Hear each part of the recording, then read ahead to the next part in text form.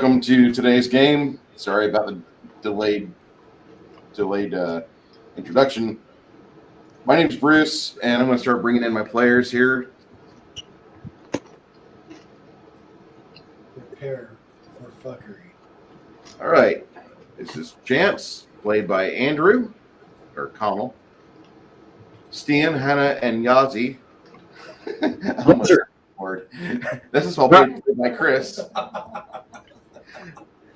Janet from Another Planet's here, and she's playing a cleric named... Janet, what's your... How do you pronounce that? How do you spell that? Janet? We'll come back to Janet. Oh, I'm sorry. I had my mic off. Luna is my name. Luna Keon, and it's LunaKeon, if that matters. That's what I thought of, since that's who I am going to be. You're not going to be required to show ID. Don't worry about it. Wait. We don't ID at the door? How would you have gotten in? I was wondering the same thing about Who the Joe. hell was going to let you in? Only when you bring in guest Chance. We will introduce your character very shortly. All right. And we also have Travis, who has made his way to our humble abode in San Antonio. And also seated with him at the table is Grog. And all the way from Scotland is Joe, played by... I'll be here all week. He's gonna be all by himself. Just Yep. In Bruce's empty apartment, that's going to go over well. Bruce is going to get home and it's going to be on fire. I got renter's insurance and a $20,000 payout. Awesome. New PC. Yeah, that won't even cover your miniatures. Who are you kidding? That won't cover the quarter of the miniatures. This is Shadow for the Shadow and Sun podcast and broadcast. I'd like to welcome you all here. Morning, all. All right. So last game, we ended on kind of a cliffhanger, which is how they're supposed to end. And the players had been trying to help out this small town known as Dimmel Hill. They've been trying to work on getting some people just to reinforce their town, build the walls a little more stout, and everybody brought in their followers and their men, and they were trying to get everything reinforced because they can see not far away at night the fires from these campsites where the hobgoblins are at, and they can see the fact that there's thousands of them getting ready to seize their little bitty town of maybe 4,000, 5,000 people. It's going to be rough. At the very end of the night, a Minotaur did something, and the heroes could see this gigantic obsidian structure build itself through magic in front of their eyes, and this Minotaur starts bellowing over like a span of 100 or 1,500 feet, and just lets everybody know that if you surrender now, if you give me this town, I will spare your miserable lives, and you can live, and you can make more of yourselves, and I can have more slaves for my war in. So that was where we cut everything off. he sounds pretty reasonable. Yeah, You're a reasonable man. Game over, man. Game over. There was the issue of the two Gorgon and the petrified cohort. Yeah. The petrified cohort. Nava, the city's ally, the wizard, who has brought her 3 magically augmented owl bears. And I say that because one head is a bear and the other head's a giant owl. Usually owl bears, it's a bear's body with an owl's head on it. Not this time. She has 3 of these things, and they're mostly tame. Like, you guys can go up to it and it won't automatically eat you. It won't make me say roll for initiative. Yeah, so, they're good. They're all going to die. Probably. So that's today's game, and we are going to be starting that Nava tells Stian, so you have a follower who has made his way to the land of enchanted petrified rock. From the look of it. Stian? From the look of it. Sorry, I'm chewing. Oh, how dare you. Well, there goes Max. We lost one viewer. He's like, I can't be around this. I'm quiet doing it, so that helps. That's I know, what she said. So she says, I want to see if I could do something. Give me about a half hour and I should be back. And during that time, everybody where you're at, and you're standing on like a 5-story building here towards the center of the community, high enough where you're at the highest vantage point within the community, and you can see the masses of the enemy just massing on the hill, getting ready to descend towards the city. This is bad. And Man of War 665, Neighbor of the Beast, It's hail, bad sir. for How are them. you? Say again? It's bad for them. All right. So with that, we will start today's game.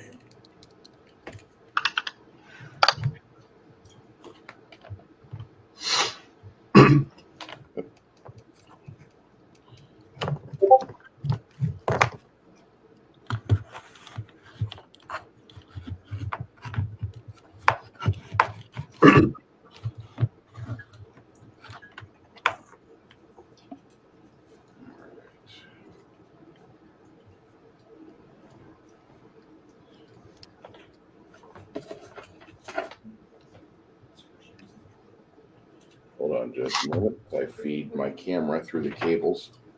I haven't made cables here, so some of you are like, "Oh, Bruce, you should go to Bluetooth everything." No, I don't want Bluetooth on everything.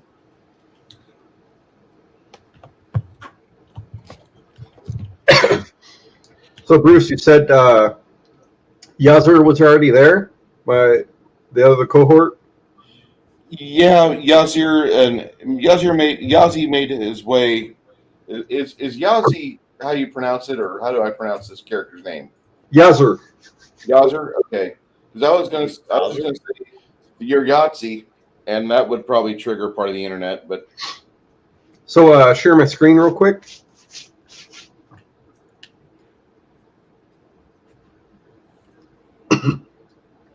This is him. oh, okay. And yes, that's a I can't see. scaly hand and bitey teeth and greenish fins. Yeah, he shouldn't stand out. No, he just looks like one of your normal fucking unusual cohorts, as would normally be. Yep. So, yeah. That's a thing. I mean, the person who's following around can turn into a fucking Allosaurus. There are weirder things I've heard. Yeah, that's true. All right, all right. But out of game, I was debating giving Steen a break and going with this character for a while. And Bruce recommended a feat that he found where it's extra cohort. So I nixed power attack because I never used it, and he allowed me to get that. So that's why, if anyone's curious, that's why I have 2 cohorts. It's more paperwork than I want to deal with. Congratulations, we're pulling out hat pick off. Speaking of paperwork, did anyone happen to find anything on the gear spreadsheet that they might want? I'm going to take another look in a minute. Hey, good morning, Baron. And if anyone had any issue, do you mind if Steen took up the shirt of immolation? Oh, what does that do? Automatically, either if I get grappled or if I successfully grapple someone, it bursts into flames and burns them for up to 10 rounds, 1d6 plus 10. No, I mean that's cool that you have it, but if your character dies, I might take it. I mean, considering I constantly fucking grapple stuff, Yeah, no, it makes sense. It makes fucking sense. I'm just thinking as an archer, if somebody grapples me, I'm kind of fucked. But flame on. all right. So no one minds if I take that. I don't care. I think I think it makes sense for a character to originally to have it. To be honest. I'm just wondering why you haven't done it already. Because I didn't know what that thing did. Yeah, to be fair, it's the first time I've ever heard of it. Okay. I consider the spreadsheet. I was more looking at how much stuff cost than what it did. So I got that updated. To be honest, I don't think I can take anything else without giving up something. Chris, I'm going to ask if you're using a earbuds or if you have like an open mic. I have open mic, but I can go headphones. No. Don't change. I'm just wondering because whenever you talk, like it sounds like you're in an auditorium, but you've got the echo cancellation working in your favor. I don't understand how you did that, but that's pretty badass.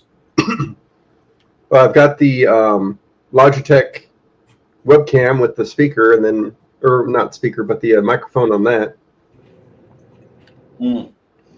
Okay. But yeah, I got my headphones hooked up. I just have to change permission real quick, and I got that window up if I need to. Okay. So if it bugs anyone, I can switch. I don't think so. All right. I'm getting high school flashbacks. No.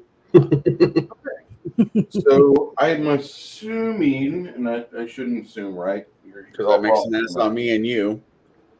So I'm going to assume that we're all ready to start this. Yeah. Okay. Oh shit. I'd like to say hello to Elle. Elle, I understand that you and Kai probably don't agree on everything. The good thing is nobody's ever going to agree with people on everything. And I don't have a problem with Kai in my Table Breaker stream. I'm going to keep inviting him in. He's a good friend of mine. I don't agree with him on everything either, but I want him to be part of my game and part of my crew because he is an idea person. He does have good ideas. You're going to have to fill in some blanks. You're going to have to fill in some blanks in there for me later on, there, Bruce. What the hell's going on? Check out my comment section on the Table Breakers. You'll be good, Connell. Okay. Bruce, you don't have to explain why you want somebody in your game. No. He's there's been a few comments about that. Elle is the one that kind of asked about it directly here like a half hour ago. I'll explain it. And if you knew Kai, if you knew Blaine, like you'd be pissed that he's not making time on Saturday to play with us. Whatever you want to play. True. And Elle's like, well, if he regrets it like he says, then don't force him. I'm not going to force anybody to be anywhere. I don't want to do that. Except for the small Chinese child in the trunk of in the bedroom. Unlike a lot of people's pages, right? Yeah. Where they're doing this stuff to entertain other people. Yeah. You're doing this to entertain you and your friends. Yeah. Right. So. Yeah. Because fuck, if Bruce thought he was going to make money with me on his show, he's wrong. I'm not going to make money on Google. Mistaken. I'm looking at the Google AdSense TOS right now, and I'm like, I am so not going to get paid. I can't even talk about that. It's like it's my personal mission. Anytime I see a dime, I'm going to make you lose that motherfucker. Okay. You ain't making money off of my sweat and tears. All right. The great words of Derry off of Leonard Kinney, let's fuck this pig. Nava comes back from down by the city hall, which is just maybe two blocks away, and she comes running. She's kind of. I'm not going to make a pointed fat joke, but I am going to say that she's not a small person. That's not pointed at all. And behind her, No, you it's can round. Didn't you hear him? It's round. Arcane enemy size. see- Round is a shape. she like stops at the front door to the watchtower you guys have in the center of town, and she's like looks at the stairs. She shakes her head. She casts a spell. And she levitates up the side of the building. She's Cheater. like, I am not. I did not learn magic just so I could learn how to fight fair. And I learned magic so I could have chocolate. Fuck all of you. I see you spears. Just go invest in a wheelchair. You'll not thwart me today. What is a wheelchair? Tell me of this thing. It sounds like it actually might be good for downhills. That goes up the stairwell. The dwarves, the gnomes will be right over.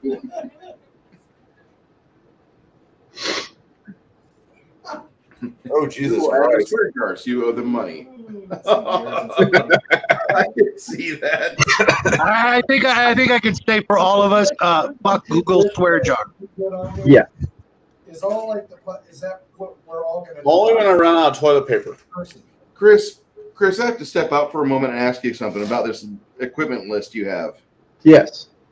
Where is that located at right now? On my screen. Karen Keld loot. Okay, Terran-killed loot. I keep it up. Where physically is that stuff at? It's the last one. I know. Oh yeah. Where's that physically located at? Is that here?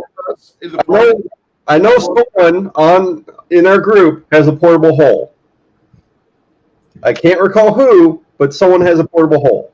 I have the portable hole. Yeah, the dwarven cleric has a portable hole. There's lots of random rocks in it too. So there you go. Mundane rocks. It's sparkly. El, we appreciate you, man. And the thing is that discourse is healthy. Okay, that's the thing. I'm not bringing feelings into this, and I'm looking at your commentary as objectively as I can. Appreciate you. I do.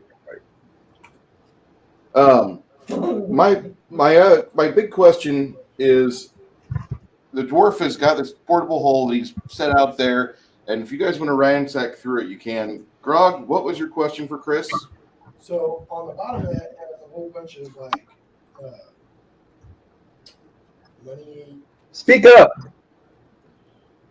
So the cash value that you have at the bottom of that, is that per person, or is that how much it's all worth that we're going to split up and sell it? So that platinum, gold, silver, and copper on the bottom, Yeah. that's just how much loose change is within that, not split up. Okay, so that's before we liquidate all that stuff. Wait. Is this the September 3rd little file, Gear XLSX? Yeah, I can't access that on my phone. I might have to try that a different way on my Labby Toppy, but that Hey, real quick, is there anything better than a +1 ring on there? What kind of ring? Just +1. +1 protection? Yep. Okay, let me see what we got.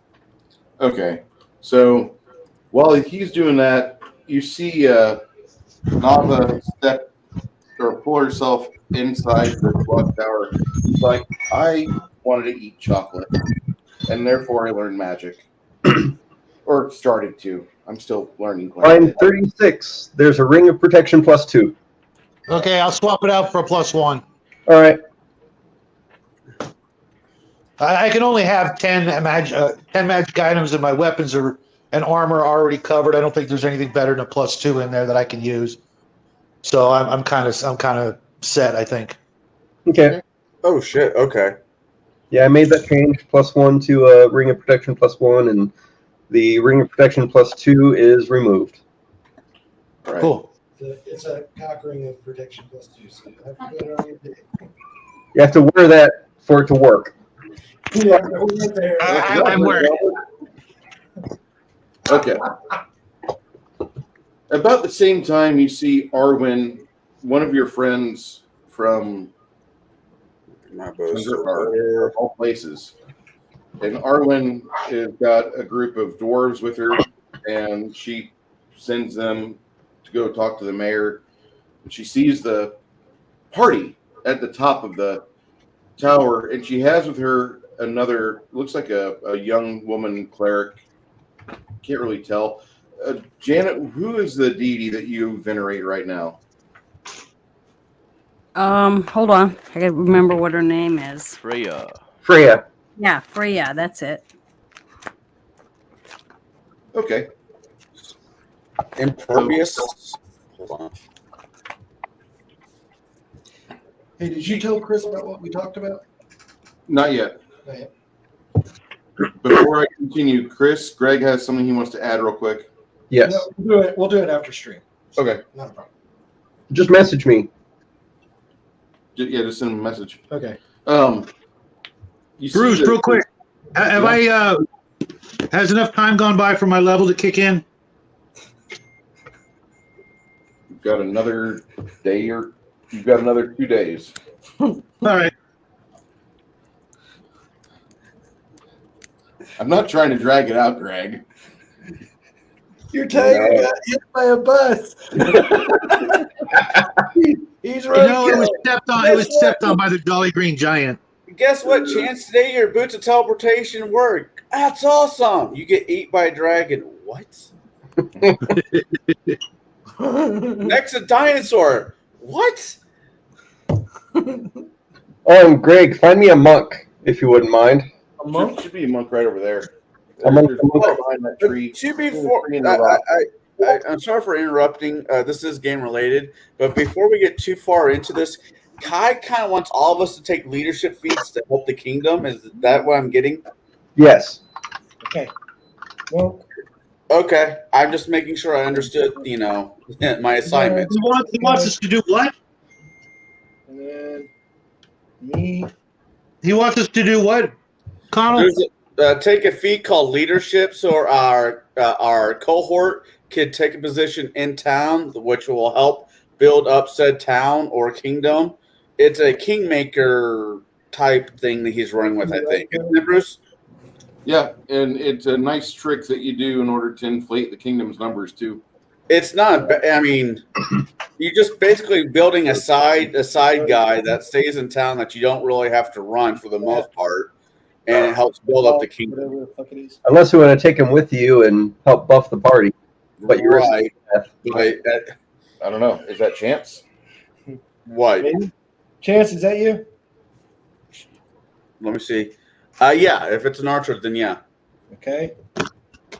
That's Jade. Dave? Yep. I'm sorry, Joe. I still need to print your guy and send it. Who You're are all we- good. Oh, new girl. What is Janet plays a cleric. she? She's a cleric? Cleric. Female cleric? Female cleric. No, And if we have What weapon in particular? if you're looking for like a blonde hair or red haired cleric chick, I think Jan said Arabian. Wow. did you say Arabian? Really? Really? That's not what I heard. She said like something. I can't remember what it was. She said, I said, was there Arabian characters? "Yeah, We I don't picked- really have Since that. I picked Freya, I'll go with a redhead if you have one. Since I'm part Norris. Norwegian, whatever. Okay. I hate to be that guy, Chris, but there's writing on this gear that I can't read because it's not black.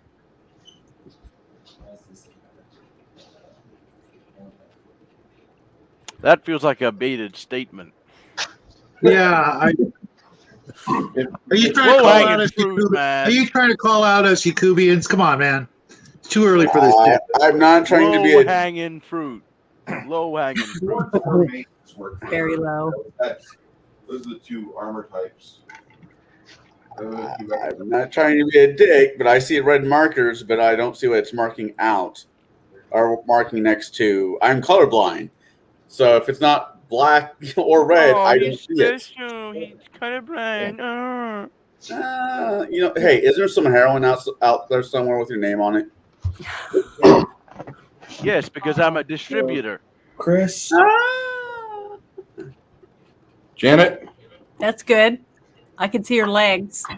I'm sorry, Chance. I stepped away for that question. What was it? Is there anything on the sheet that is below the bubbling? Because if so, I don't see it.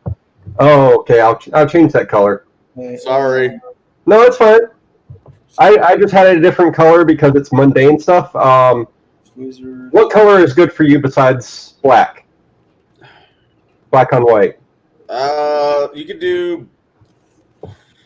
You have a dark blue. Oh yeah, a totally different color that is. Travis, do you No.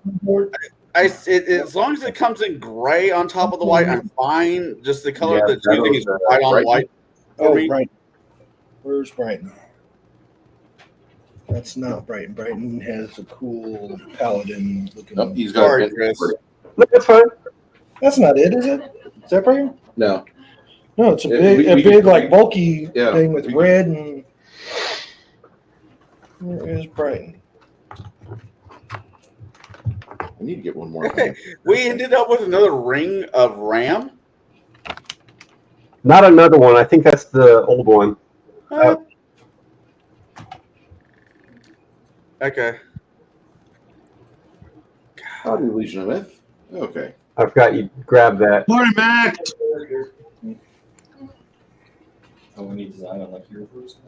Are you guys digging in that bag they found? Is that what the little items you're talking about is? Yes. So let me give you the whole explanation on this. So we started playing this game, and in Bruce's last game, I took care of all of the equipment, all the crafting numbers, what it took, and really all the numbers involved in it. In this game, I didn't want to do that. So after a year of gaming, real life gaming passed, and no one had done anything, I went through all of the Terran-Keld loot from the point that we stopped documenting stuff, and I started. Oh no! That is once every 2 weeks Yeah, looks like he's begging. for 2 years. That is 52. So all this gear is stuff we have on us that because the area has been ransacked, there's no economy, we can't sell it. So we're just picking up stuff that we want to use out of this. And yeah, haven't been able to do much with it besides that until we either go somewhere else, like a big city, and start slowly selling this stuff off. Because no city can handle this much. We're carrying it into the economy in our I don't know pockets. where the hell that fig went. It'd be like going to Skyrim with the. It's like, okay, where do I dump this shit? Brighton, I got a small thing to say. I'm sorry about misplacing your character, but we have either this one or this one here to be your representative of your paladin. Blue shield's cool. It'll be easier to see. It'll be easier for me to see on the screen. Okay. None of us can see anything, Shadow. That's his trick. Can I ask a question? Yes. Do you have the list of what things were in the bag so I can see if there's anything in there that I think I could use? It is on Discord on the Terran-Keld Loot channel. Okay. I just dropped a new one, refreshed for you, Connell. And You. look through it, and if there's something you want, let me know, and I'll edit. Okay, thank you. Not to be I'm sorry. I do feel bad. No, you're good. I'm not going to be a dick because colorblind issues. I'll be a dick for anything else, just not that. Yeah, this was something I did not choose. It just kind of happened that way. Sadly, I am not as lenient as Chrissy. Well, I'm pretty sure somewhere out there's a corner with your name on it. Corner? Yes, you said you hustle. He's trying to use slang. He doesn't understand slang. He means throwing dice in the corner. For anybody, this is a televised campaign, and people understand that. when they join. If it would not be YouTube, it would be on Rumble or Pornhub. Dude, I would love to get a paycheck from Pornhub. That would be amazing. No, the best part about that is getting a branded hoodie after a while. Yeah, no shit. Now that is a badge of honor. You know what'll happen with that? The moment you get a Pornhub hoodie, your wife or girlfriend will steal it, and you'll never see it again. Not on you, at least. That's the purpose of a That woman. might be a good thing. That's right. Let her wear it for you. The purpose of a hoodie it's is a badge for of a woman to honor. You steal gotta it. wear that to all the social gatherings. No, I just want to go to my local bank with a Pornhub check. It's a yeah. Good No, God. what you do is you take a picture of it electronically, send it through your bank, and then you frame it and hang it on your wall in your living room. You are absolutely right. Next, you're absolutely right. Right next to my Eric Draven the Crow cross that I have on the wall. Okay. I got one of those. Somebody bought me the Crow action figure. Well, it was supposed to. It's a collector's item. My daughter did not understand the idea of collector's items, so she took it out of the box. And so I have child plays with toy. Ooh. Yeah. So I have the Eric Draven, and if you present his arms and his legs the same way, it kind of looks like, Jesus on a cross. So I just stuck him up on the wall in that position, and that's my cross. That's blasphemy. better than another fucking picture of Caesar Borgia. Guy's most famous Catholic of all time. Next to Pope John II. I must Okay, be blind as well a done, bat President. because I can't find that list anywhere, or I've passed it or something. Chris, It's not what a was text the list. You have to on download the Discord? Excel file. It's under Taryn Kell group channel, and it's the last message. Okay, hold on. George. I'll tag you on it. It was good. You like it? Fantastic. Thank you. Oh, I was on the wrong one. That's all right. Very much.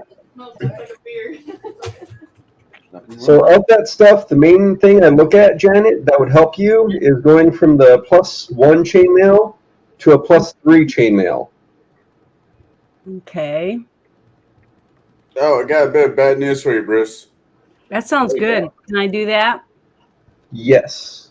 The Okay. German restaurant known as Hassenpfeffer, or whatever it was called, is closed. Off-brow? Off-brow, yeah. Yeah. The Corona killed it. That's the one on, I can't remember the name Jefferson? of the road. Yep, Matheson. Yeah, It was man. a nice German restaurant. One of the best I've ever been to. There's a new one up there by Grand Prairie Mall, but Grand Prairie's dead, so I'm like, why do you guys fucking move out there? That's just my opinion. Or should I send the flowers? Well. Got that changed on your character sheet on my end for you, Janet. Thank you. I like a good German restaurant. I love sauerkraut. Oh, God, no. I like okay. Reuben sandwich. Oh, Janet. Oh, hells yeah. Yeah. God damn it, Janet. I haven't had one of those in like years. Now I have to have one. Now you're making me want one now. I can make- Well, you I brought can it up. make a- What the hell did I do? You brought it up. That's going to be Talking about German restaurants. We're gonna have a Reuben tomorrow with some sauerkraut, I think. What's up? I love it. What? No, I'm joking. Like, don't fucking say that, dude. She made Rye it. bread. Okay. I always have Reuben on St. Patrick's Day because I hate corned beef. Oh, I can't wait to have Max and Looney's tomorrow. It's gonna be so good. Fuck you guys. I love you. And then for lunch, I'm gonna have some Whataburger. Someone's bipolar is showing this morning. You know, I had a Whataburger when I was down in Tennessee. I was not that impressed. Oh, it was a Tennessee cow. What do you expect? You got a copyright claim for the stream? For what? I didn't do it. For last night, what was on there? We've had the Aussie man, the guy named Aussie that has a Riffs channel where he does commentary. Apparently, he sent one of our friends a copyright claim, or one of his people did, which is bullshit because it was the last thing in a 6-hour stream exposed. It's like, what? How did Well, that don't happen? have him on your show again.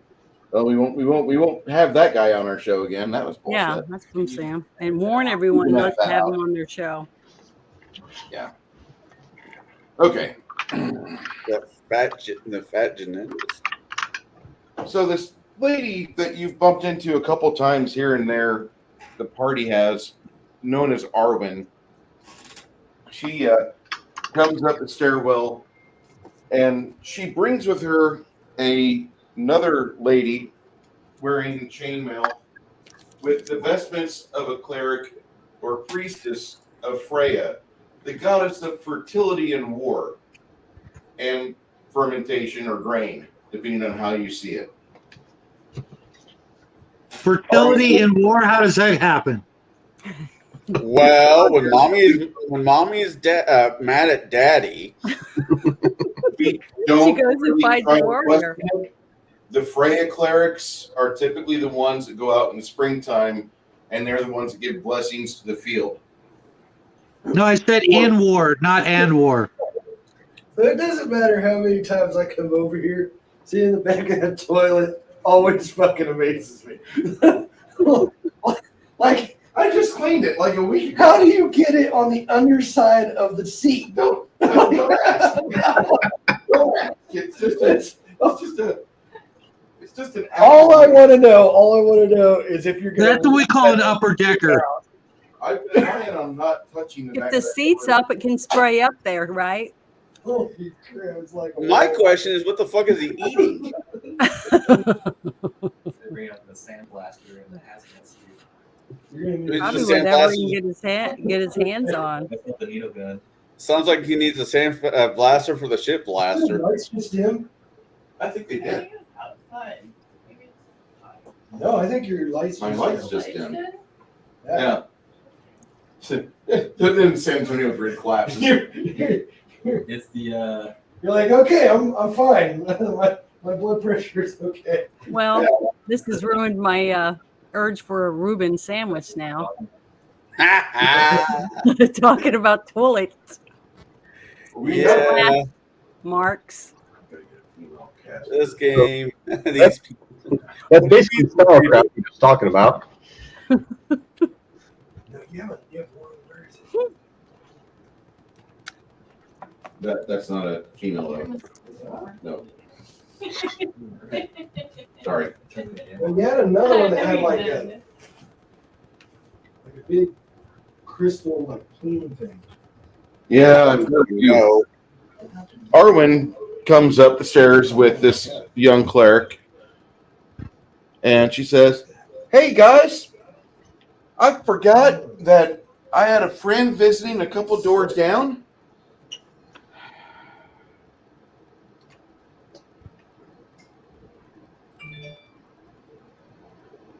That's crazy. Well, okay. She says, I've got this friend, and she's a priestess of Freya. It was that one, right? Yeah, it was that one. She would like to know if you guys need some help. Here you go, Shannon. And at that Found point, your old one. I introduce. Oh, okay. We introduce Arwen's friend Luna to the party. Yay! Hello. It's Freya like enhanced to the dwarves. Rare Andy. The way that the dwarves in this area see the Freyan and Acer clerics and Pantheon, they actually look at that group of individuals as like a splinter or like a separate branch of kind of like cousins almost. The rest of the clerics of the Ford Waith types they don't value much at all. But the dwarves, typically, if they're in an area where they don't have a shrine to Dwarf Vader or a cleric, they will go to somebody who worships Odin or Thor or Freya, and they will say, I'm from this location here, and you're the closest I have to being in touch with my deity and getting in touch with my penance that I must pay or whatever. And that's how atypically the dwarves are. They see the mythos for the Norse mythology, which is very big here in the northern section. But they will go to them and say, like, I need to have this disease cured, or I need to have this, or I need to have a blessing for my rock or stone or my mine or whatever it is. That's who they go to. This is my favorite. Hand paint with brush. Okay. So now that Janet is with the party, or Luna is with the party, anybody have anything to say or get discussed? Because the clock is starting to tick. Good luck. We're gonna need it. Yeah. Have fun storming the castle. You think they'll make it? They'll need a miracle. No, the line is, you think it'll work? It'll take a miracle. Bye-bye! I Yeah. always appreciate a priestess that enjoys a good drink. That is Yeah, something the fraying clerics, atypically, whenever they are around a bunch of farmers, they're asked to go out in the fields, and the nice ones, the family-friendly ones, will go out to the fields and do like some ritual which is supposed to help the bounty in a harvest. However, in olden times, the clerics that would go, the priests that would go out to the fields, would require the landowner to take either his wife or his concubine and have sex in the field while the priest is blessing the field. Makes Yeah, sense to for me. fertility. That used to be a thing. That was done in Roman times. They actually show that on the show Rome. Yeah. We want you to plant the seeds and your seed. Yeah. Science. Hey, I'm not going to say that's a bad thing. Yes, I think. Gotta bless the house. It all depends on how Janet or how Luna's feeling will be what ritual she does. But she has a book, and she's at 8th level, so she knows the various rituals. Her character does, Janet doesn't. So we'll help Janet, with that, because there are things that her character knows about this game world. Janet's brand new to the game, and therefore, Janet, if you have questions, would my character know this? Would my character know this? Just ask a question. We'll be more than happy to help you. So am I needing to go bless something when in the middle of a town siege. town being taken over?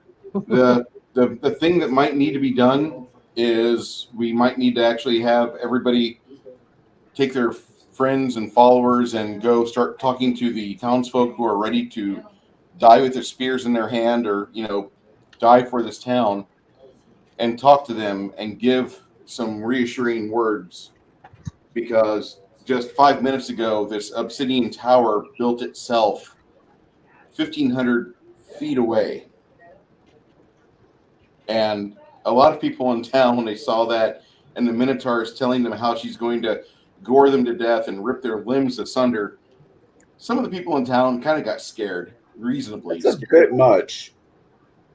Yeah, I can't bless everyone by myself. I guess we got a couple other priests, but the more blessings and heals, the better. Yeah, the priest is still kind of stoned. And not in the fun way. Literally stoned. The petrification thing from the Gorgons. But Oh, that's the stoned priest. yes, Still got the flesh just over. For those bound to rot. So would we want to have a discussion with some people and find out if anyone knows who came into the town to build this tower? And they're if not anyone- in the town itself. They're outside the town on a hill overlooking the community.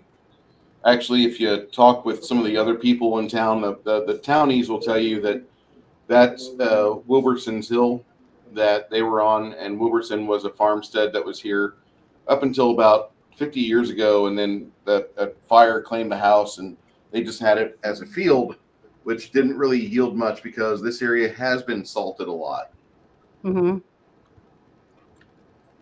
So just overnight, a giant tower arose from the ground. Not overnight. It took about a full 60 seconds for that to happen. Okay. So in a matter of minutes, this tower just came up out of the ground, and the people are running around worried, not knowing what's going on. This sounds about right. Yep. Okay. So what we need to do is talk to the people and find out if anyone heard anything or saw anything before it popped up, like someone performing a ritual or sacrificing an animal or something. That's what I would think we would do. Go ahead. Looking in that direction tells you, I think that Minotaur might be behind something that was screaming at everyone. That's not normal. Says the talking tiger.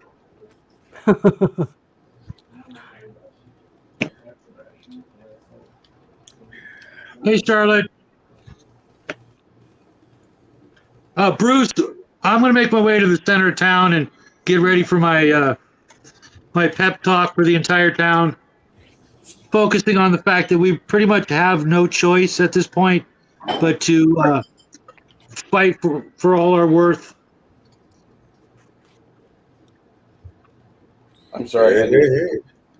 Well, how do we know that they're going to kill everyone? All we know is that this giant tower came up. We don't know what they're planning on doing until somebody goes to the tower and tries to find out why they're there. Well, the army that's there pretty much gives a pretty definite indication of their intentions. We can surrender or we can die. I'd like to thank Matt Barninger for giving me a $1.99 super sticker with the 1-up. Looks like a hippopotamus chomping on the 1-up. Thank you, sir. Just got a donation. Nice. Thanks, man. Thank you, sir. I want to give you $1.99. Yeah. I get 1/10 of that. Okay. I'll give you 20 cents. Sure. I was thinking, Bruce, if I'm ever in a situation where I get paid to do what you're basically doing online, and I get people that are donating me money and whatever percentage of the money I actually get to keep, I'd probably pay for them to get their figures made on Hero Forge. I was actually thinking about just donating over to Wounded Warrior Project. That makes sense too. I can money in that directly to them. That way I can take the tax write-off completely. Hey, And what the hell, Matt? Where's my $1.99? hey, stop that. Stop that. We already got, I got $2 on a super sticker. That's awesome. Thank you, sir. And the thing is that I'd rather give the money to Wounded Warrior Project because I know for a fact they help out fucking families of fucking vets, and the vets. That makes sense. That way that you communicate by putting out little messages on your channel. I don't know what that's called. I don't have it, but that's a good way to say so and so donated me this money, and I'm donating it to the Wounded Warriors. So you're kind of like giving them their name out there. Bruce is running a non-profit D&D game. I'm going to tell you that it'll be a non-profit till like the point where I'm thinking like, we're getting to where we can pay my fucking monthly electric bill. I want to take some of this money and throw it to my goddamn electric bill. I can't say anything. I really can't say anything because as a paid DM, that's kind of where my money goes to my electric bill. Yeah, because it's still going to make sure that this gets done. And I'm not trying to be I'm not trying to be an individual that's like, I'm a charitable guy, but I do like the Wounded Warrior Project. They're one of the better charities that's out there. They make me very happy with what they do. And you guys know I'm kind of partial to the vet community, just being a Navy squid myself. So okay. the 3 people in this apartment that have served in the military are all Navy. I Which think we're all logs, right? we're all logs. We're all logs. We're Across the line. you crossed the equator? You're still back? Yeah, I'm still back. Oh, he's a shellback. Okay. So we're the pieces of shit. Yeah, we're pieces of shit, really. We're just the 2 logs, and we got shellback over there at the other end of the Did table. you get your warfare pin at least? No, I didn't. No? I didn't get any swaps. You got your service? You know, I go ahead. Speaking of advertisements, check my picture. Or check my camera. Oh my, that is beautiful. Isn't it? That is black currant, and it is one of the best tasting flavored coffees I've ever had. Last time, that's good. Yeah, that stuff is crazy. When I put that through my coffee, my thermos I take to work and back, I don't wash any of my coffee mugs. Okay, you guys, your stuff, yeah, I do. My own coffee mug, I season that fucker. So my thermos is the same way. My coffee thermos, thank you Blackout Coffee for that black currant. It has given a blueberry style taste to everything I pour in there. So, God. I had the honey this morning too. That was phenomenal. which one? The honey? I haven't had the honey yet. Oh, it's good. Invest. Okay. Is that up on your channel? Yeah, drop that link. I love coffee. For Blackout Coffee. Yep. Yeah. Black Rifle. Black Rifle. Yeah, you are right about that. I'm still drinking my Death Wish until it's gone. That's what you should do. Even after I disagreed with everything that Evan Hafer did, I had a freezer with 4 bags of BRT in it, and I drank every single one of them. I didn't waste them. I didn't pour them down the toilet. And I'm not going to punish good coffee for shitty, companies. Winners today. did you see what they did with the with the little black mermaid girl? Look. Look. Oh God, what did you do? Oh God. Yeah, I know, right? It's kind of mean, but it's hilarious. I didn't see it, so I don't know what you're talking about. I'll put them on screen here in just a second. This is going to get me kicked off YouTube. So. Oh, don't do it then. This is my first time getting to play. Well, we'll continue playing. It just won't be streamed. Okay. Okay. Watching season 2 of Build Back Better. And The Little Mermaid. They're 2026, 2023 with a girl that's got no mermaid in her whatsoever, but whatever. And Mel Gibson is Martin Luther King Jr. Coming soon to Disney Plus.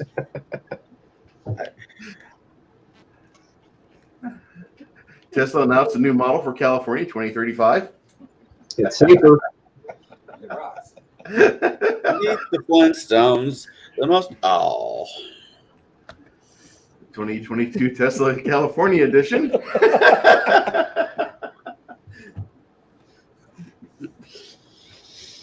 So you know, the windmill attachment doesn't pay for itself in the end. It gives you cancer. It gives you. Once again, No, thank you. I want you to understand, man, I really appreciate that. You don't have to do that. Appreciate that. And I'll be just regurgitating that back towards Wounded Warrior Project. When the check comes in, it's going to go right back to those guys because they seem to help a lot of people that I've bumped into here around this area. Oh, did he give me $199 too?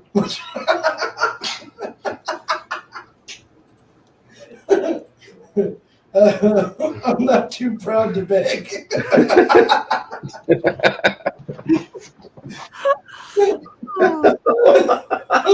Did Bruce actually give you a fair warning what you're diving into here, Janet? Hey, this is fine. I think this is awesome. All right. Well, we're this motley crew is not meant for everybody, and I would, we're barely meant for YouTube. yeah. I don't really know how that happened. I don't know how I made it past 5th grade, man.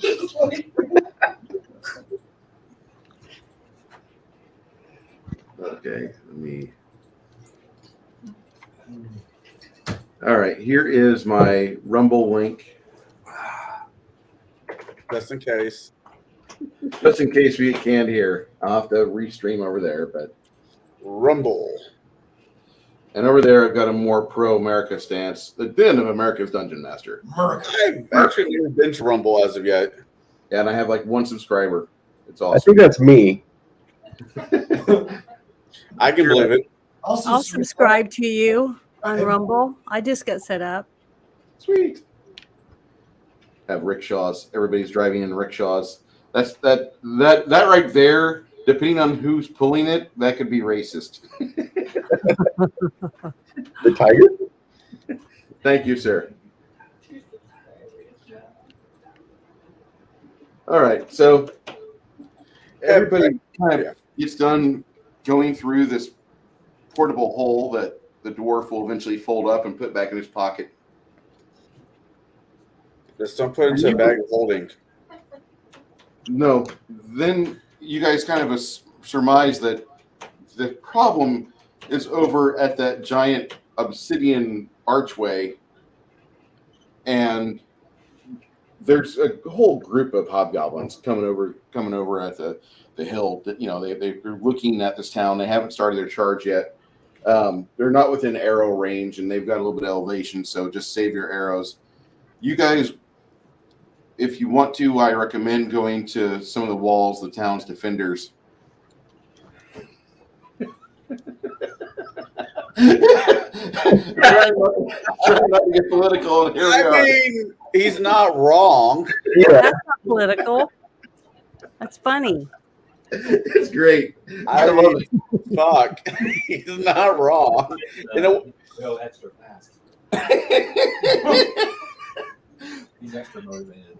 See, this show gets me into trouble. You're gonna have to do something tomorrow at the fucking coffee shop and apologize to those people. Oh man. See, I'm not a liberal nor am I a Democrat, but this show gets me into trouble. Okay. And you're gonna be there, right? In December? In December? Yeah. For what? On the 3rd. December 3rd. Okay. So, Bruce, I don't have knowledge of it. is there anyone in this town within our group? I think that would only be the wizard that's capable of casting flesh or stone to flesh.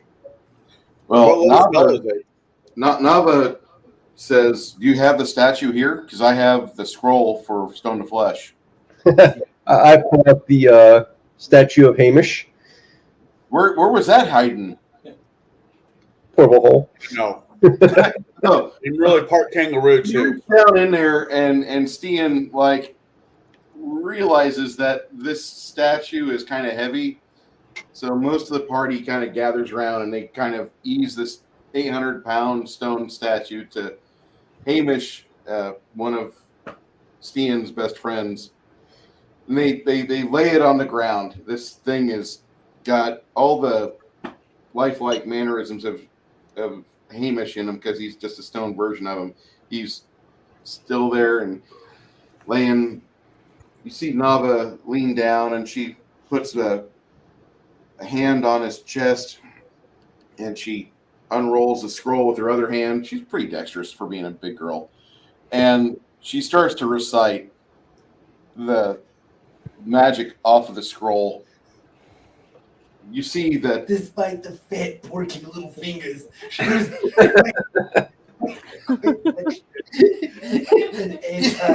despite her sausage hands, despite the fact that she's got the shivers from the boosters that she got, despite being a contingent style, open air, super spreader network, she starts to recite the arcane knowledge, and she has a spittle flies from her mouth and gets on Hamish, and Hamish gets infected.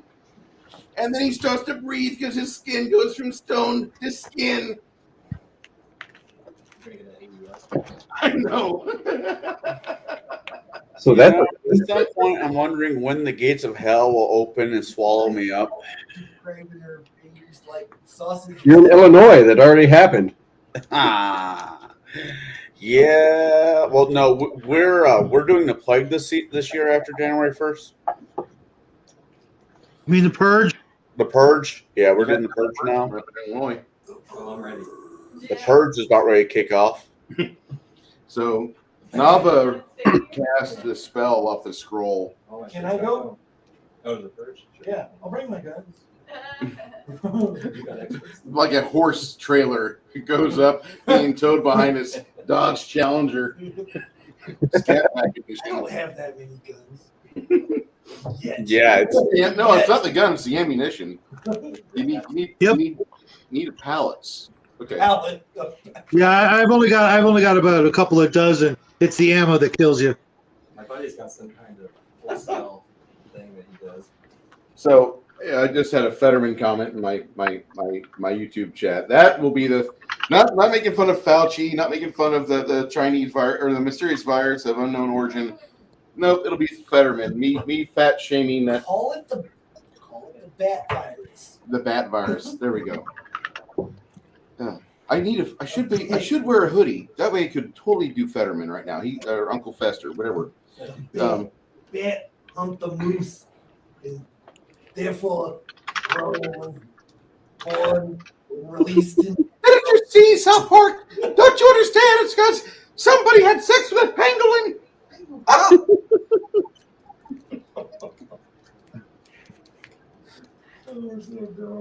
We're bad. We're gonna go to hell. So Half the subscribers don't even subscribe for DVDs. no, these are all the people that I'm cut. starting the Pangolin Defense League. It means no. I don't know what a pangolin sounds like. It's just the sound I came up with. See Hamish stand up. Oh, Jesus Christ. Hamish stands up and he thanks Dr. Fauci for the booster shots. And then he proceeds to say, I had the case, and if it hadn't been for the boosters and for the science, it probably could have been so much worse. But thankfully, we live in an age where we can have safeguards in place, and I will be there in 2 months to receive my nice booster. I smoke so much, my cancer has cancer.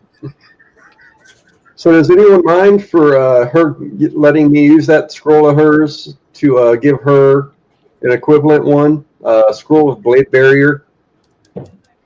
She says, Blade Barrier. No, we haven't done shit. We haven't moved a thing. Haven't rolled a fucking dice. Well, we got Hamish back. We introduced the new cleric girl. We're doing okay. It's only an hour into the game. What, do you have somewhere better to be? I'm gonna have to start rolling random fucking dice. Is what I'm Okay. gonna do. So you guys head when down. she did the ritual, or she read the from the scroll, did it make the statue come to life? Yes, Yeah, Hamish is back now. How many people can we bless at once? If we get them all, I think we might want to wait on that until they start moving. They're so far out of range right now. We need to get all our troops lined up. The whole as a defense. character level, you know that Bless will center on you, and anybody who believes like you at the moment within 50 feet, 50-foot burst, a 50-foot diameter circle centered upon you. So if you cram 400 people within 50 feet, yeah, that's what I'm thinking. How do we get all the everybody everybody stack up on me.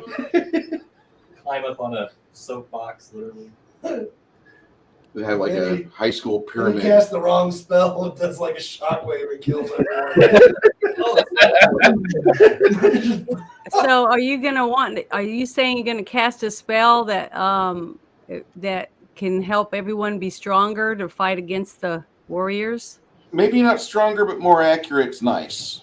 Okay, so if you could get everyone to go into the building that we were standing on top of, or you guys were standing on top of before I joined you, to see everything, get as many people into the building as you can, and then do the spell.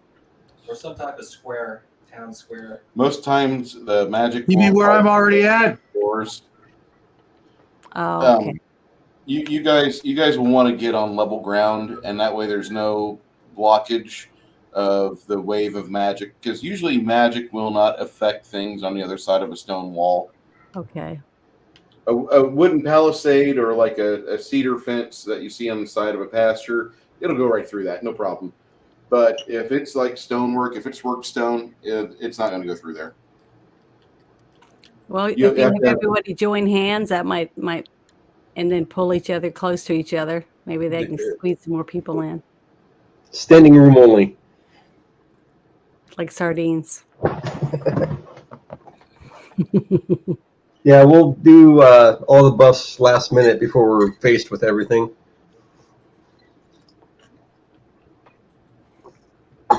So I know you can cast Bless, and I'm pretty sure you got Prayer as well.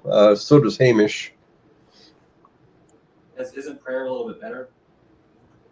What's that? Isn't prayer a little bit better than bless? A little bit, but it's also like Bless, it only affects for rounds per level. Bless will affect for minutes per level. Okay. And attack. Yeah, it helps the attack rolls and for fear effects. So you guys will wander down to the defenders on the wall facing towards the edifice and Waterman's Hill. And at that point, if you guys will just like disperse and talk with the various people that are there, you have in excess of 600 people that are here to help defend. Now, probably half of that is followers, hangers-on, individuals that are tied to the party. The rest of that's the town's defenders. And I need you guys to make a either perform oratory or a diplomacy check or some sort of profession soldier roll. Just over the next 5 minutes, you guys will go and talk with people, talk with the staff sergeants, talk with people. Knowledge local? Knowledge local really won't help much, but if you have like diplomacy, 24. Yeah, you should do that. okay. Yeah. See when you guys start talking to people and you're realizing that you're not really doing much. Load it in, bro. And the paladin begins to speak, and he starts talking about the greatness of being free and being able to give their families and other people hope, and how to properly believe in oneself that you're doing things for the right reasons and not to feel under fear. For about a minute. 600 people? So a morning at Eagle Pass. Yeah. And it's kind of funny because I know where Eagle Pass is at. And I've been there before a lot of times. On the other side from Dos Rios. Hey, Bruce. Yo. For aid another on that from Hamish and Yazi. Yeah. I believe for the both of them, it's another +2 each, so +4 to whoever's doing that main diplomacy roll. Okay. 4 each, you said? No, 4 total. So I believe that bonus is +2 on a successful. That bumps me up to a 28. Nice. There you go. About that same time that the paladin finishes his speech, and you have a lot of people cheering on and just kind of going ecstatic and discussing various things like, oh my God, I thought this was going to be our slaughter. I thought we were going to die. Well, they're not wrong. We completely believe that we have a chance here. I believe in a thing called love.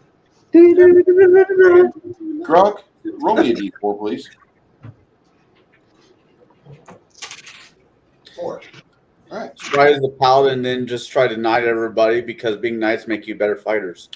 At least that's what Kingdom of Heaven would make you believe. The extended version is good. I like that movie actually. A I lot. don't mind it. I don't think I actually have that ability there, Condor. I certainly would.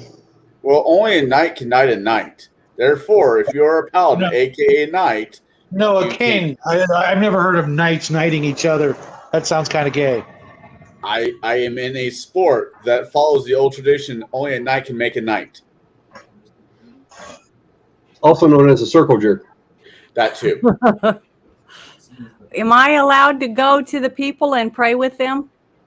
Yeah. They can speak different languages, so in case I'm talking to goblins or whoever I'm speaking to. There better not be any goblins here, Janet. Well, I'm just using as an example from the list of stuff. It says I like see one of those little bastards. He's in danger. So I would want to go since I am a cleric and to give people hope and maybe know that they can fight and save their town. Wow, You know, this is the one of the few times where this praise comment won't be racist. He has danger skin. You know how people have danger hair? A goblin has danger skin. Oh, hey, speaking of danger hair, you know, I told you my son walked his first girl home from school yesterday. Yeah. Danger hair. Oh no. It was actually I know. Little Mr. JROTC walking home with danger hair. I don't know what the hell I'm going to do. I'm proud, but I'm worried at the same time now. I mean, I presume by danger hair, you mean RGB hair? No, I mean Kool-Aid hair. Oh, okay. Well, we did confirm that she is a she, right? Yeah. Well, not personally, but yeah, you know. Presuming. I'm not going to jail. Yeah, I'm not going to jail. Fuck that.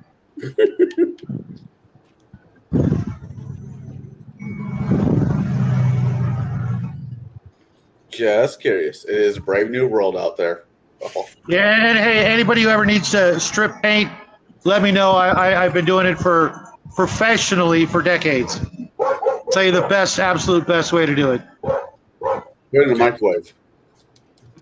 Janet Fish is taking care of a prayer with some of the people that have gathered around the Freyan priestess, and after she's finished with that, you see that there's a look of resolve on their faces and calm that comes across them, and then you see them unsheath their weapons, and they all salute her, and she wanders back towards the rest of the group. And at that time, you see looks like someone's getting wheeled to the top of the hill. There's 4 combat wheelchair. I wish. God, looks like fucking catapults. Oh, good. Can we go back to combat wheelchairs? I know, right? How far away? About 1,600 feet. And how close are they together? Not. They're each. They look like they're spaced at least 45 feet apart from each other. You said 35? 45. Oh, 45 feet.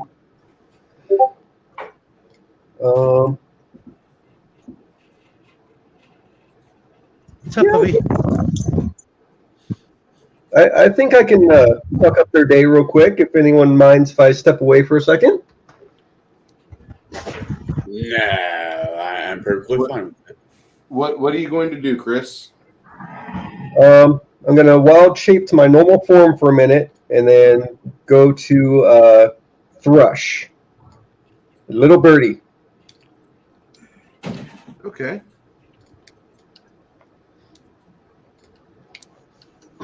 Then I'm going to haul ass that way.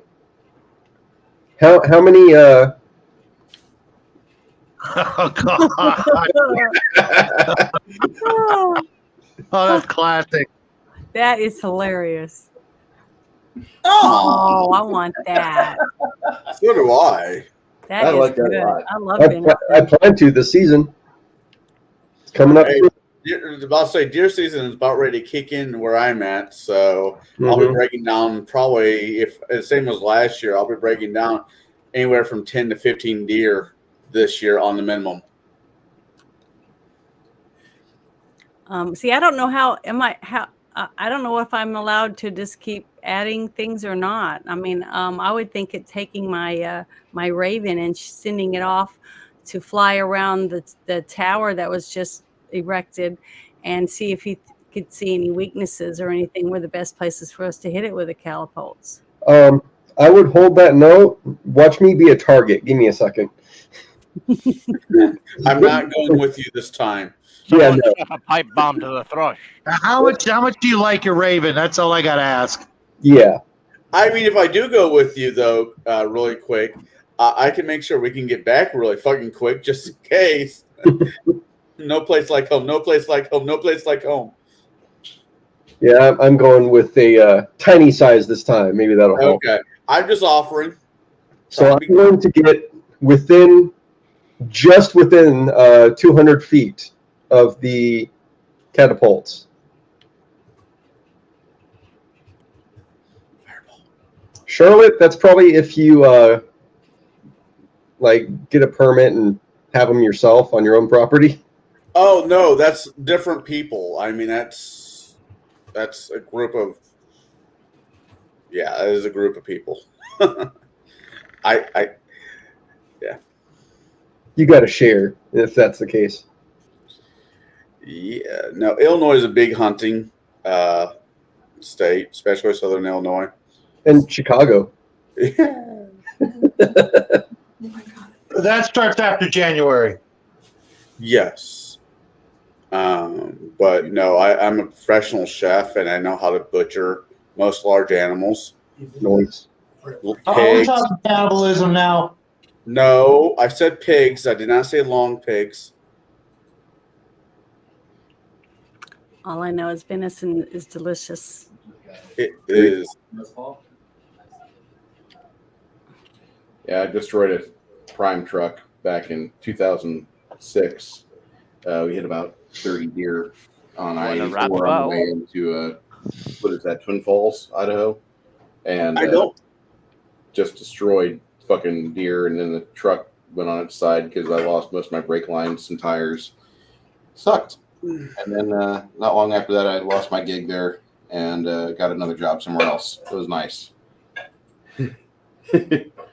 I don't know if it's true anymore, but the fine people of people and higher up for thinking about introducing elk into Illinois to fight off coyotes, and I'm like, we don't even know how to drive with regular deer, and you want to bring elk into this? You know what you do is you get deer, you get donkeys. Yes. Donkeys will protect your land from coyotes.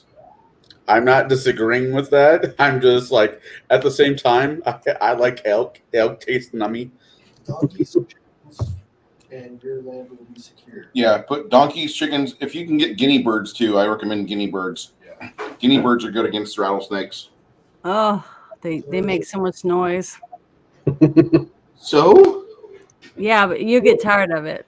You'll get sick of it, especially when they poop on everything. So they'll be on your porch, on your chairs. I mean, everywhere you walk, getting hands of poop on it. Just letting you know.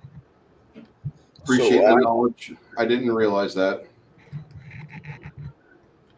You guys have these catapults that are firing, and oh, hold on, Bruce. Let me try and finish what I was my plan real quick.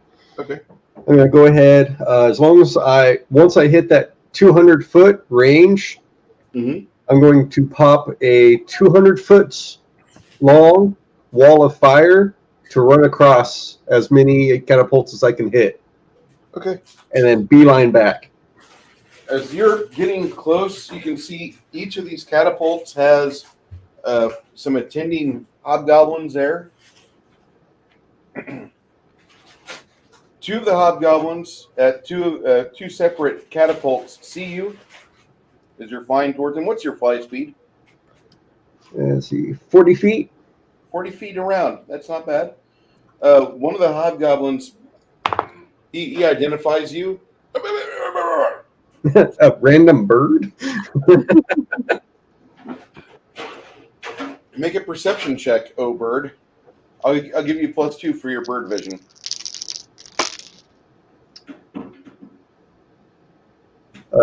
33. Okay. Naked spellcraft check.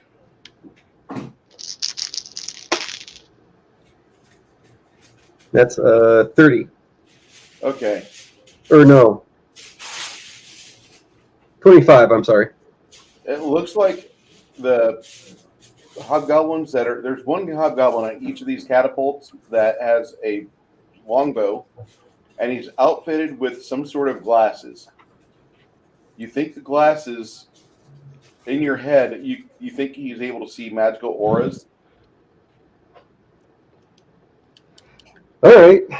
They stepped up. Those will be nice to find later on the corpses. All right. What's your initiative there, Mr. I'm a Bird today? Just for a minute. I know. 15. Okay. You're going to get close. You're about 120 foot away at the end of your movement. No. Once I hit 200 feet, pop that off. Okay.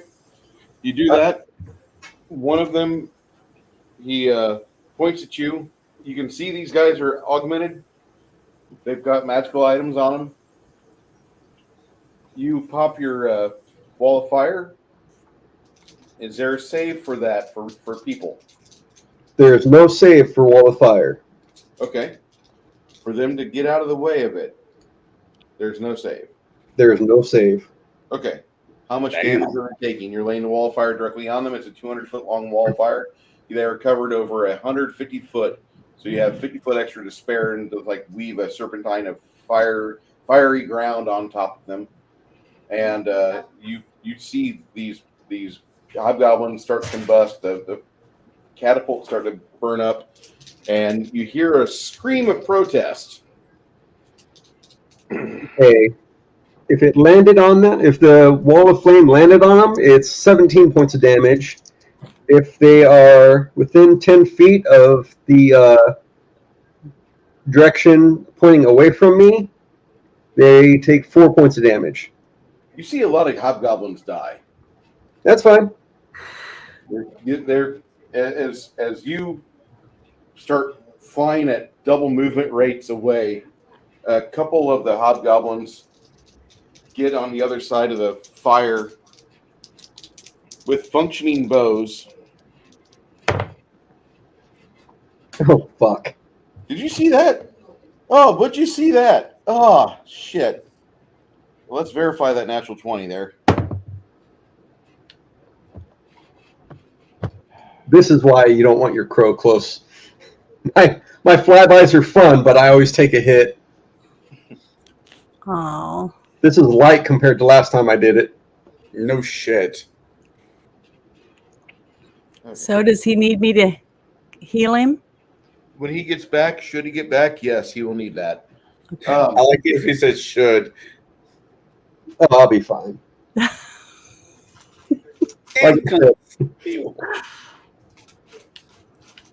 The last time this happened, you know that scene in 300 where they had all the arrows flying at them? Yeah. That was basically them connecting on me. Oh. That was a bad day.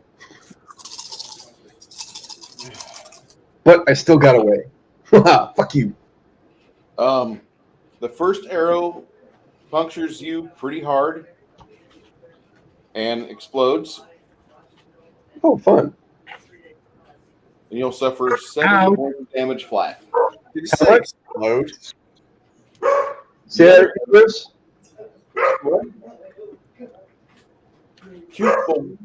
Both the arcane archers hit you. Arcane archers, all right. How much damage? I didn't hear you. 70. Oh, You have 14 points of piercing, and the remaining 56 points is fire. nuts. Oh, then it's less. How much in fire? 56. That's 126. No, it's already added together. But I take 10 less on fire because, yay, energy resistance. And the other fireball goes off when it hits you. It's pretty pathetic. I didn't roll as many 6s. But you do take, after your 10 points of reduction, 16 points of fire, and 4 points of piercing.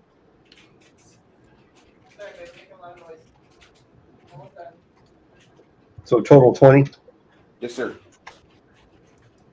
Well, I didn't have Arcane Archers to deal with last time, but that hurt. Cookie!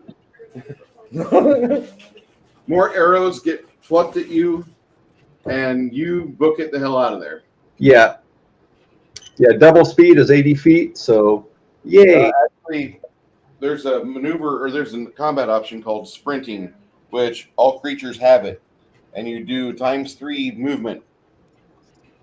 But that's all you're doing. You don't get a dexterity modifier. You don't. You're just putting everything, your entire will, into nothing. But I'm booking it the hell out of here. Chris, if your tiger gets shot at, just turn like this. And then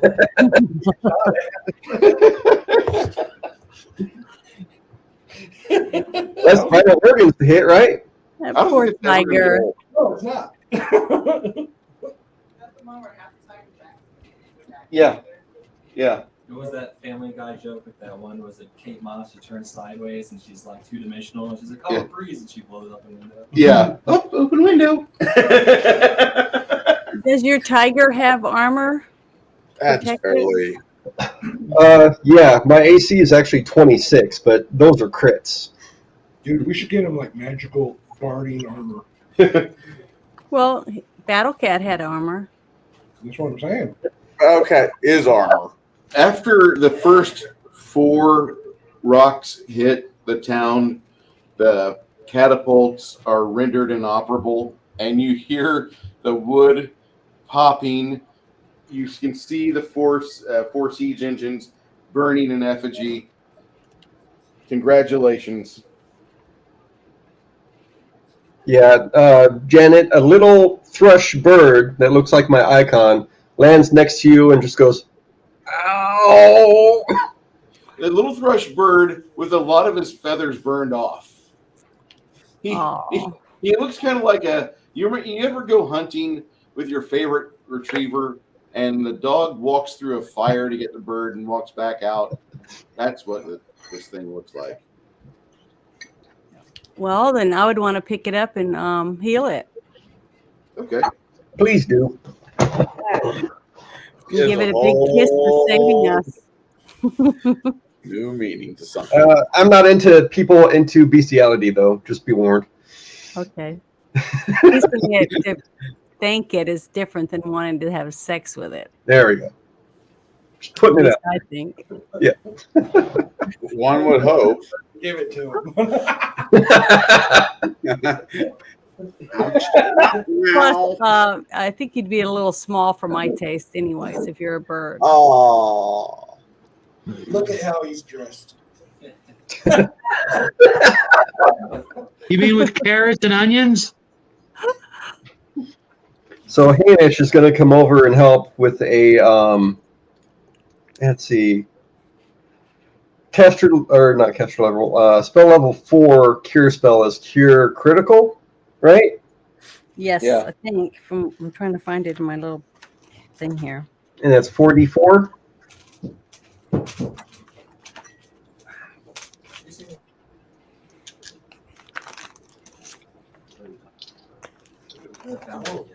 I saw something.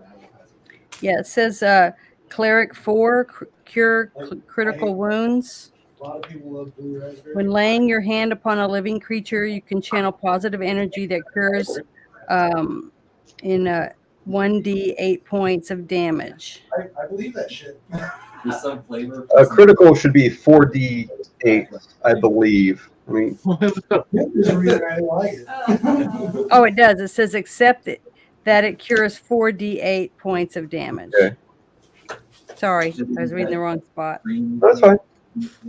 Yeah, that tastes like. So that'll be 4d8 plus 8 for your catch level, plus 50%. Switched off of it. I was like, So for yours, go ahead and roll the 4d8s. And which one do I roll? they have like. You remember the 8-sided dice? The The one I was rolling earlier? yeah, for your health. All right. Wait just one Yeah, second. My box. That's fine. We were saying there's probably the Here we go. Ready? Yep.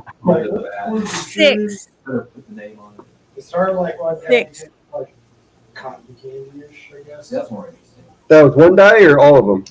Oh, I just rolled the one. You roll it 4 times. This is 4. So many I gotta times? roll it. I'm sorry, I couldn't hear you. 3 more times.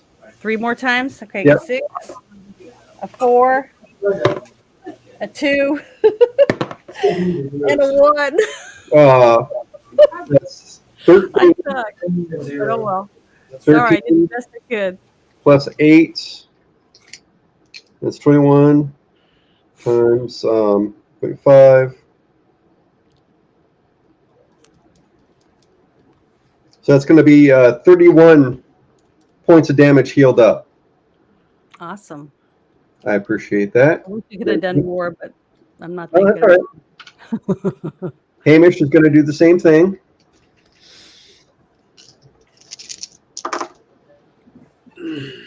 I think you rolled better than me, actually. It So already smells The good. catapults start falling apart. Already They're smells they're good. gone. It's just onions and garlic for now. Yeah, my wife doesn't eat garlic or onions, so I never get to smell it. Dude, our onions and garlic are like the way of life around here. Yes. Mm. She's one of those people that she's like, I hate garlic paper, so I massage the garlic for an extra half hour to make sure I never have to have garlic paper between my teeth. And onion paper. That's what Garlic's good for you, My Garlic is wife's just amazing. Johnny. and it tastes good. Can I cast a glyph of warding about 30 feet in front of the gate and lay a spike stone trap out there? Yeah, you can.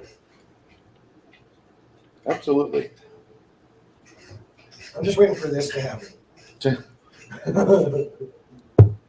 I'm always happy to enlarge somebody. I'm ready. You see, there's some activity up on the hill. There's obviously some movement going on,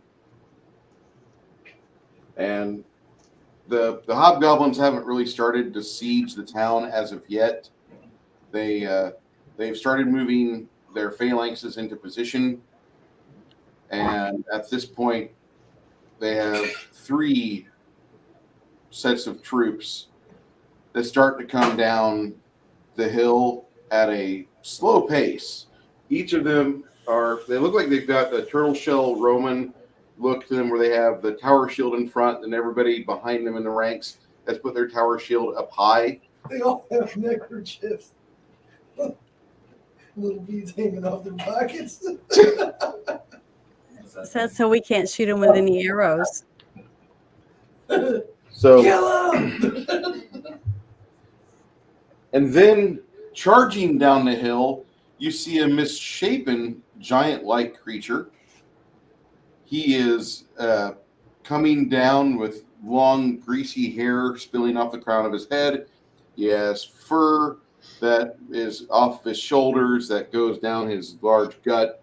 And sometimes as he's running, you guys are kind of horrified as he's wearing nothing underneath that. Fucker's down to his knees! That sounds like an accurate description. Well, if And- he's not wearing anything underneath, that means he's vulnerable down there. Target his balls. Does not to his AC. You hear the dwarf say, "Target his balls." You don't. The dwarf has got like the facial hair that I've got right now. So this giant caterpillar that's hovering above my lip. He's got facial hair like this, but it's also he's got like nothing you can see below his cheek right here. There's nothing. It's all fur. It's all hair. It looks like a homeless prospect. So this dwarf says, "Shoot him in the balls," and it's great to have this dwarf on screen when he's talking. If you don't like what he says, you just use ADR and you lay that on top of the soundtrack of what he was saying before, and now you can say whatever you need to. It's like Sam Shepard in your movie. I love Sam Shepard. So he says, "Shoot him in the balls," and some of the archers on the wall will start waiting until he gets within like 300 feet, and they'll start letting fly, going for his large testicle sack. His grapefruit bag, go for it. About that same time that he runs over your glyph of warding, I need to make a saving throw. All right. I rolled a 22 for that. Do your damage, Travis. Does the 22 save or no?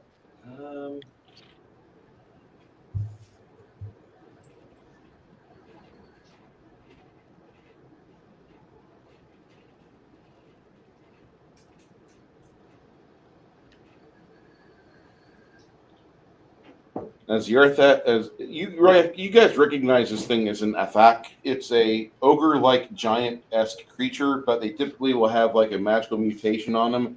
Usually, that takes in the form of a arm that sprouts out of their chest. Oh, extra arm. Yeah. Is it usually vestigial or no?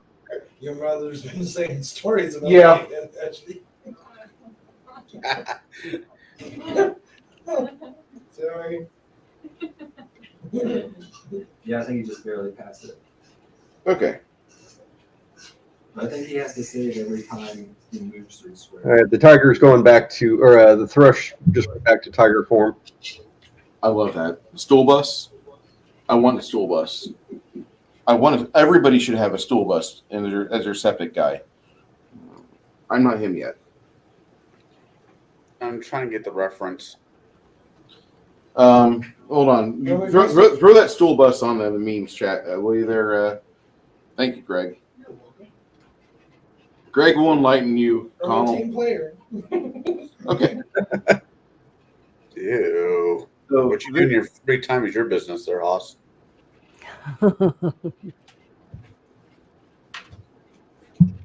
Yeah, the stones are all. how much damage does he suffer for running through 25 feet of that? I think he saves. He's able to move through it.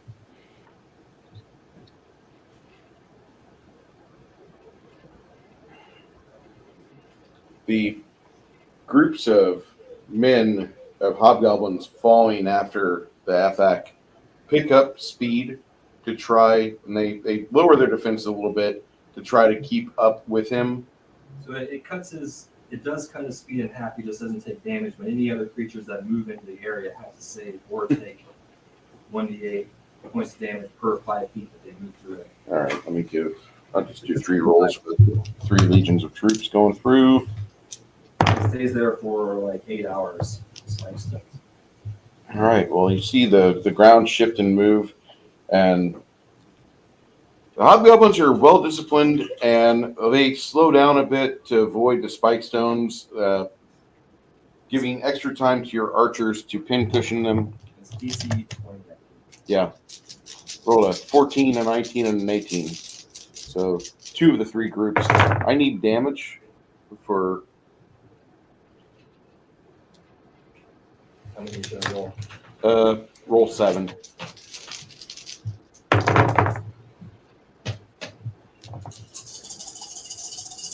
You hear the Athak grunt in pain, but he makes it all the way about 30 foot off the wall.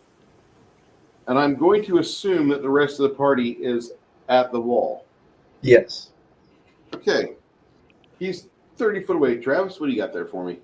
Well, you can just distribute this as per group or individual for these dice. One of the battalions, 30 damage divided between. one of the 3 groups, one of the battalions just utterly gets massacred. And you can see the spike stones doing what they're supposed to. One of the town's guard standing next to you, you're kind of there in the battlement, the low part of the stones, you can see what's going on, and then you can duck behind the higher part of the stone for cover. The young boy looks at you, he says, "Is that your spell you just cast, cleric?" Yes. That's really impressive, but that's deadly because you've just taken normal ground and earth that never moved, ever. And it just totally broke their legs. And now it's breaking their hearts and spines. He offers you a pence. He says, "I'd like you to have this. I know it's not much, but hopefully you can buy some grain with it and remember me." After he hands you the coin, he starts drawing his arrows and getting a a pinpoint on the Athic, which gets really close to the gates. It's 30 foot away. What's the party doing? If anyone minds, I'll go ahead and do a couple things. Have Hamish just in front of that charging giant do his own wall of fire. Okay. And that one, if he charges through it, that'll be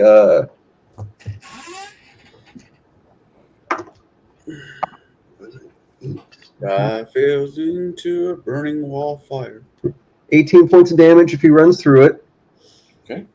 And when he runs through it, Hamish will have where was it? Entangle spell right after that. Oh God. And that was a reflex DC is 15. Again, I need a headband. No shit. 15, you say? Yeah. Oh, I don't believe that's going to help him out much. You see the flames start to cook your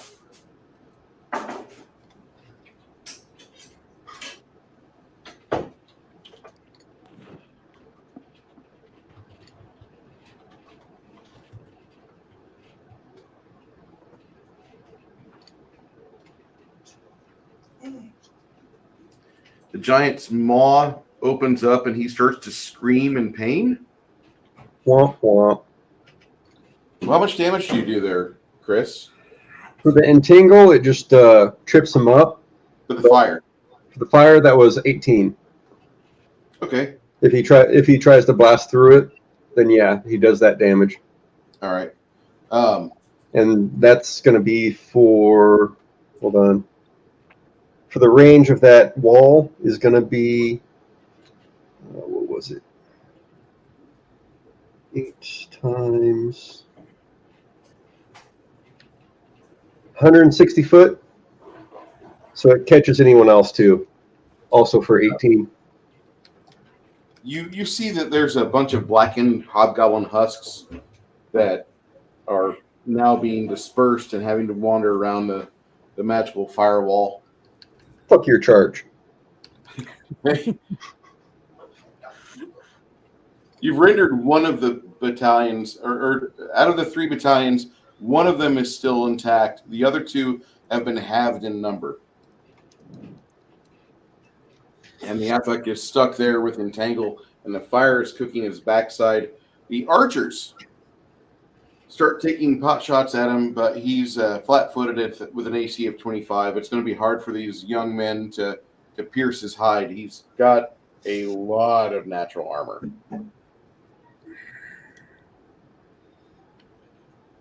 Well, if I have a second, I can do something else to piss him off.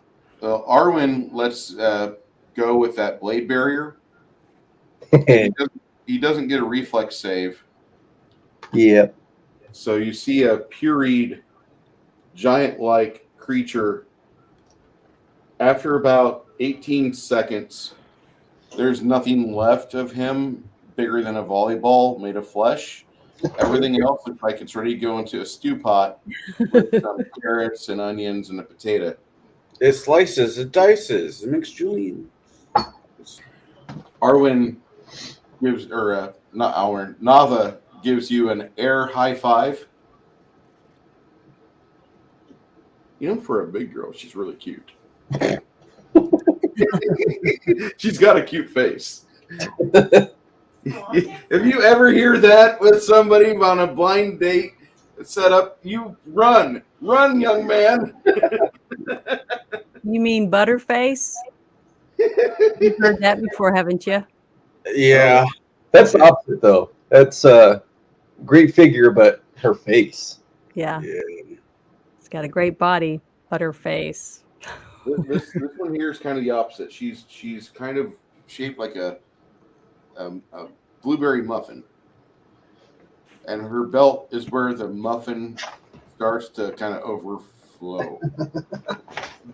The girl that turns into the blueberry and blue. Yeah. Well, lots of guys like tubby girls. No, I'm just being quiet. You're staying out of this one, man. I'm just nothing I say is going to come out right, so I might just keep my mouth shut. If I hope it's venison's okay, not for Charlotte. me, I hope. Well, no. I'm pretty sure you hang out with Bruce. Nothing I could say can really offend you. But, I tried to, I have 55. Give him time. He'll think of something. That's true. And at that point, the Jerry's kids start to sneeze on one another, giving each other the coof. Speaking of Jerry kids, my ex-wife's first husband was named Jerry, and I took my two, Bruce, you met my stepkids, to a movie. And I started giggling, and the oldest Laszlo was like, "What's so funny?" I'm like, "I'm taking the Jerry kids to the movies." And they're like, "Wait, what?" And Karan's like, "You're a bastard." I'm like, "I'm just saying." I mean, it writes itself. I'm not upset. Honey, can you put the 6-pack, put 2 of those in the freezer, and then pull 2 from the fridge and hand them to me? Are we talking Oktoberfest? We are. As soon as I get done with my coffee, I'm about ready to switch that direction. It's going to be a 12-pack Saturday. Oh, yeah. The new stuff. And you 2 from here. Mm-hmm. And you want 2 of these in the freezer? Have you tried the Samuel Adams pumpkin beer? Dude, don't even talk to me about pumpkin beers. Oh. Now, Tiffany over here, she likes pumpkin beer, but that's, no offense, Tiffany, but I could see you in the fuzzy boots. Oh, no. I just don't know what to do. I mean, I've never had a pumpkin beer. In my head, she was already a cliche because she's got the children, she has the van, she likes the pumpkin spice. Oh, I saw the Duke Cannon's pumpkin spice soap for basic bitches. I liked it before everybody else did. They're all followers. She liked it before it was cool. Yeah. Yeah, she liked it before it was. Matt Barninger for $2. Matt Barninger says, "More cushion for the pushing." We're gonna come back to that one in a little bit because I do like repeating the super chats up on screen and giving my viewers that do want to donate. Thank you so much. Appreciate that, and we'll give you more shout outs here. Matt's got a YouTube channel here, and I think for the people that would enjoy the material he's recorded before, I think you might really enjoy his content. Let me pull that up just for a second.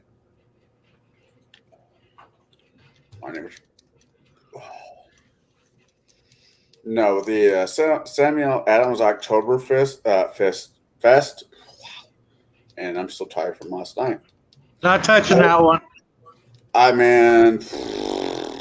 like to do a shot of Tamadu and drop that into the beer and do depth charges. If you guys like, if you want to help What out, does that mean? What, depth charges? Yes. Or more What is cushion that? for the push? Depth charge, well, depends on who you ask, because I found out a couple different names for it. Is when you get like a 16-ounce beer, right? You take a shot of whiskey and you drop it into the whiskey and you drink both at the same time. Oh, that sounds disgusting. so It'll get you where you're going really fucking fast. After Yeah, like the eighth one one. will put me to bed, so that's not good.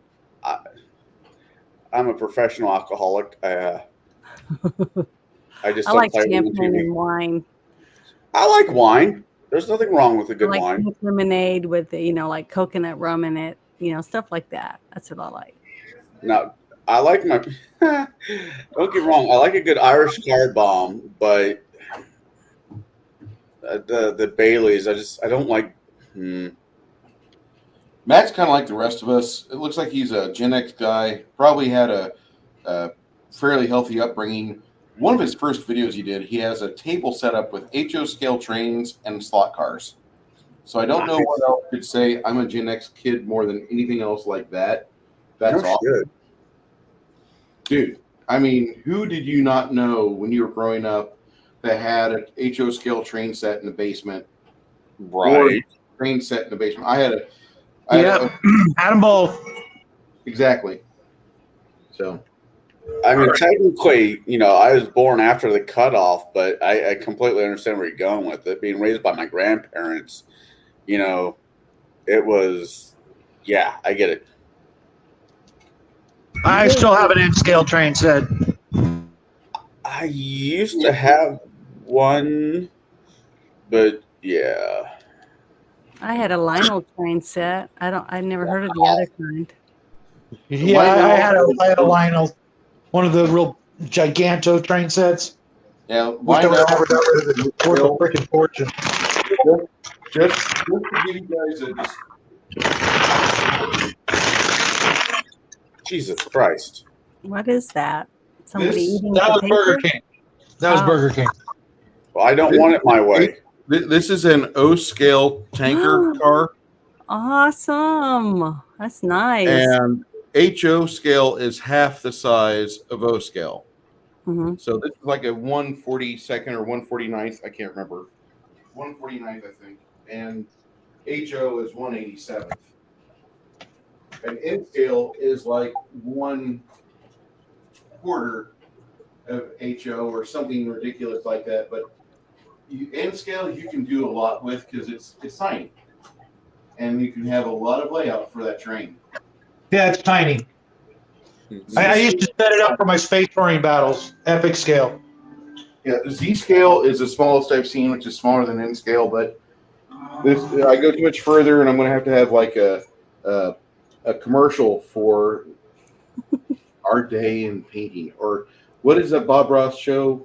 Joy of Painting. Joy of Painting. Which I actually would have to wear the wig to do that. That wig, Jesus. Oh, good God. That's the real Bruce. I've seen your wig. I've seen you wear it. Oh, we've all seen it. Most of us just wish we can forget it. All he's doing right now is taking off the skin skull cap, and the hair is underneath.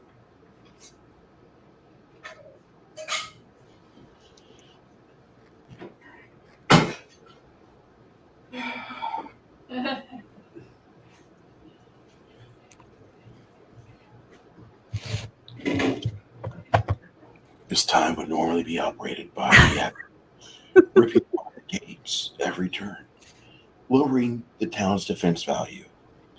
Now, normally during this point in the campaign, if you have an affect at your gate and he's unmolested or able to focus his attacks upon the gate, that causes fear, dissension, and doubt within the defenders' minds.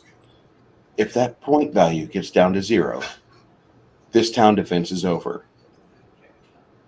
But instead, the party properly laid a trap for the ethic and for the battalions charging.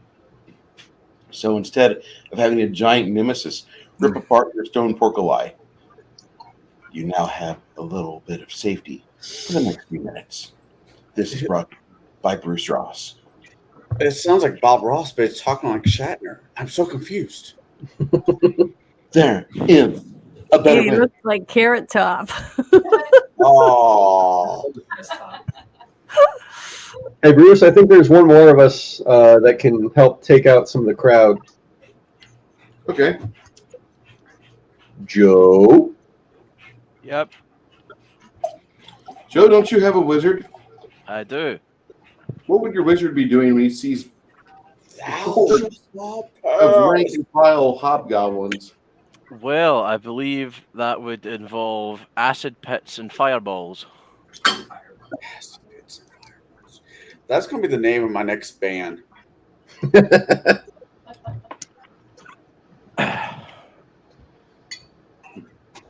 Guessing they dropped something. Nice. Started writing. It's good for exposure. It is. Hopefully you have a lot of success with it. Glad to shout you out.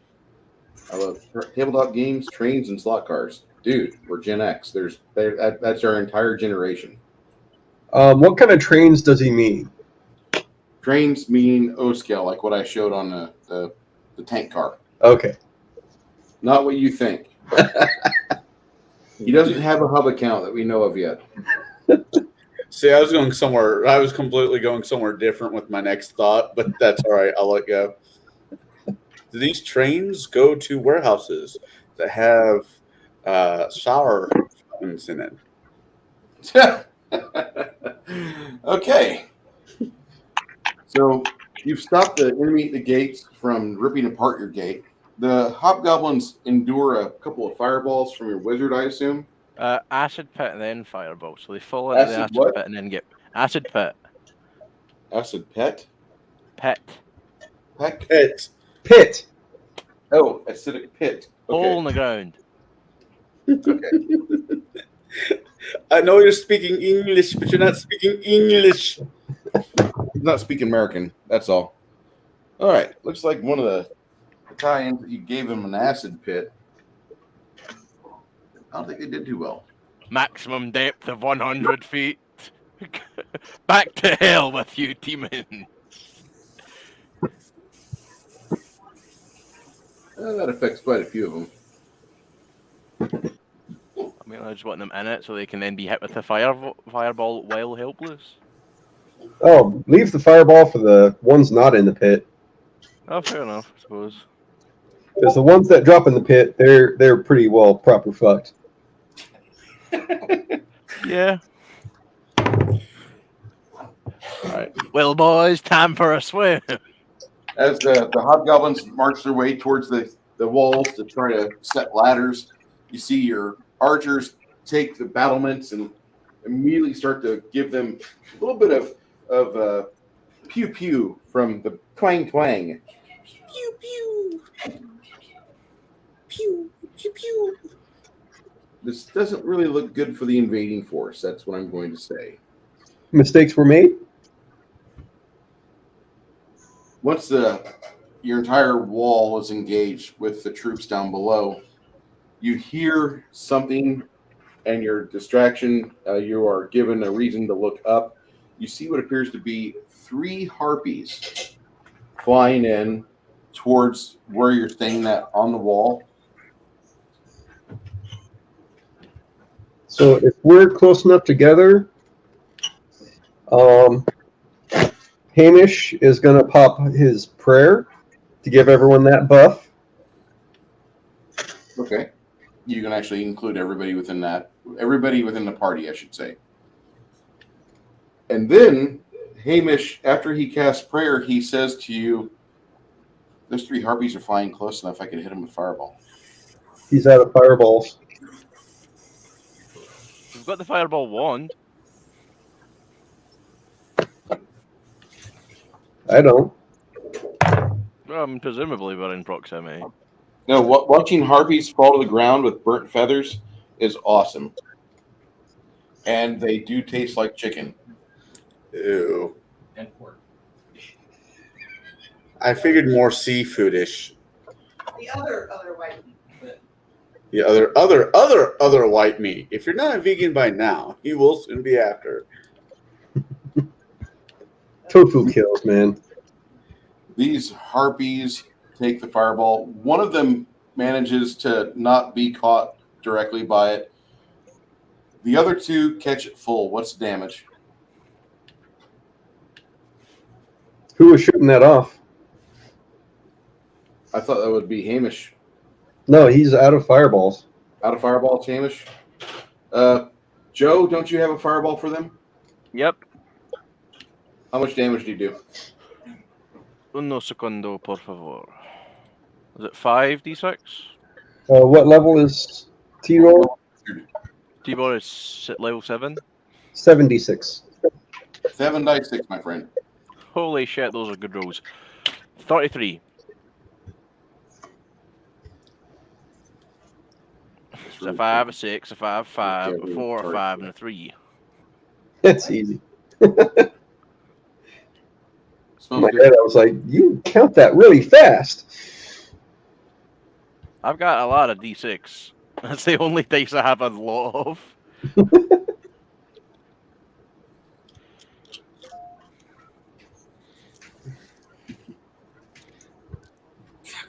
hell? I'm not going into Kaboom! If the harpies that got hit by that survive, I assume they have to make fly checks. Those that survive, they have enough. The one that evades it, or I wouldn't say evade, but she suffers half damage. She doesn't have evasion, so she takes some damage. Not a whole lot, but enough.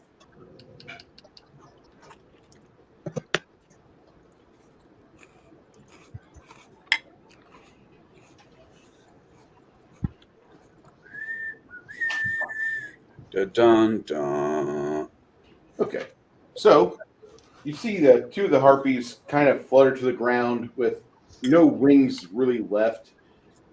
Some of your archers that are here on the wall start taking intermittent fire at them and will continue to rain arrows down on them. Prayer should have helped them too. It does. Go ahead, Janet. Are the harpies on our team? No. Oh, Oh, okay. I just want to make sure I don't want to heal anyone I'm not supposed to.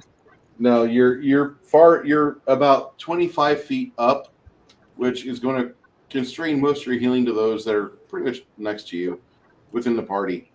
And with the harpies confronted properly, you can feel that the resolve here on the wall is definitely like these people are still feeling their oats.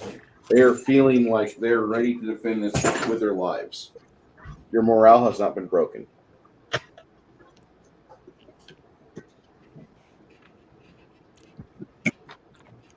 I'm just writing down the experience points for you guys so far. You might want to just describe the harpies for Janet in case she's Here. unfamiliar with what they are. I've heard of harpies, but I've never seen a harpy that I know of. Is a harpy like a hideous witch-looking thing? Yeah. No. Could be, or let me send you a picture of my ex-mother-in-law. Well, that movie that Bruce and I are going to be doing, I thought there was a harpy in there, but These are harpies. Oh, they're pretty. Not really. Well, Those their are feet are fun. ugly, but they're like very. Not that one. Go over one more. There you go. Oh, Yeah, that's what they look like. Carnivorous women, and worse yet, they have usually some bard levels, so they can inspire those around them. They're kind Or of sting men to their doom. Or they can, send them into their absolute death. You ever heard of a coyote ugly? Yes. I think most of us here are familiar with them. Yeah, that's the grandma. I mean, if you Sorry look if you back hear in me ancient punching. history, the harpies were really represented as chickens with women's heads. Yeah. That's true. Yeah. Yeah. Or eagles. Or eagles. My former mother-in-law more looked like Smeagol now that I think about it. A featherless chicken. Hey, at least yours doesn't look like Dr. Zayas. You see that some ladders are being established on the walls, and the archers are doing their best to concentrate fire at the base of the ladders. A couple of your archers that you have been shot by archers in their own ranks or spear throwers. Spear chuckers. Spear chuckers. They're still doing a pretty good job of making sure nobody gets up more than 15 feet on the ladder, but there's some worry. So Hamish found another spot he can do a thing. He had another wall of fire memorized, and I think that's a perfect point for it. What's Hamish doing? Hamish is doing his second wall of fire he has memorized for the day. And that's going to be right along the lines of these ladders they put up. Okay. Ideally to catch the ladders on fire, as well as them. You achieve that with a plum. the ladders start to catch fire and they lose their positioning on the wall. Really wish I would have watched Two Towers last night. 14 damage if they try and go through it or the fire lands on them, and if they're within 10 feet, that's 5 points of fire damage. Yellow.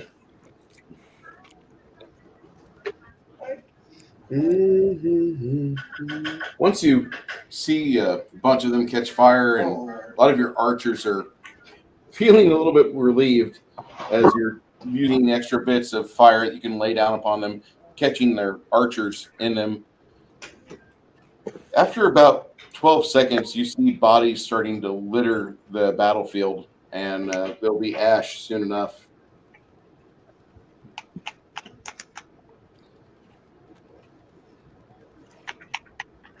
An interesting concept for a character. So does that look like the bulk of the tools they can use as far as getting up on top of this wall?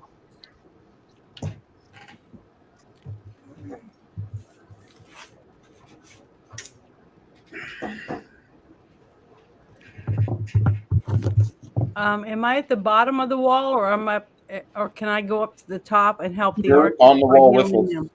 Oh, so I'm up on the top with them? Yeah, we're all looking down. Can I send out some healing to help the archers that are wounded? You'd have to be like on the edge over here and just kind of concentrate on these guys. Hey, over Bruce. here. Yo. Are there two figs representing my character on the table right now? You have this character here, and that's it. Yeah. Okay.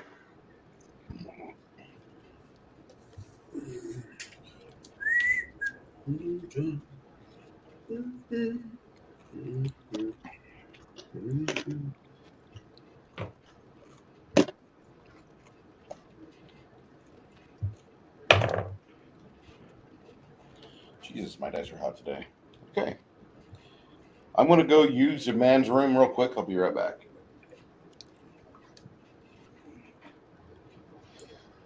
I think this is going to start to be a melee soon. Oh, yeah. That's why I want to heal as many as I can up here. Well, you have to. I mean, I'm not going to tell you how to play your character. Well, I know, but I know I have to be close to them. But how far out can I send a healing spell to help the archers that have been damaged? Well, You have to touch them, and you need to, like large combats like this. The key word is ration. Mm-hmm. Yeah, but yeah, they can't stop people from coming up over the wall if the archers aren't able to shoot their arrows. I think the archers are probably doing okay for the bulk. I mean, Bruce mentioned they're taking much in the way of hits. Mm-hmm. I think the next step in the whole thing is probably, since all three groups have been whittled down pretty far, Mm-hmm. we're probably going to be jumping down, I think, possibly, or they somehow find a way to whittle their way up. But it's going to get to be a melee, in which case it's going to be a lot of combat reflexes and attacks of opportunity as they climb up. Uh-huh. You did the scoot. But if we end up jumping down, it's going to be we're going to need before we jump down. So But why would we jump down unless they reach the wall? Because we're big damn heroes. But if it's more or less just picking them up. 3 ladders that were established. Now they're gone. Because of this wall of fire that's here, like the majority of the hobgoblins are pulling back for a second. They're not wanting to endanger themselves with that.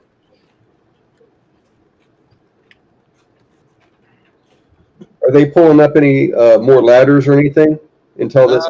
They're starting to send for more ladders right now. That'll probably be about 10 minutes before they get the ladders moved down to the wall from up the hill. Okay, because one of the fire is concentration plus 1 round per level, and Hamish is just keeping that up. Does Pathfinder have a combat rule system? It does. It's in the Ultimate Campaign book. Do I recommend it? Nah. If you can do it better through story, you're going to have a better result. I thought there was one in Kingmaker as well. That the Ultimate Campaign is copied out of Kingmaker. Okay. All right. Sorry. No, it's if you can do it through story, if you can narrate it, it's better than just using the blank die rolls. Okay. So while they're moving ladders down, you see that there's some boats pulling up on the river, or on the creek, and there's about maybe 10 boats coming up on the west side of the town. Can we make out what style they are? Any flags? They're hobgoblins. Oh, great. That's a lot of boats. Yeah, they have a lot. They have it looks like about 500 troops in them, 50 per boat. I should have done. I wish I would have built this character better. Oh well. You probably summon some kind of summon a shark or a crocodile or something. You have that? I have summoned monster. Okay.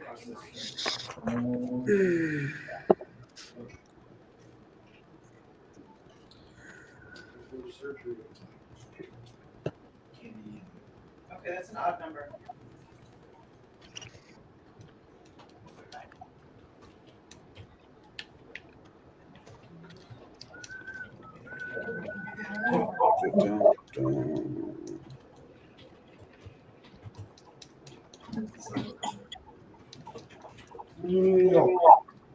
So at the very least, we didn't make this easy on them. I'm happy about that.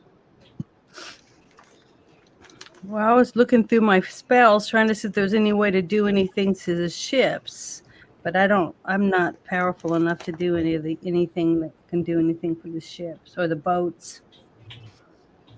Summon a crocodile. I mean, yeah. Oh, I'm sorry, honey. But it's not really about power, Janet. I'm just standing here.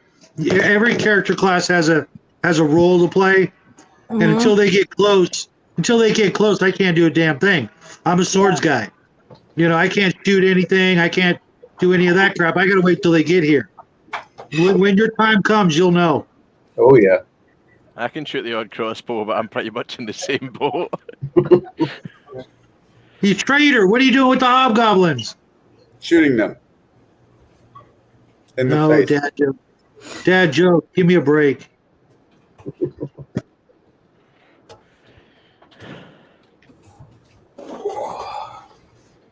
Because it says I have one good spell that I think I would use, but I'm not using it until we have a bunch of them around me. So definitely not. Well, you've got a ton of good spells. It's just most of them are probably not combat oriented. Yeah, that's what I mean. I've got one that I think is really good for that, but I'm not going to waste it until we're right in the heat of something. You know? Holy Smite? Yeah. Yeah, it's a good one. Yeah, I'm reading it right now, and it looks really good. But that's for something like if you said if it dropped down and we're in the middle of them, and we're getting taken out, you know, left and right. That's what I would have to use because it says it goes 20 feet in a burst. Yep. So I just have to let them all jump on me and do it. You're one of the individuals at the clock tower start to ring the bells. He's ringing the bells for 12 midnight. Mm-hmm.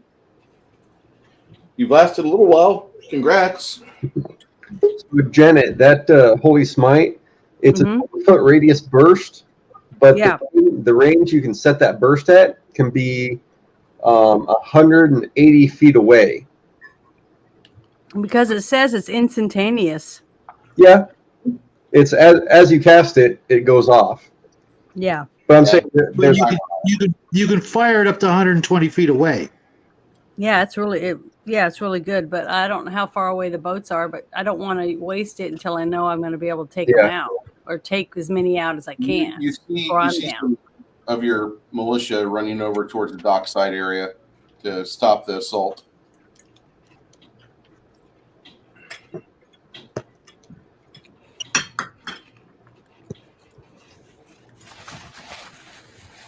can see some of the boats starting to unload on the docks, and some of your townsfolk are they're doing enough to delay the docks being taken over. Hey, Joe, I think we should join them. Yeah, let's go get in and dirty, yeah. Yeah. Okay. So as you go towards the docks, I'm going to remove your characters from the wall here. The two of you head towards the docks and start. Within about 5 minutes, you're going to get there. The town's not small. Doesn't somebody have like a wand of lightning bolt? Well, can I go with them? If you guys wanted to go with you, say yes. Oh, I'll go with them to the docks because if the archers and stuff have it under control at the top of the tower or the wall, then I want to go with them. So maybe I can use my the same. my one spell. Sure. Oh, the same for you two? Oh shit! It You're depends. on your own, buddy. Bye-bye. I'm having trouble visualizing how many archers and stuff are on this wall, but compared to what's about 100 archers on this wall, and how many hobgoblins left on the other side of the wall? down below, probably about another 700. Oh, shit. So maybe I shouldn't go to the docks. Listen, Janet, you have 2 clerics in this party. I'm going to say that your party is about the size of 2 normal parties. Okay. Because you have cohorts and friends and other allies that are with the party. If you want to have, Grimson stand on the wall and you run down to the docks, you guys try to split your efforts to keep people alive. She's probably faster, isn't she? She's probably faster on her feet. She is faster on her feet than he is. Does me being an archer staying on top of the hill with the other archers pointing out ... don't fire to see the white of the eyes bullshit, does that help any, or? I would think it would. I tell you what, if you stay on the wall and you help them direct fire, Connell, Yeah. I'll give them a +2 to their efforts. Yeah, I'll do that. How far is the wall from the creek?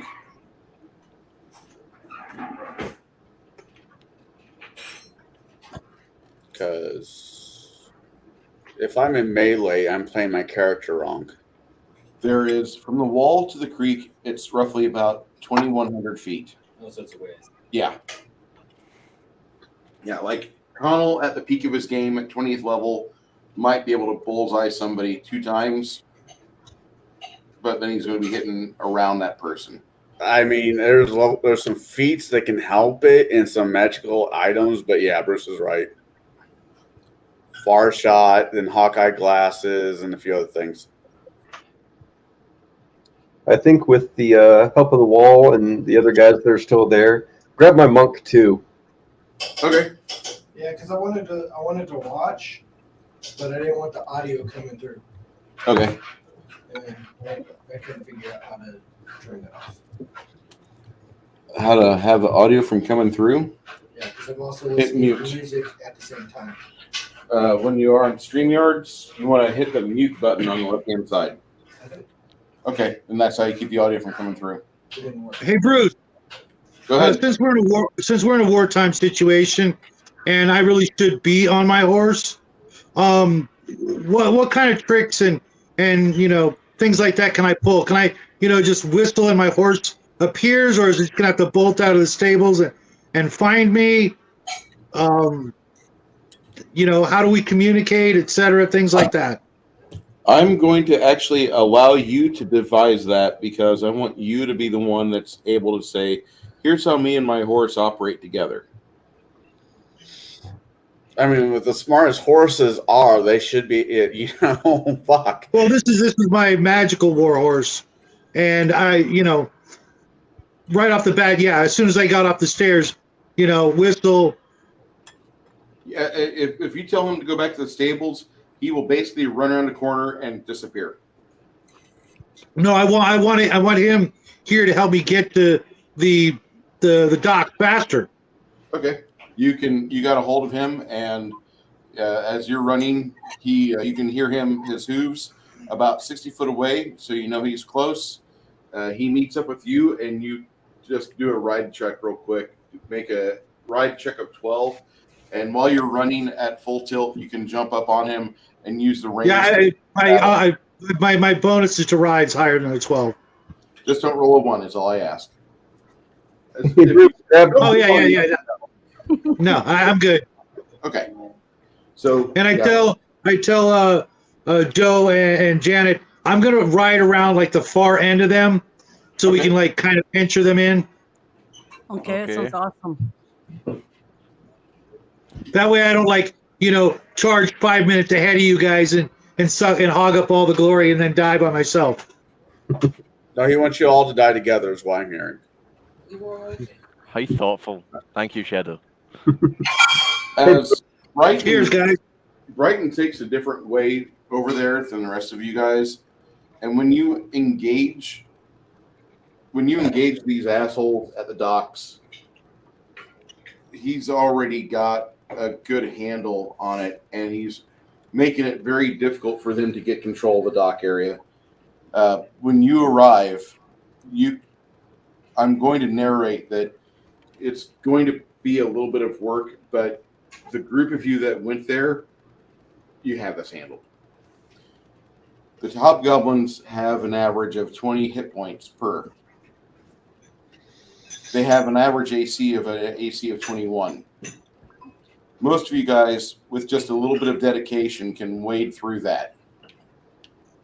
It'll take you about 6 minutes to reestablish control on the docks. Nice. Hey, Bruce, put Brighton on the horse mount fig. Hold on. I sent him a fig for this, too. Sweet, dude. As soon as I get the extra funds, Chris, I'm going to send you that file from Hero Labs. Yep. If you wouldn't mind. Not a problem. Do you want some cash for the printing? Because I know plastic takes money. Directive. Your average little fig takes like 2 pennies. So if you would send me 2 pennies, that's up to you, but I would forget one way or another. Okay. All right. Do you have an FDM printer or resin? Yes. Ankles. Do you have both? Yeah. Right, so how you're Cool. lower. Cool. I've got an FDM snap maker, but it's still just out of the box and never been used. Yeah. The original snap maker. Yeah. It's only got like a 4-inch bed, so I'm not getting much out of it. It's something you can play with. Yeah, I was supposed to have done that over the summer. Okay. As you can see, that didn't happen. This character's footprint is a little bit bigger than the horse. Oh, the base. Base. I'm going to need to rebase him. Yeah. Okay. There we go. Balance him. You gotta do something about my sword, man. I feel like Herbert not Herbert, freaking yogurt in baseball. Stay straight for more than 4 hours. Call your weaponsmith. Well, you do have the blue shield, right? I mean, that keeps your sword up and going for a while, right? One would think.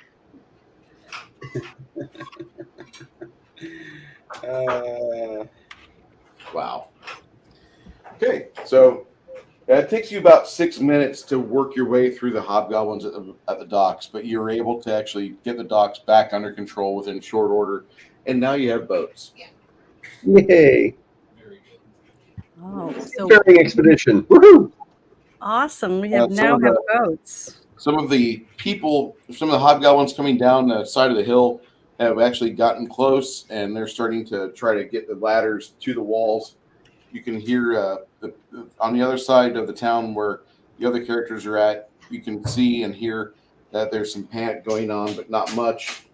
It looks like these defenders in the town are actually staying accurate because Connell is helping direct the arrow fire. Okay, that's good. What So, kind of- what are kind we of- finished then over at the docks? I didn't have to use my smite. No, you really don't have to. I mean, Okay. you Well, could. if we were able to take them down without having to waste any of my magic spells, that's good. Yeah.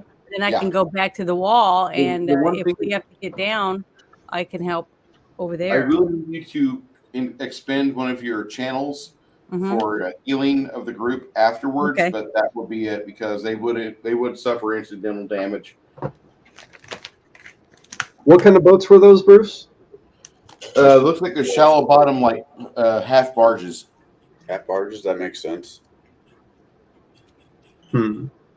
Is there any way we could have the townsfolk move them away? Like upriver or something, just so that they don't get damaged, but they don't get used. Or stolen. 'Cause I don't think we're going to have any actual tactical use for them. We want to keep that river, more or less a moat, right? If that was the case, you should have made friends with the Knuckle V, and he would have lowered it for you. I'm You good. don't make friends with a knuckle levy.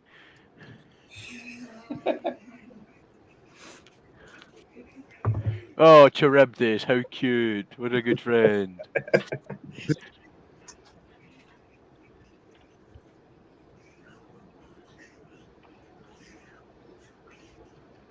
So probably by the time we get back to the wall, we'll need to someone have to cast another prayer.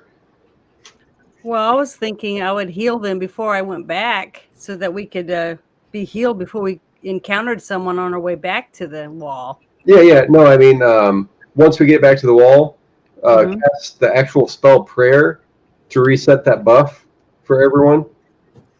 Okay. By the time we get back, it'll expire. Okay, because I'm trying to. Where would I find it? Oh, here it is. Okay, I found it. So, should I do it now or do it before I get to the wall? Once we get to the You wall. might want to wait till you get to the wall, and even then, like, just hold it ready in your hand, because unless something starts happening, it's just gonna go off and then not get used. Yeah. Yeah. Okay. It'll just take you a couple of seconds to blast that off, and then yeah, I mean, we're gonna see them coming. Yeah. Unless they hit us with something, like a call lightning or something, and we start getting hit by lightning bolts out of the sky, we can see them. Unfortunately, they can see us. Okay, so I just got to know when we're able to get back. Okay. Yeah, Bruce, we're healed up, making our way back. It takes you about another 4 minutes to get back to the wall. Okay. You can see some of the activity on the hillside. It looks like they're getting a ballista bolt ready. A couple of ballistas have appeared. Stop. Okay, those things are going to have our names on them. Gonna put one on that barge. Stop putting holes in my wall. They're just on the ground, like rolling in. Yeah, rolling it down towards the hill where there's a little divot in the ground so they can get some elevation. You can see the flaggers. They're putting everything together to do that. What range are one of those? 1,200 feet away. They've got range. Yeah, I'm assuming the bolts still aren't easy to aim and be accurate with. no.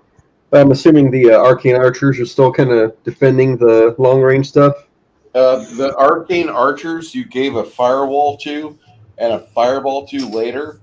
The two that survived are not a factor anymore. Okay. They've gone back and probably gotten healed, but they're not involved with the rest of the attack at this moment. Okay, we'll hunt them down later.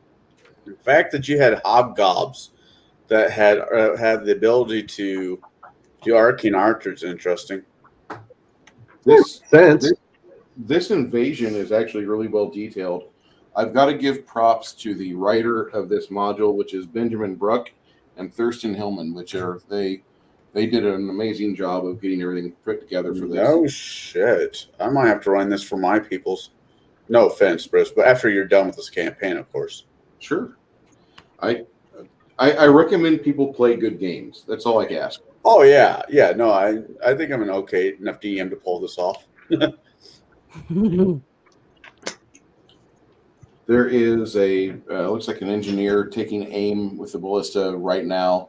You can hear other archers saying they're kind of worried about how things are going. Hi, Janet. So is it time for me to read my prayer spell then, or That'd be a perform good it? idea. That prayer is such an amazing spell. Yeah, it really is. Are they close enough to affect them for the negative effects? You guys are 25 foot up, so probably not. And it's 50 foot, right? 40-foot radius. Or 40 foot? One or two, maybe. 40 foot we do. If we like lower or down, like each of us grab one of our hands and lower down a bit, maybe then like the radius will.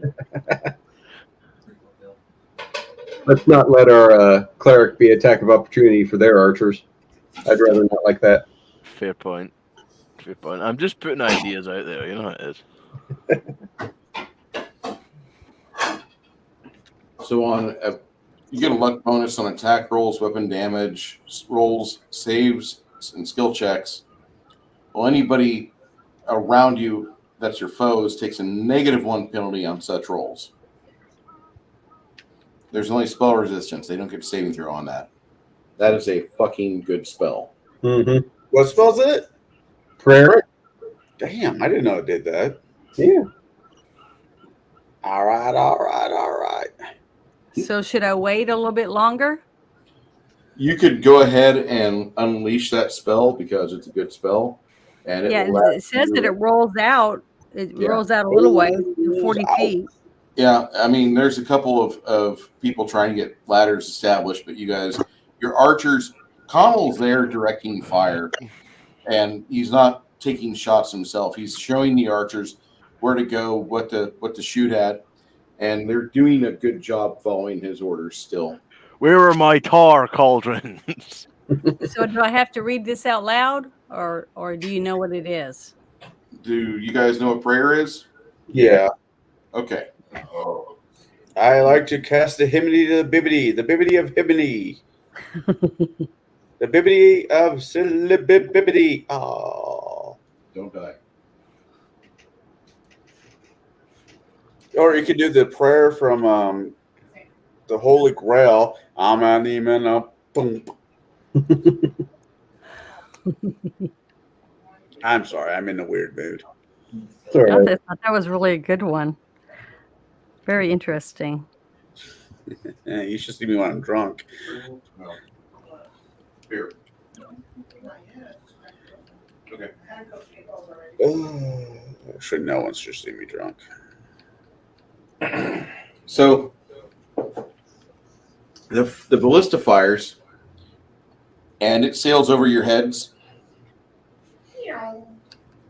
Shield up.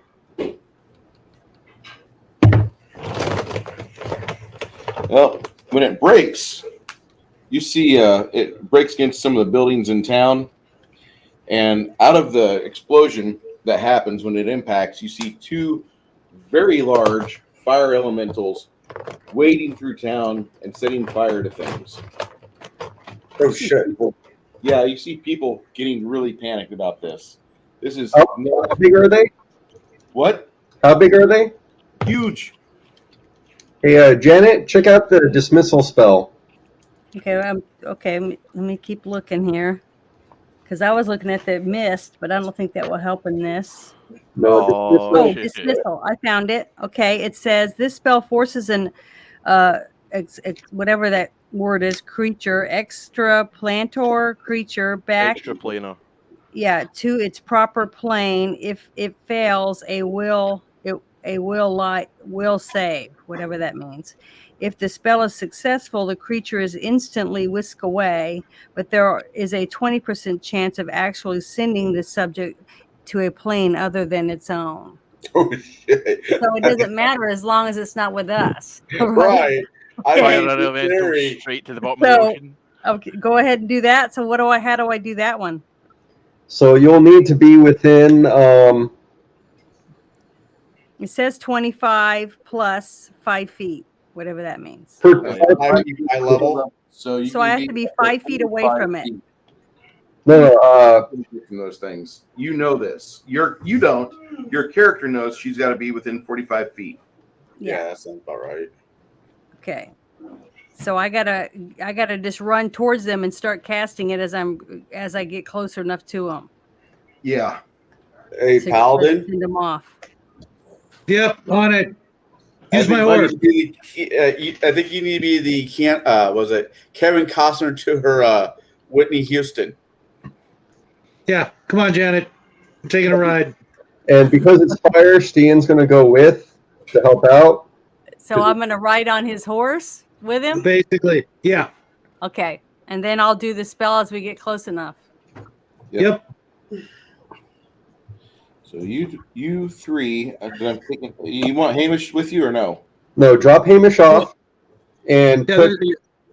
there's no way the three of us are fitting on one horse. Sorry. Yeah, there you go.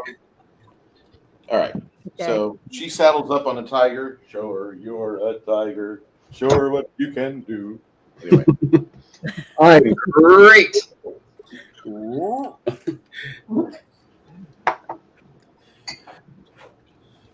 What's the horse's name? Don Quixote? What? No, the horse's name is Copper. So I would have thought Elmer.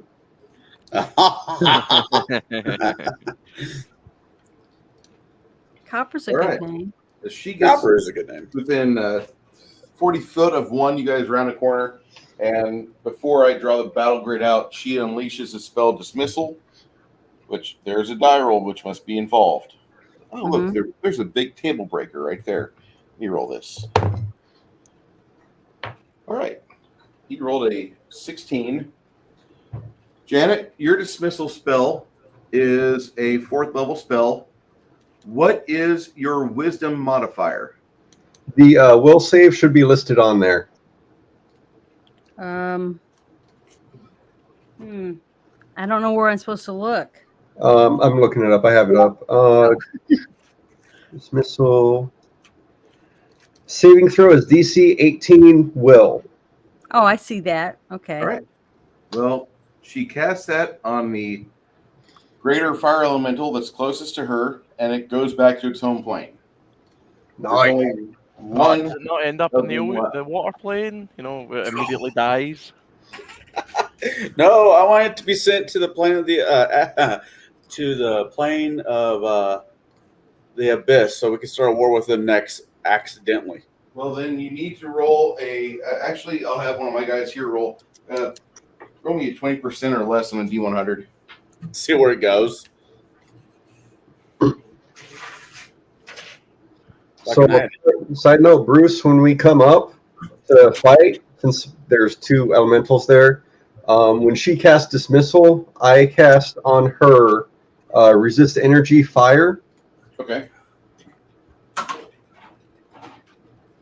right.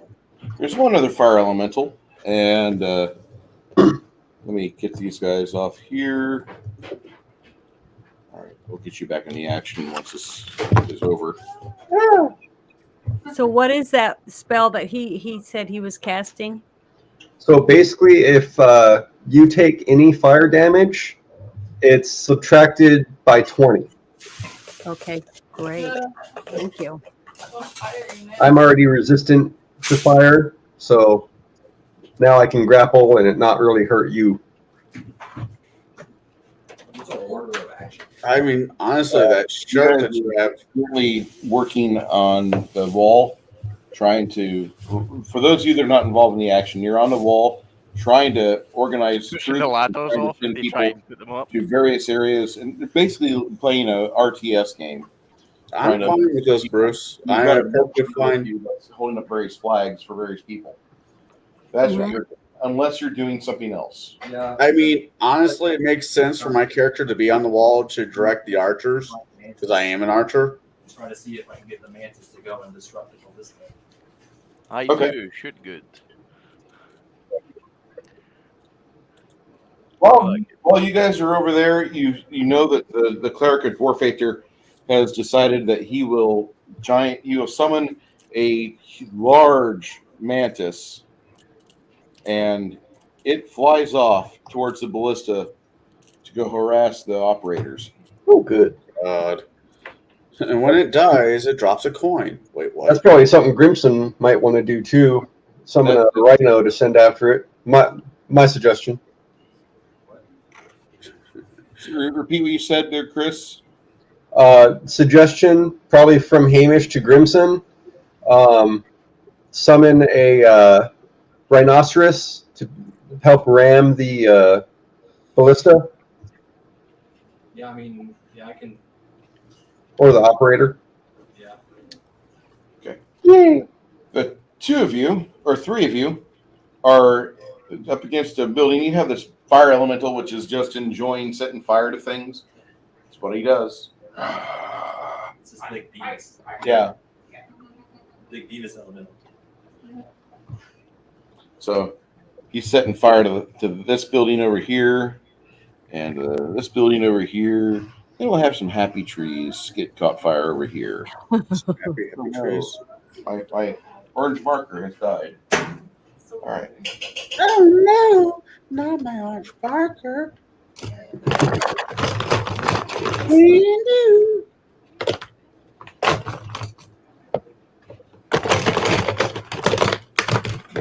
All I right. mean, I don't know. Am I allowed to do it twice, or am I only allowed to do it once?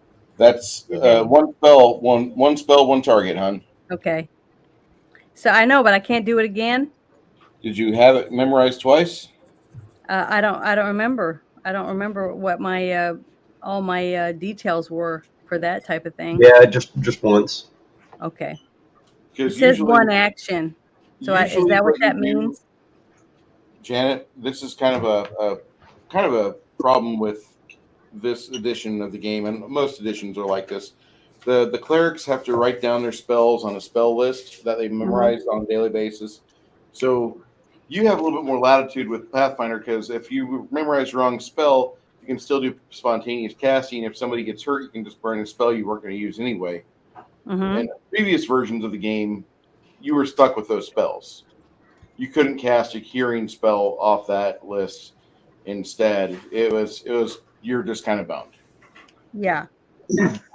So, but underneath it says one action. That means you can do it one time. That one action means one standard action. In this game, typically, whenever it's your initiative, you have a move action and then you have a standard action you can do. You can say, well, I'm going to do my standard action first and then my move action. A move action typically is something like pulling a weapon out of a sheath, putting it back in the sheath, standing up from a prone position, or moving a specified amount of feet that you're allowed to per round. Mm-hmm. Okay.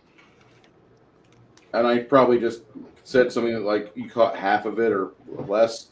I'll repeat that if you need to later, because it's something that's been it's embedded in my core now. Okay, thank you. Playing this game for 20 years.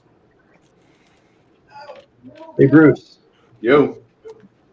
These elementals, they weren't considered summoned creatures, were they? They are considered summoned creatures. Hey, actually, let me double check where that source was. Yeah. Janet, check out control summoned creature spell I had on there. Okay, hold on. So you gave her a spell list? Yes. Yeah, that's why I'm flipping through. I'm trying to understand how many times I can use these. Let's see. I don't see that one. It's second to last on the second to last page. Oh, control summon creature? Yep. Yeah, I can control this one that's still alive. It says you seize control of a summoned creature by disrupting the bond between it and the caster who summoned it. If the creature fails its save, you may command it as if you had summoned it. The original caster can attempt to regain control of the creature as a standard action by making a opposed spellcraft check against you. When your spell ends, control reverts to the original summoner.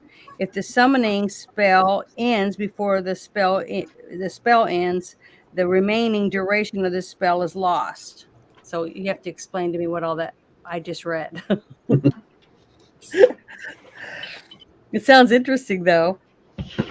And then it says saving throw DC 18 will negates. Yep. Okay. So you cast that, and it has to make a will save. Just like it, the other one had to make a will save against your dismissal. This one has to do just as high a will save, or a higher will save, to stay out of your control. And so how do we find out what that is? So you cast that, and Bruce has to roll for the elemental. Timmy.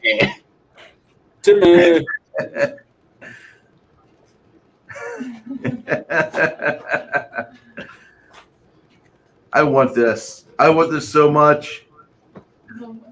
Everybody would love me. No, that's still debatable. True. Okay. So she's got a spell she wants to cast. I have to roll a die to see if I resist it or not. Yep. Will save 18.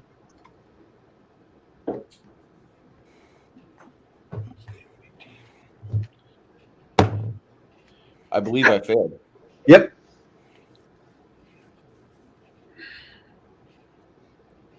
So what does that mean? It's under your control. Oh, okay. So I want to send it to burn up the people that are attacking the wall. The only problem with that is it's got to get there. It's got to like mosey through town, and hopefully the townsfolk won't like panic or try to put it out, type of thing. And it also, there's a chance that the bad guy is gonna recontrol it, I believe. Yeah, it says that. Well, that's what the whole thing is. Why he'd roll the dice, isn't it? To see whether it could stop me from controlling it. Isn't that what? That was the initial. If the one that summoned it gets closer, because I think they have to be able to be in some sort of range to at least visual range to see what's going on. How close are we to water? I know. It's just for bad guys. Well, she could probably just make it go away by dismissing it and not forcing it into the water. Dismissal is already used. So I would want it to run into the water and put itself out. Well, no, I mean command it. I mean command it to leave. And can that work, Bruce? Just to get leadership. Yeah. I did. Say again, Chris.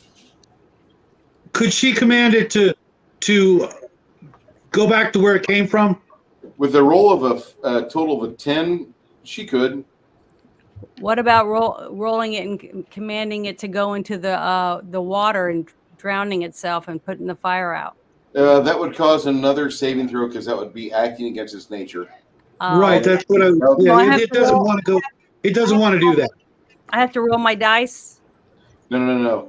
He has to roll his roll again, and there's a chance he could break your spell because you're causing it an immediate to commit suicide.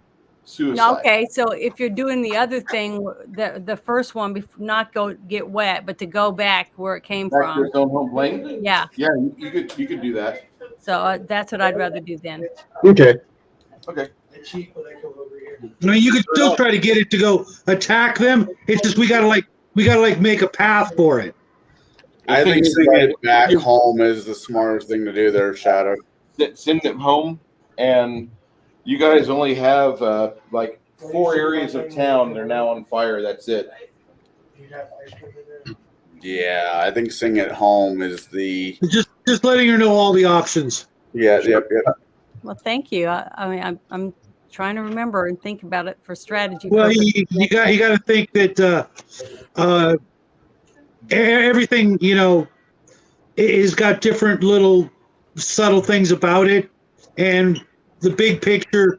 Sometimes the easiest path of least resistance is the way to go, but sometimes you really want to just be flamboyant as hell and come up with something crazy, because that just looks better on big screen.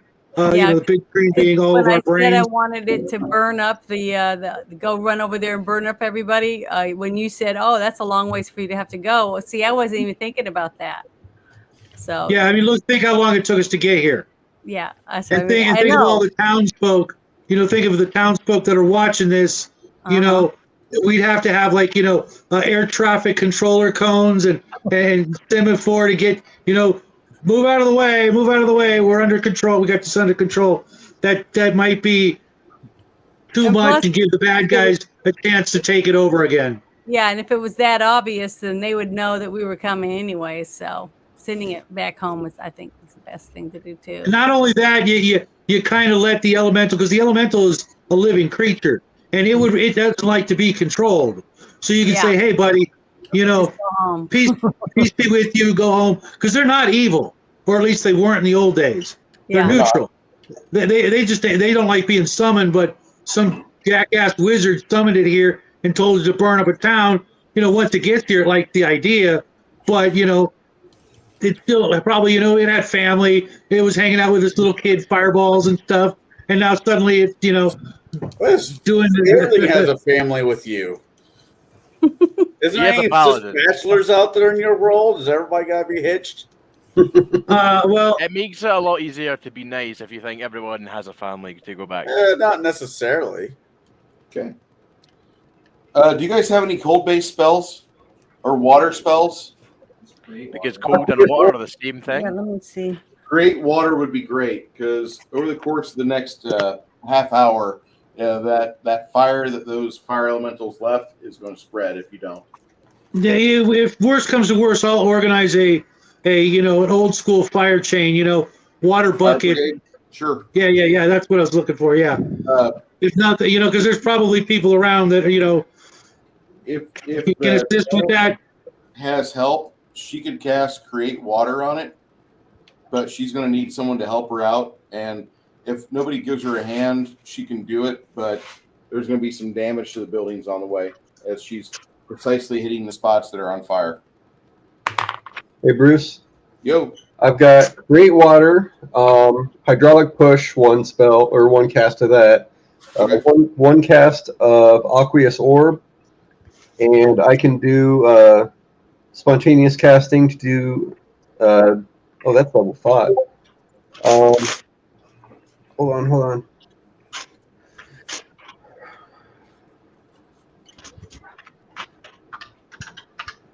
Yeah, I can do Summon Nature's Ally 5, and for 10 rounds. Yeah, that's 5. Okay. Okay, so you are the fire brigade. Yeah, I can do a large water elemental to just fucking Titan battle. Okay, no.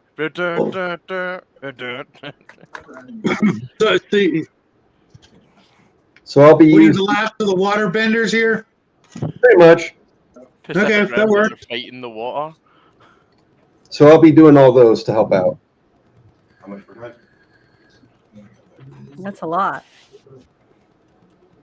Yeah, Hydraulic Push is just one small burst, but Aqueous Orb, for 10 rounds, I can have just this huge water orb go over some of the bad bits. Okay, you guys, but between Janet casting Create Water and then you using some of that residue water out there to create your Aqueous Orb, you guys managed to extinguish that fire. Yay! And now there's also a large elemental for 60 seconds, just mixing the last of it, making sure it's out while we run back to the wall. Okay. Really good play by you guys.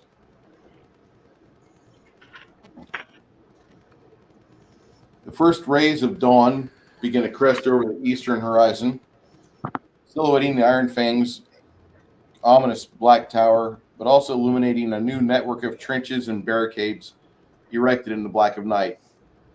Horns sound from the distant camp, and the forces at the city walls begin a slow but steady fighting withdrawal. For now, at least daylight seems to bring with it the promise of rest, enough respite to bury what dead you have, which you only lost about 35, 40 people. Granted, Can we turn them into fucking zombies? incredible. We should be commended. Recommended, but you could. I say we load them into the trebuchets and catapults. Then turn them into zombies.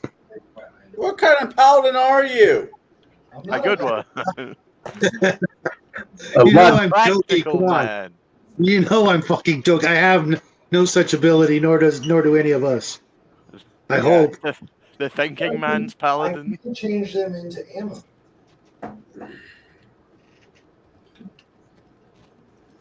Well, I mean, we can upgrade our archers with poison arrows. Hey, I don't want to hear about actually that. Thinking about making some tar arrows. Talking to Bruce about making tar arrows for the archers. So set the arrows on fire, and whatever they hit catches on fire. You come up the walls again. Who's ready for a tar bath? Lime in your eyes. We're gonna start throwing British people off the wall. No, much worse. Liquid, limey. as the armies begin to completely retreat up the side of the hill, you see 4 explosions break the walls right here as something has happened, and it appears that sappers have made their way and broken part of the walls. So now you have 4 gaps within the wall. Right. Who helm deeped us? Okay, let's pour tar into the holes. No. Tar is the answer to all enemies. We stuff it with dead bodies of the hobgoblins. Individuals immediately rally to your aid. You need us to go with you, dwarf? We'll go with you. Let's fix the walls. How many crafting do you have? Yes. I am a dwarf and I'm failing. Oh. I love that song. What is it from? It's a Yogg's Cast. It's a Yogg's Cast song. No, there's a better covered by version out there by Windrose. Windrose. Yeah, the Windrose cover is fucking top tier. The Windrose cover is so fucking legit. Like The original wasn't even bad. No, the Yoggoth live version with everybody playing their instruments was great, but I think Windrose is better because you literally get metal. There's this guy, I can't, Peton, Pelton, I don't know. Oh, Peyton something? Yeah, I heard him do some covers of some songs. I'm like, they're not too bad. So the morning, as the dwarf goes about shaping the stonework and getting his hands dirty, the rest of the party retreats, and you guys have a chance to rest, resupply, get some spells back in you. So I can do almost 60 feet, I think. That will cover two holes in the walls. The rest of it, you're going to have to supervise for 4 hours.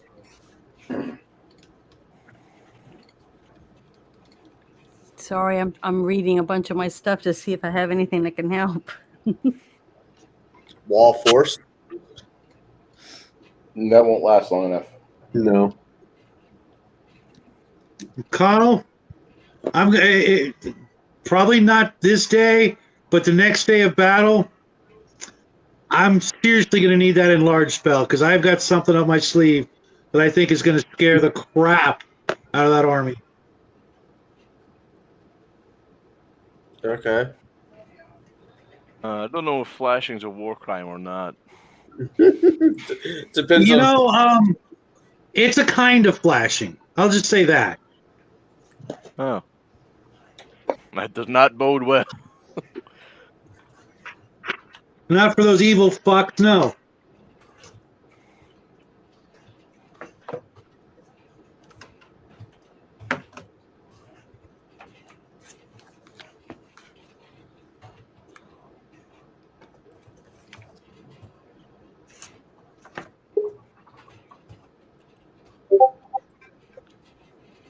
Why is somebody blowing up my Discord? You can put in streamer mode.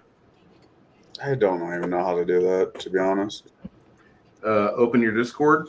Scroll all the way down the left-hand side to your settings. Settings. All right, settings. User settings. Okay, you have a 1, 2, 3, 4, 5, 6, 7. The 7th from the bottom says streamer mode. You open up streamer mode and turn it on. It mutes all your notifications. Okay. I mean, granted, the stream was from you. I mean, the pop was just, I wasn't expecting it.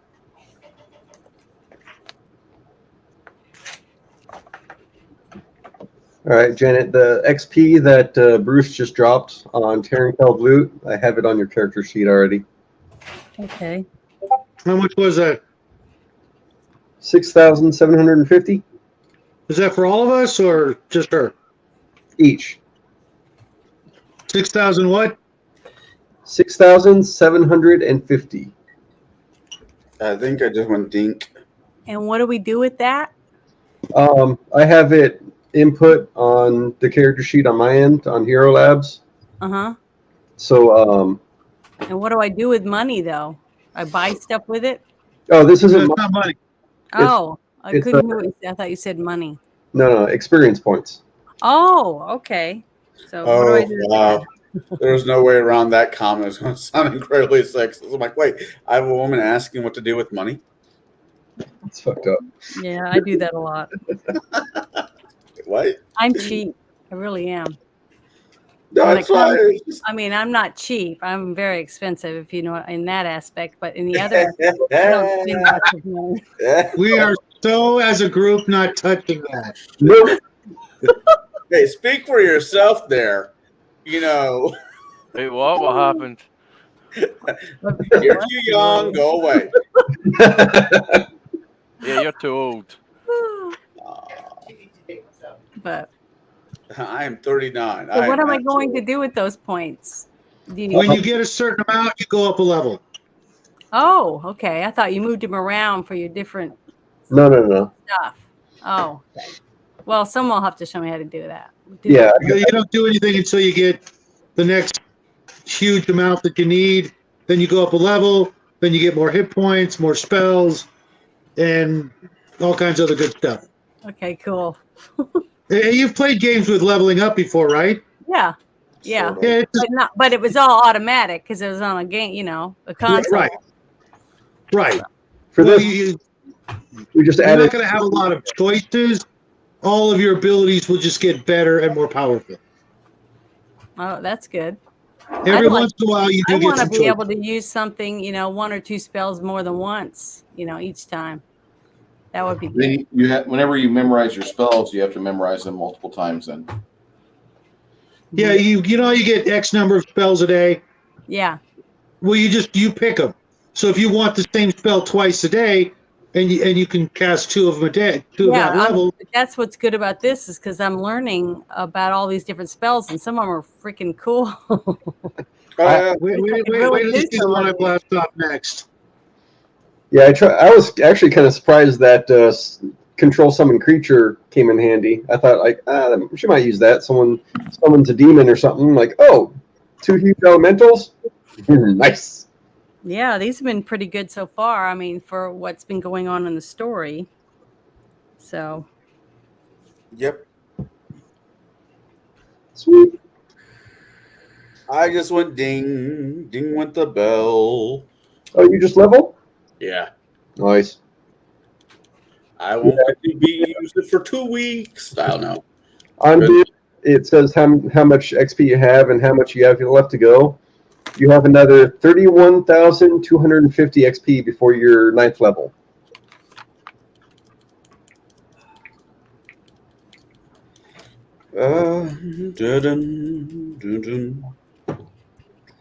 Ding goes a bell, ding goes a bell. I need a wizard. That's not the way Greg sings it. Well, Greg does it wrong. I don't know. No, he does. He does it right. I do what wrong? No, Greg. We're not talking about you, Greg. We're talking about Greg. Are you here at the table? Calm your tits. Yeah, Greg there. Ding, fries are done. What's he do? What do you do with a drunken sailor? No, that's a different song. Well, I have plenty of things you can do with drunken sailors. That's an entirely different song. All right. I need to roll a D6. And that's the only thing benefit I get for the next, 7 days? Yeah. That and your saves. Yeah. I rolled a 6. Nice. Dun, dun, dun, dun, dun, dun, dun. JROTC kids backing pass are useless civilian classmates on the way to Algebra 1. My dice live in the chrome. Hey guys, there's a new private chat up. Take a look. Uh-oh.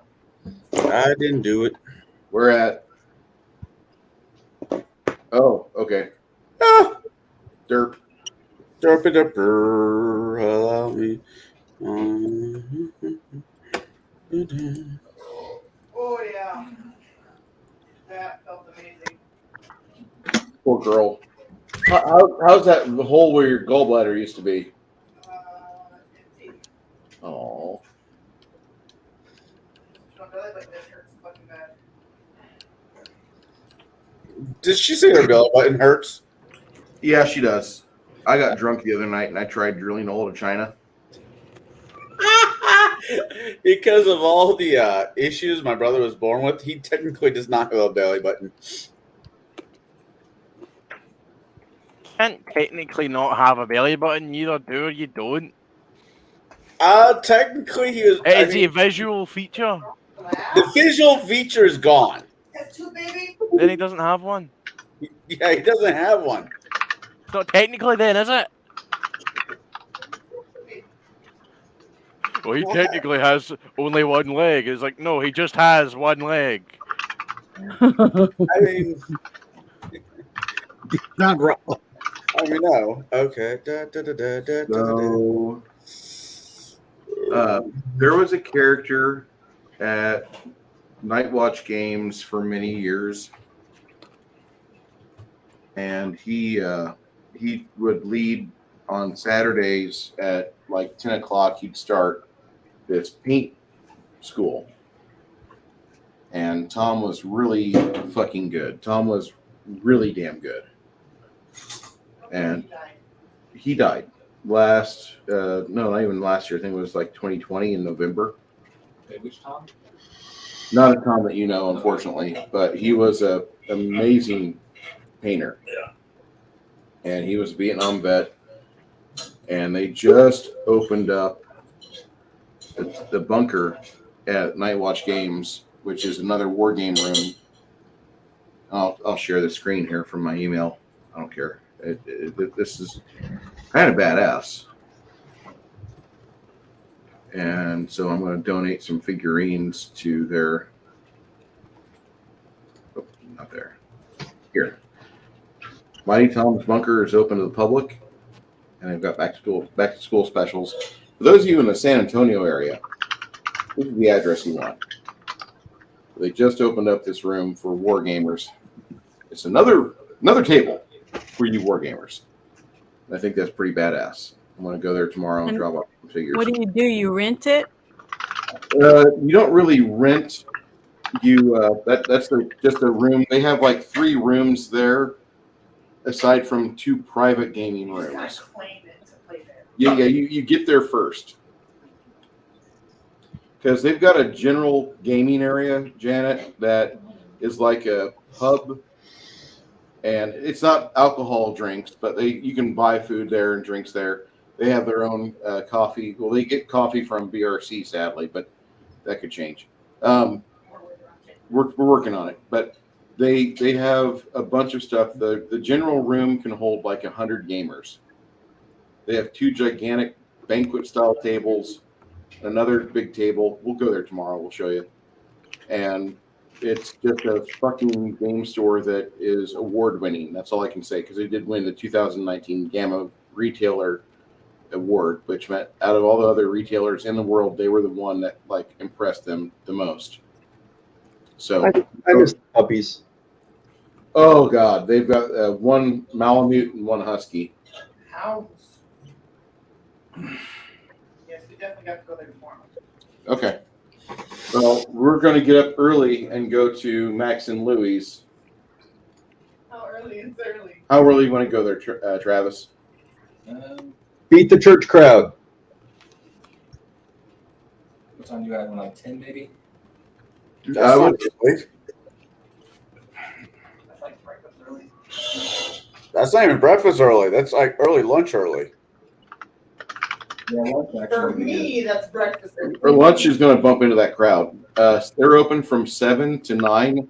When do you want to get there? Can we get lunch at like 11? Yeah.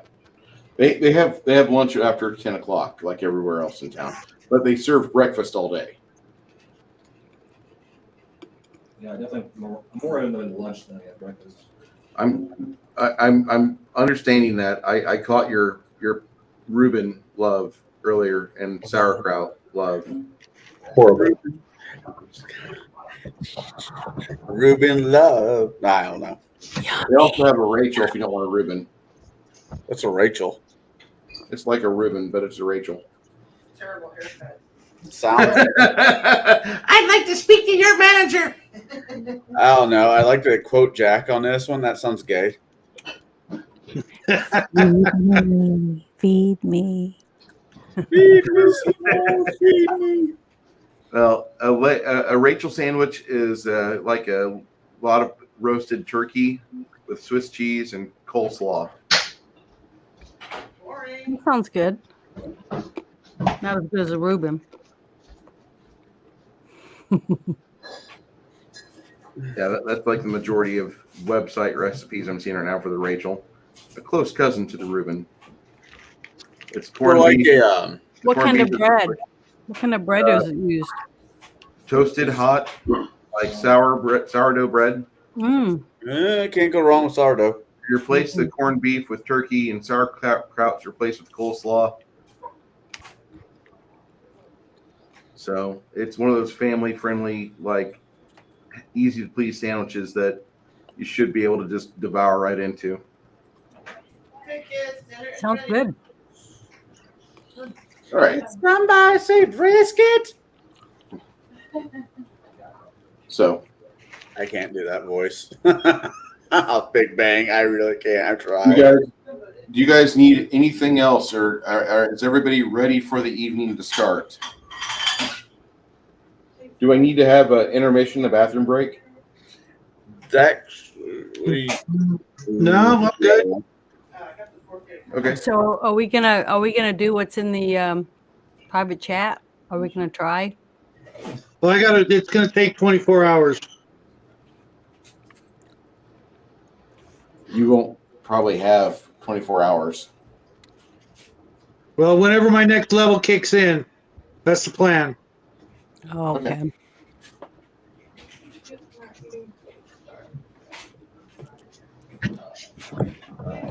Yeah, load up on food, you two. Wait, what's the spell? Oh, okay. Wow. Angelic aspect. Yeah. I'm always iffy on that spell. Yeah, well, think about it. I'm enlarged. I'm glowing. I start hovering above the gate and, telling them to, be gone. They cast detect illusion. They're like, oh, shit, it's not an illusion. They got a fucking angel on their side. We have an army. Well, we have a Hulk. Well, I think it sounds like a good plan. Now we got a She-Hulk.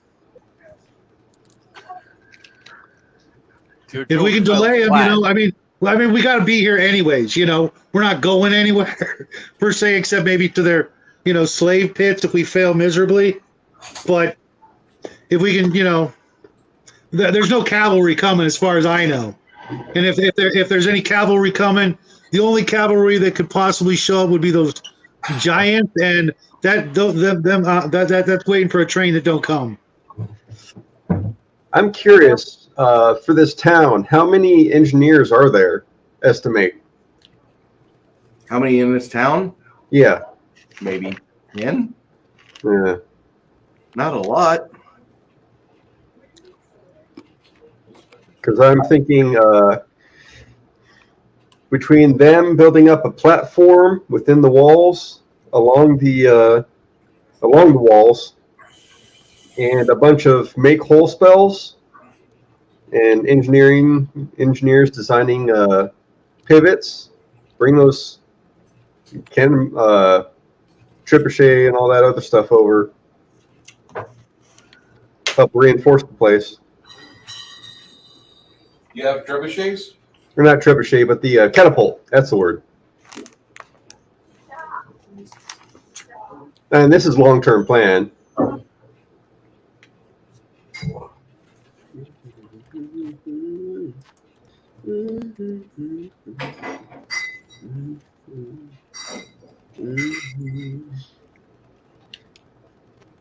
When they maybe repair those 4 holes, they can put a platform there too. Well, 2 of them are repaired via magic, so they're smooth and can't really tell there was a crack there. Nice. The other 2 look like they've had some extensive amounts of work done, but all in all 4 holes have been plugged. Their original hit points on that wall have been restored. Sweet.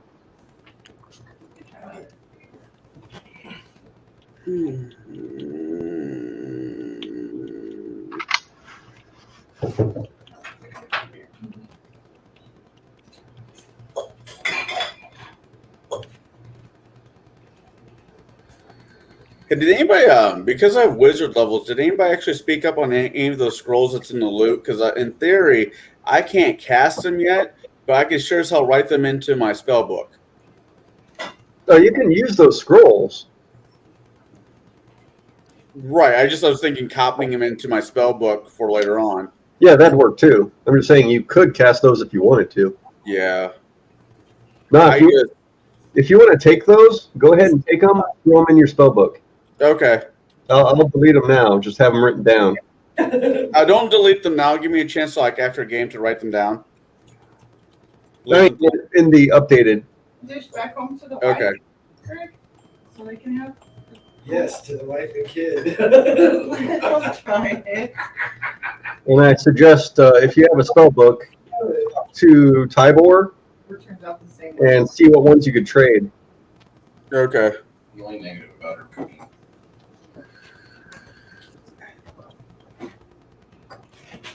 Well, I tried, but that doesn't mean it's gonna work.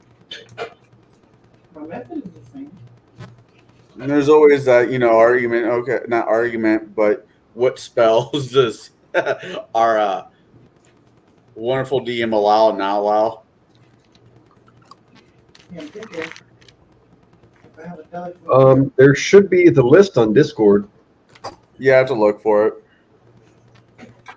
Go for it. The pins. I know that. It's in the freezer, I'm still in there. Okay.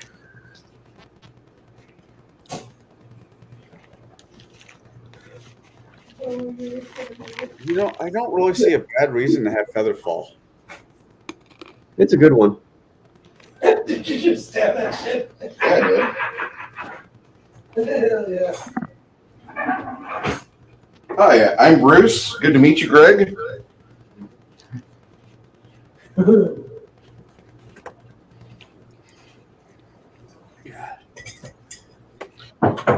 Okay.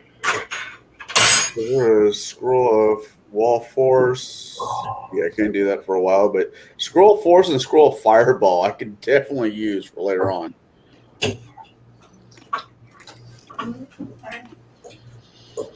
Yeah, the approved spell sources that Bruce has on the pinned is Core Book, Ultimate Magic, Ultimate Combat, and Advanced Player Guide. All right.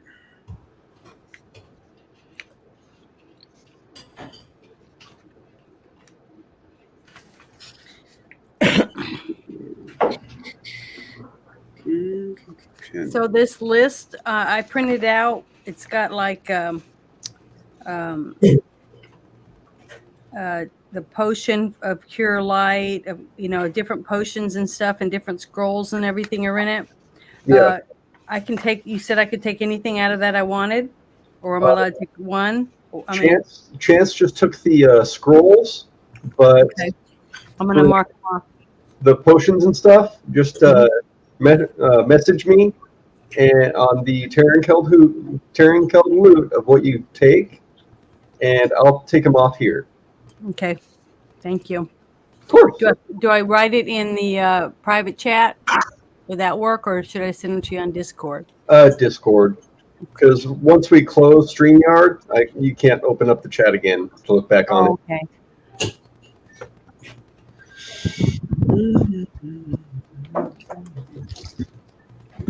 Oh shit! That beer almost. Don't kill beer.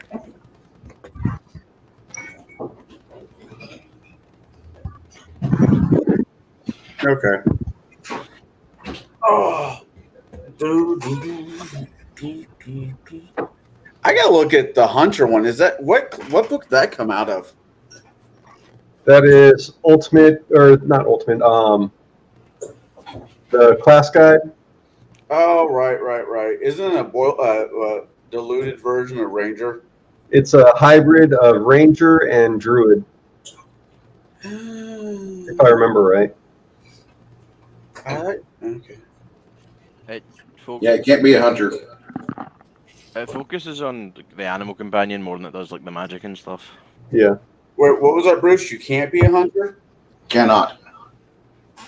I was looking at your pinned, and the classes are limited to Barbarian, Unchained, Bard, Cleric, Fighter, Monk, Unchained, Hunter, Rogue, Unchained, Paladin, Sorcerer.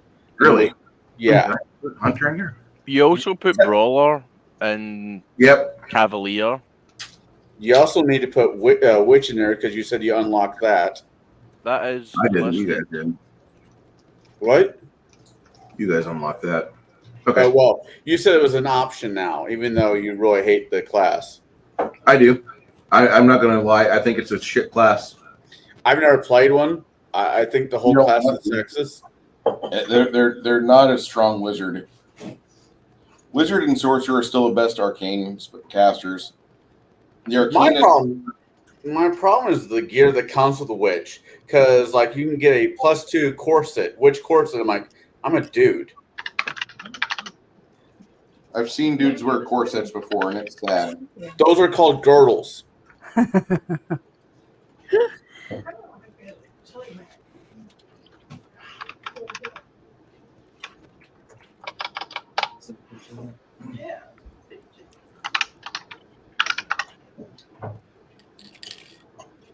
Oh, that's advanced. Okay. Yeah, damn it. Yeah, I guess you can be a hunter. It's a weak class, but I mean, if you want to go for it, go for it. I'm not. I'm just looking at it. I'm like, Hunter. I haven't heard of that one before. I don't allow anything out of that. The hybrid classes. I don't allow anything out of those books. The ACG is a weak ass player's book. I thought it was just all fucking dumb, to be completely honest. The Swashbuckler had promise till they detailed it, and the Arcanist is way overpowered to where it's like, nope, not even for NPC classes. I'm not, I get it.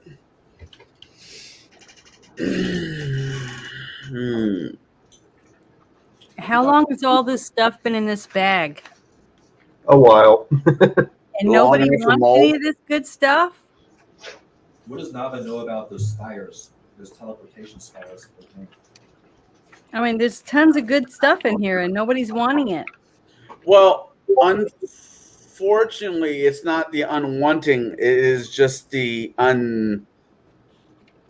As you continue playing, you will detail in more detail your character out, or you'll find things that you thought were cool just don't exactly work anymore.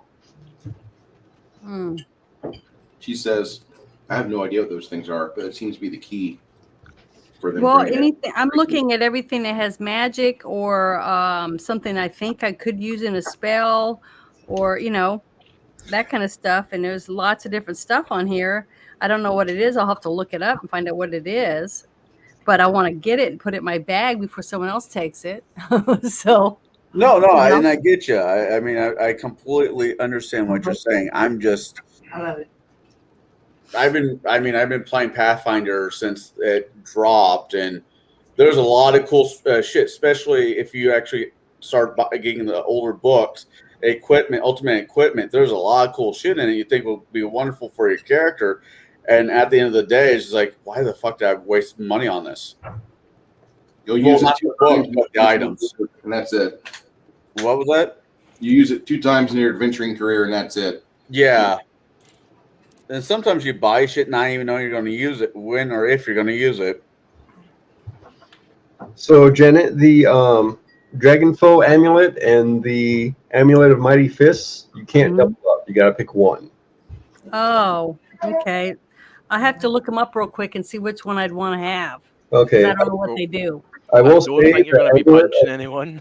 I will say the amulet of mighty fists doesn't help you. Oh, All that does is give a +1 attack and damage to a non-lethal attack, and you have gauntlets on anyway. okay. Well, then I'll take the other one then. Dragonfoe? Yes, I'll mark the other one off again. I was thinking that it was something like the bull strength that I would use and hand it to someone else if they needed it. Oh, no. Hey, That's what I'm Bruce, looking at all the that. spell I'm going to take is Crafter's Fortune. It comes out of the APG, which is on your list of being cool. Mm-hmm. Because I do have craft and bow and arrow making. Nava will help you with that, as that's a spell she actually has. Oh, so don't worry about that. Okay. Yeah. Hold on, Bruce. Gonna get the little puppy dog outside. She's not cooperating. Ooh, ear-piercing scream, which comes out of the ultimate magic. Yep. That's great against alchemical golems.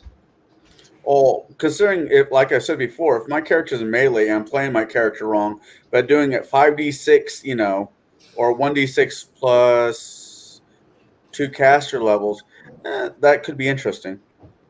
Hey, if you guys leave any food for us for seconds or leftovers, I'm going to be disappointed.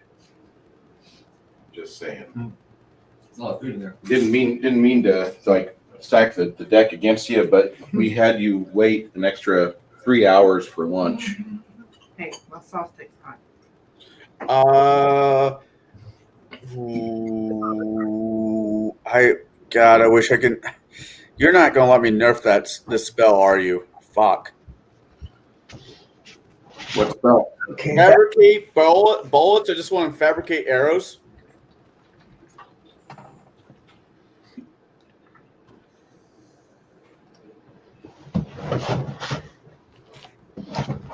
The Staff of Orcish Magic probably won't help you much at all, Janet. Okay, well, what is it? It's basically just a magic staff that allows you to cast some spells. Mm-hmm. That's likely something that we're going to break down and build into something else. Okay. It's a lot of spells, I guess. Bruce has the list of them. I forgot the list. And they're really not clerical spells. Yeah, no.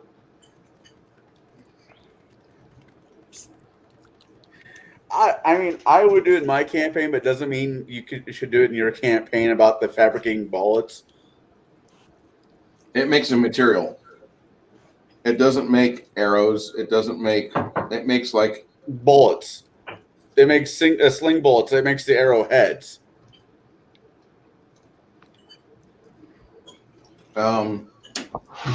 You convert material of one sort into a product. Okay, that is of the same material. Yeah. I'll find something else. Don't worry about it. If you want to make that, you can. That's AP. No, that doesn't work. No, I don't know. Hold on. I'm still looking. I'm looking at spells I can't cast for a week. Janet, what about the Amulet of Proof Against Detection and Location?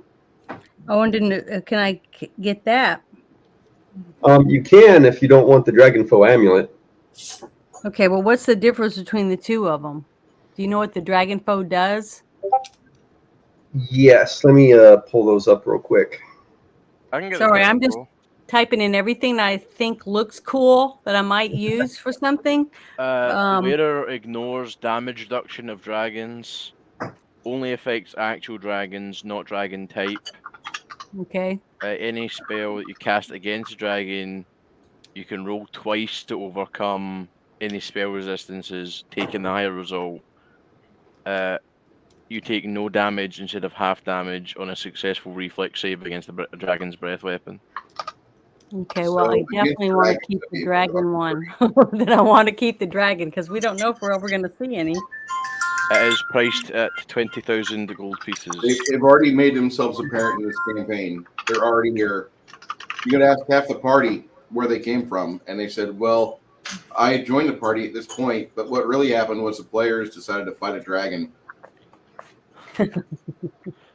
We went through random portal. There was a blue dragon there, and everyone else decided to fight it.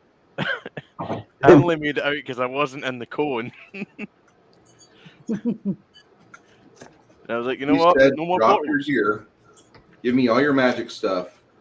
Half the party was like, we're going to have fun.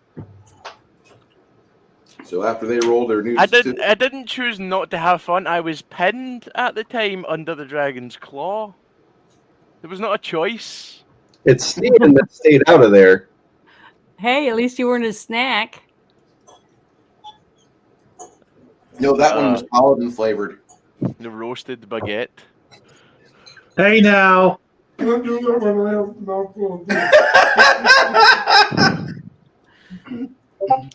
Brooke made the fatal decision that day to get rid of his paladin. I miss Brooke. I miss Brooke, but I definitely don't miss that paladin. Sound drunk?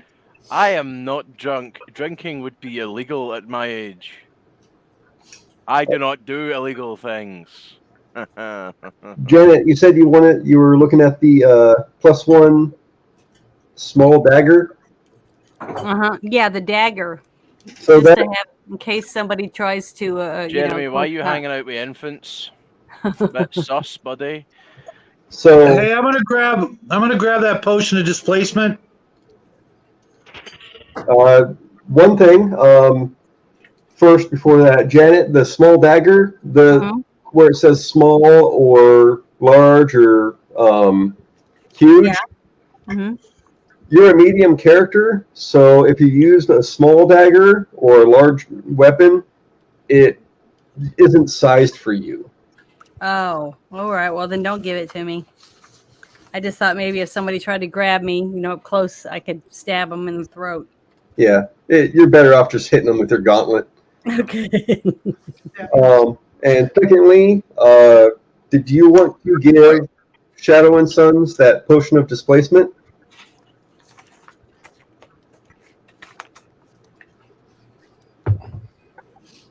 Did somebody already grab it? Yeah, I asked for all the potions. Oh. But Okay. I will give it to you if you really want it. I'll take it off. Well, the tell you what. Hang on to it, because I'm only going to use it if I use that other thing later. Mm-hmm. That way, because I'm going to become like a big, massive target, and what that does is it makes you look like you're like a couple of feet off to one side, basically. Mm-hmm. So they'd be aiming at me, and I wouldn't actually be where they're aiming at.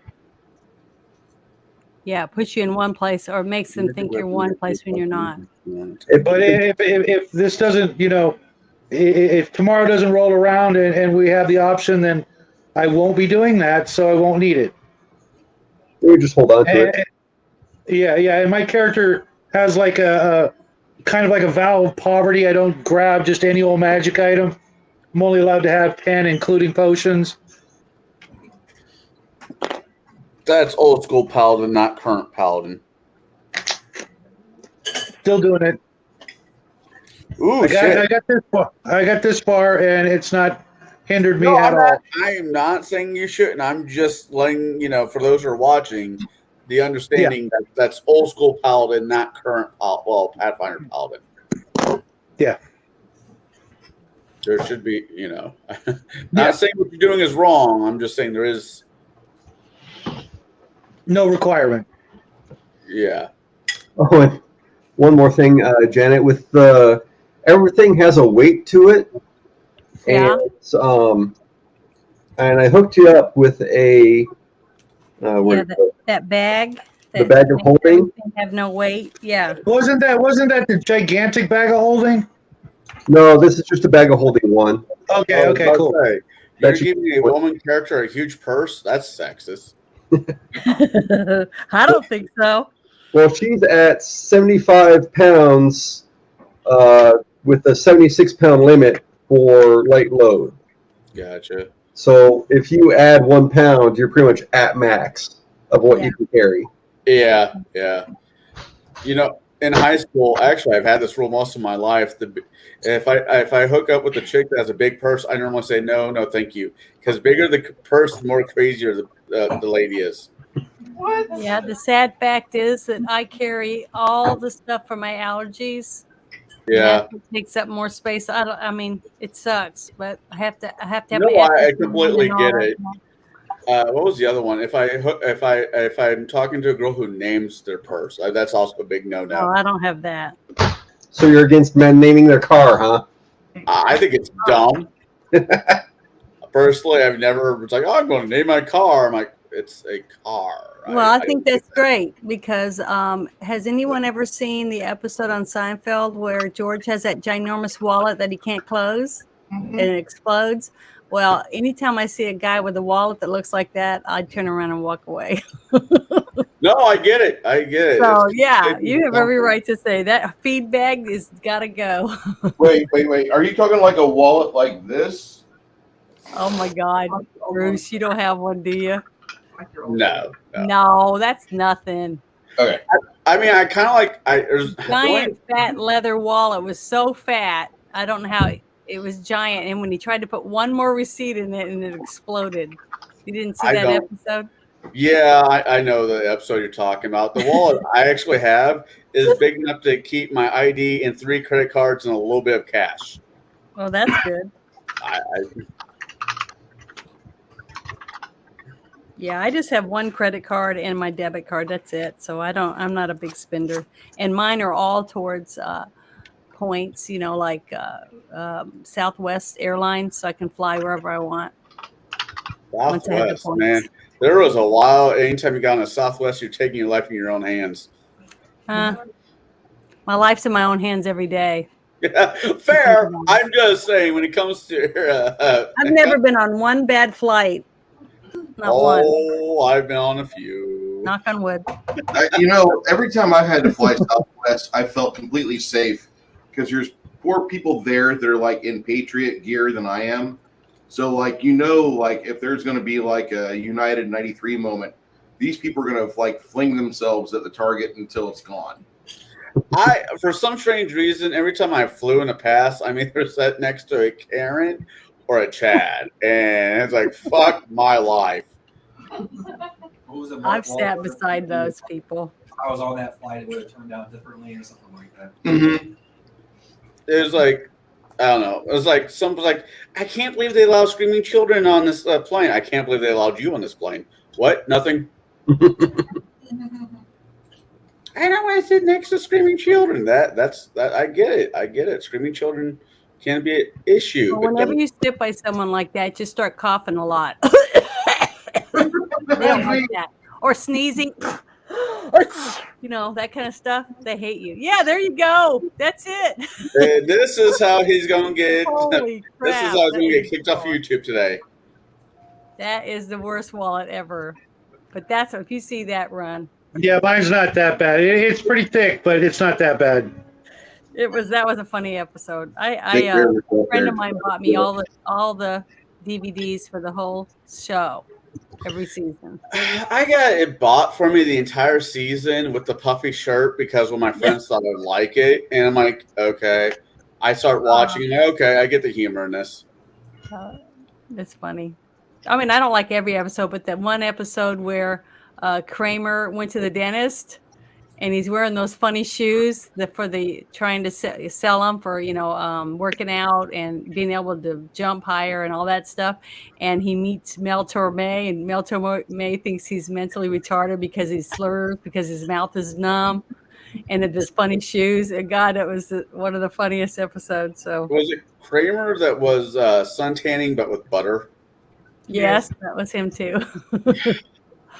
Oh, some of those, and the writers were just really good writers. I just was impressed with a lot of What it. gets me is the ending of that show where they all go to jail for being horrible people. I know, but that's typical. I mean, it's a show about nothing. Remember? Yeah. What about this? I'm like, shut the fuck up. It's funny. I don't know. I'm an asshole though too. So the most believable thing is everybody goes to jail for being horrible people. I get it. Bruce said I would have an empty purse after a week in San Antonio. Why is that? You'd run out of all your allergy meds. You'd be doing triple dosing. You'd hit like your aspirator or whatever it is, and by the end of the third day, like we have a friend named Chris who fled to West Virginia. That's me. And Chris can't handle San Antonio allergies and shit. And yeah, they're kind of rough. We got some Czechoslovakian people in the past. They brought over all their cedar trees. No, that's not where it came from. I don't like cedar. It's actually I love cedar. It's actually a juniper tree that grew along the coast, but because all the fucking hippies and environmentalists are like, oh, we have to not burn these trees down like they do naturally because all these animals moved into them. So because of that, these juniper trees, which are called Texas cedar, have moved all the way up to Oklahoma. You know, there's a show I just watched earlier this week. I watched it again from 1978 called Watership Down. Yep. Which is an amazing show about people and politics, but it's wrapped within rabbits and a wildlife prairie. Yeah. Now I know what you're talking about. The soundtrack is good. You watch that show and you understand that, like, no matter what you fucking want to do, nature's going to do what it does. So you've never heard joy until you've like had rabbits dying around you and they're screaming like babies. That's great. That's gross. I'm just saying, like, I had a couple of dogs that hated rabbits, and one day they got a hold of them, and I've never heard like a dog be so happy after you heard like a baby screaming to death.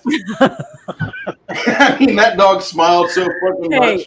I swear. Have you guys ever heard of an Idaho club sandwich? No. Okay, well, years ago, I don't remember what it was like. I don't know, 10, 15 years ago, there was like this really bad surge of jackrabbits in Idaho, and they were eating everything, people's lawns. I mean, there was nothing. So they started letting people like, kill them, drown them, poison them, whatever they could do to get rid of them. And so people were going out and putting up these little nets, like fences, and then they were rounding them up, and they were using bats, baseball bats, to club all these jackrabbits. I know it sounds terrible, but I mean, these were so many of them. They were jumping. They were past your waist. That's how deep it was. And so they made T-shirts with this rabbit or jackrabbit in between two slices of bread with its eyes, crossed out, and it was called the Idaho Club Sandwich because of that, being clubbed to death or whatever. I know it sounds terrible, but if you have too many animals, they eat everything and they kill out other animals because there's nothing to eat. So that was to try to quell this surge they had. But you could be driving down the road in the middle of the night. This is going to be gross, but the road would be covered with thousands and thousands and thousands of jackrabbits, and they're jumping and hitting the car, bam, bam, bam, on the sides of your car, and you can hear their bones crunching underneath your tires, and you're going like 2 miles an hour. So yeah, that's gruesome. You can hear them all squealing and so basically, Janet, you're talking about Hotel Rwanda but with rabbits. Yeah, basically it was terrible. Oh wow, it's awful. I mean, it's bad. What? Damn. Just damn. This stream Sorry. is why I don't have a Twitter account anymore. I was booted off Twitter for saying things like that. Well, We're I've talking been about, kicked like, off Twitter a few times. David, Jackrabbits. But that's what. So if you ever hear anybody saying Idaho Club sandwich, or that's what it means. Well, I was actually thinking about making a hunter stew. Not hunter stew, a casserole this week, and now I'm going to have to go buy some conies. Rabbits and ducks.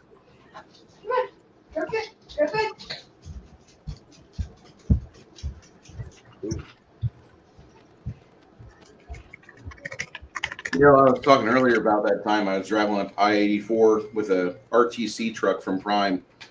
Robert's Toy Company is what we call it. It had a little penguin on the side. So all the trucks would be like driving on the northern side of the United States, getting frozen to death. And the day before, we were driving through bad deer territory in North Dakota, and you could hear the popping of the mule deer underneath the trailer tires. It was kind of gross, but the next day we got to a blue beacon and we had to power wash everything off the sides of the truck because it looked like we had ran through a crowd of protesters in Kenosha. I mean, it was like there was a lot of blood in those little like 40-pound animals. Oh yeah. All right. Are you guys ready for day 2? Hey, Bruce, I'm sharing my screen for a second. Oh, why, yes. This is what I imagine Luna looking like. Maybe a different helmet, though. You and her, Viking girl. I can see it. Well, she's got chainmail. And light. Need some horns. Need some horns. Need some what? Horns on the side of the helmet. Yeah, horns. Vikings did not have horns on their helmets. Jesus Christ. No shit. Oh my God, really? Do they not have horns on their helmets? That was on there because of a fucking that opera. That's the only reason. Yeah. This is actually more accurate. I'm just saying horns are cool, dude. No, It's not about accuracy. No, If you go to my YouTube channel or my, I have a video in my TikTok. I have a video of my friend from Norway, Jan, doing a toast called Hot Shot. We were drinking hot shots, and he's wearing his shorts. One half is American flag, and the other half is a Norwegian flag. And he's got his Viking hat on, and it has horns on it. And he's a Viking person, and he's doing a toast, and he's wearing one. So, I mean, okay. I'm just saying, he's from Oslo, is where he's from. Right. No, I understand what you're saying. It's just traditional throughout. It doesn't really matter. You know, it is what it is. But the only time horns were involved is when they were drinking out of them. Yeah, he has a lot of those too that he drinks out of. Me too. I even have a coffee horn. I have a horn. Yeah. So yeah, this is what I imagine for. If you want to go into Hero Labs, I'll send this to you. My coffee is getting nice and muddy. I still have any hot water? Nope, that's going to have to go back on the. Was that for me? Yeah. Or for the other girl? I don't know what her name was. I can't remember. Oh, K5 Gaming? Oh, Cat5? No. The Arwen or something? No. This is what I imagine for you. That's all. Oh, okay. That's great. I was looking at it, but I thought it was for this other girl that he was talking about that brought me in. No. Now, Yeah, that's she looks good more outfit. like a beach ball. No, you're talking about Nava. Varuk is told. I thought he called her Arwen. Arwen is not a beach ball. Oh, Arwen you, is- you were the one who introduced me in the game. Nava's the one that. Okay. I Arwen's could the one have that said brought you in, but Arwen for Nava's the some girl reason. that- She was a magician that floated up to the top of the tower. Yes, that one. Okay.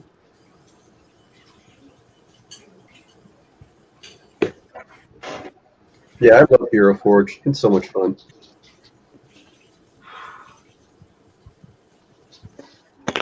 Okay, doke. So next day.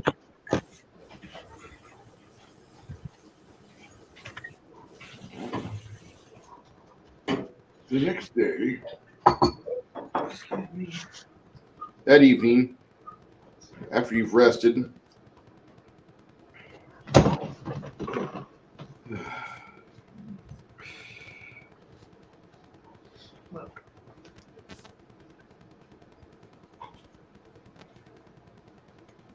you hear the mayor, Tom, says something to the effect of, I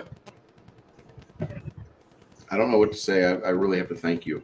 I have to thank everybody for being here to help us with this. We've endured some financial losses. There's a lot of things we've had to expend in order to keep the walls erect. And Dwarf, we really appreciate your holy spells that you've brought to us.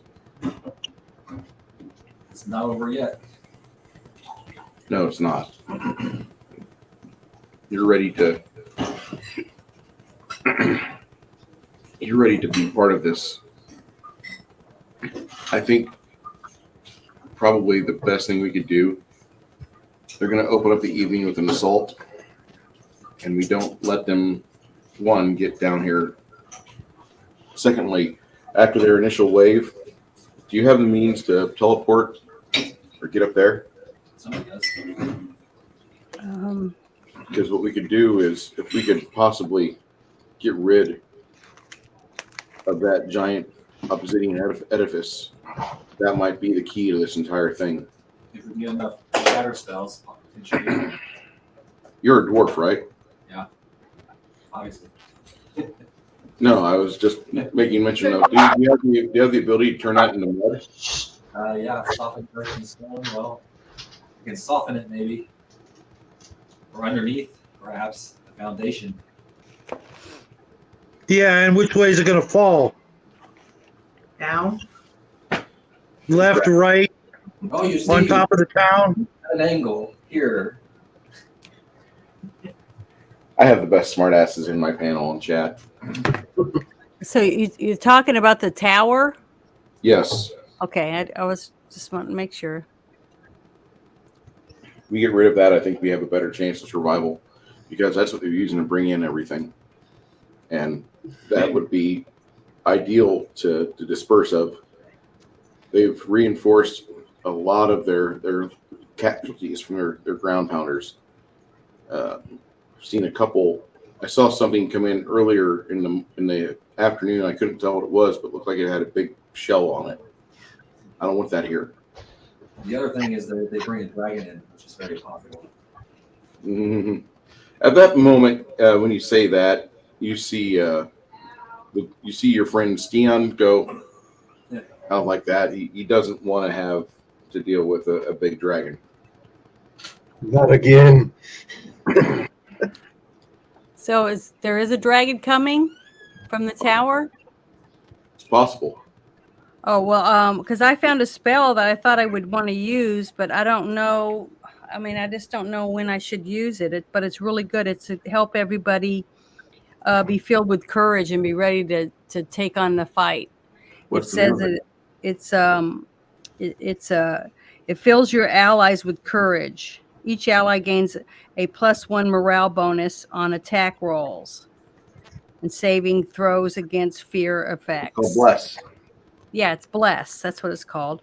And my range is only 50 feet. So anyone within my 50-foot radius around me would be able to be covered with this courage. So whatever we decide to do, which we haven't decided yet, to scale the tower or whatever it is that we're going to do to try to get rid of the tower, take the wall down, I want to use this spell to give everyone a boost of courage to be able to, be full of energy and at the top of their game when they rally in or whatever.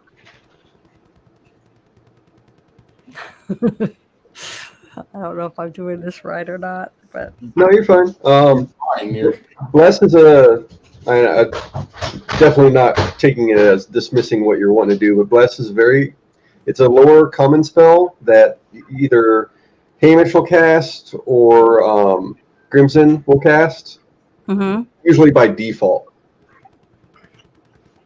Okay, what does that mean? Sorry. One more isn't going to hurt. One more isn't going to hurt. You know, whether it's on us, the townsfolk, the more of them that are out there, the better.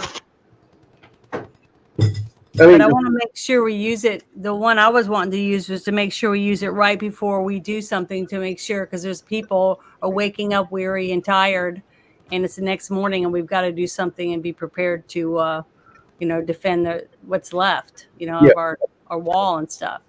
So I was thinking that would be a good spell to use on the people to give them back their courage. Whether it's for the people on the wall or where it's for the people that are going to go forward and try to do something with the tower. That works. So I think it's probably, I guess, whichever group is we're going to use it for, that's who I want to do the spell on.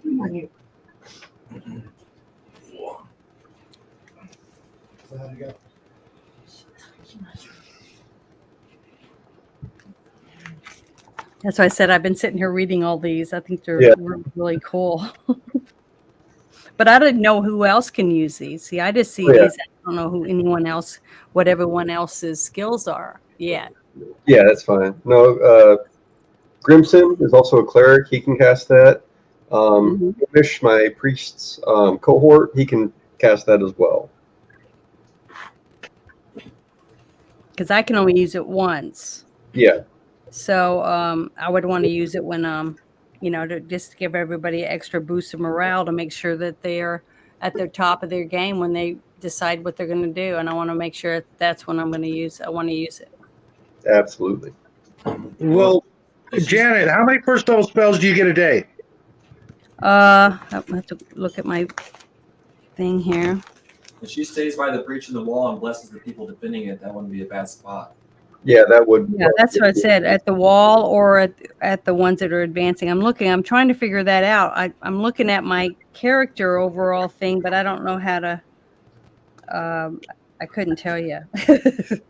Well, your 8th level, you probably get more than a couple first levels a day. Is what I'm saying. Yeah, but I don't know where I'd look on my sheet to know. Hold on. I've got it.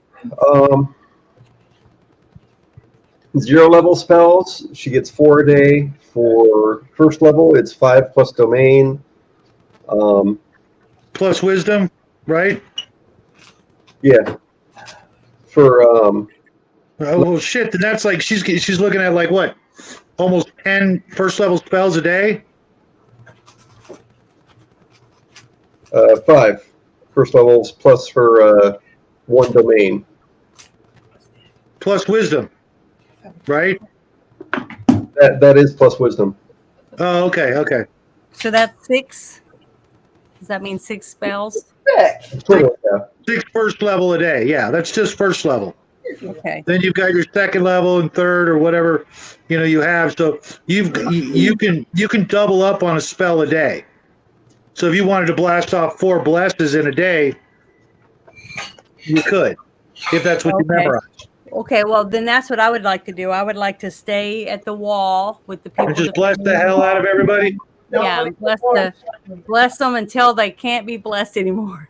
Because they gotta have whatever you guys are not able to stop at the tower that's coming towards us. We need to have a little extra go get them. You know what I mean?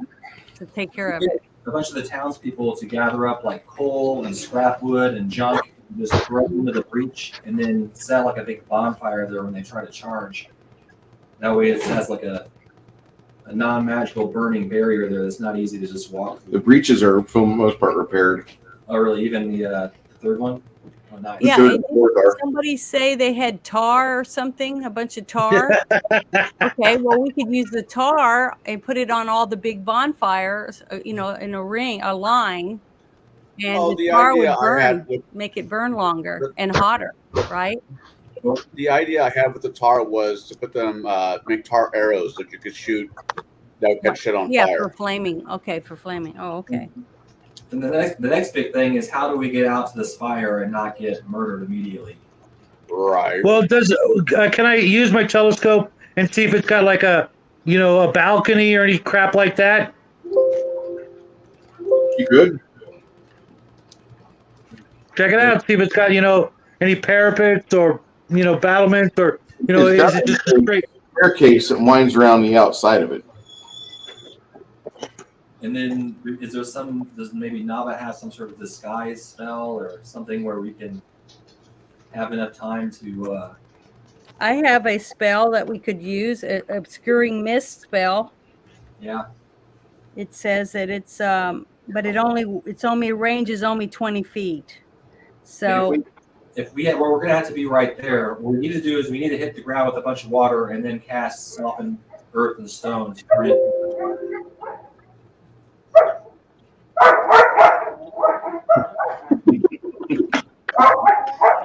My puppies. Guard dogs. They detected something. as I'm trying to understand all the stuff underneath, it says when misty vapor arises around you, it's stationary. The vapor obscures all sight, including dark vision beyond 5 feet. A creature 5 feet away has concealment. Creatures farther away have total concealment, and the attacker cannot use sight to locate the target. A moderate wind, 11 plus miles an hour, such as a form of gust of wind or wind spell, disperses the fog in 4 rounds. A strong wind disperses the fog in 1 round. A fireball, flame strike, or similar spell burns away the fog in explosive or fiery spells area. A wall of fire burns away the fog in the area in which it deals damage. This spell does not function underwater. But that's the only thing that I can see that I have that might be able to cover people from being able to see you. But then I can't be on the wall if I'm with you guys. Depends on how fast we can teleport in and out. Yeah. But I can't if we can use a telescope and locate a decent place on the tower that has a door nearby or a window, chance can get us there. Borrow my telescope, scope the area out, and teleport us in there. If we killed enough hobgoblins, we should be able to throw on some of their cloaks and kind of like get a little bit disguised unless we've got a spell. Oh wait, I there's something. It says, oh, that's not it. Never mind. Is Chance being voluntold? Yes. Just making a suggestion. No, I get it. Yeah, I'm just wondering if I'm like, this sounds like a whole lot of voluntold.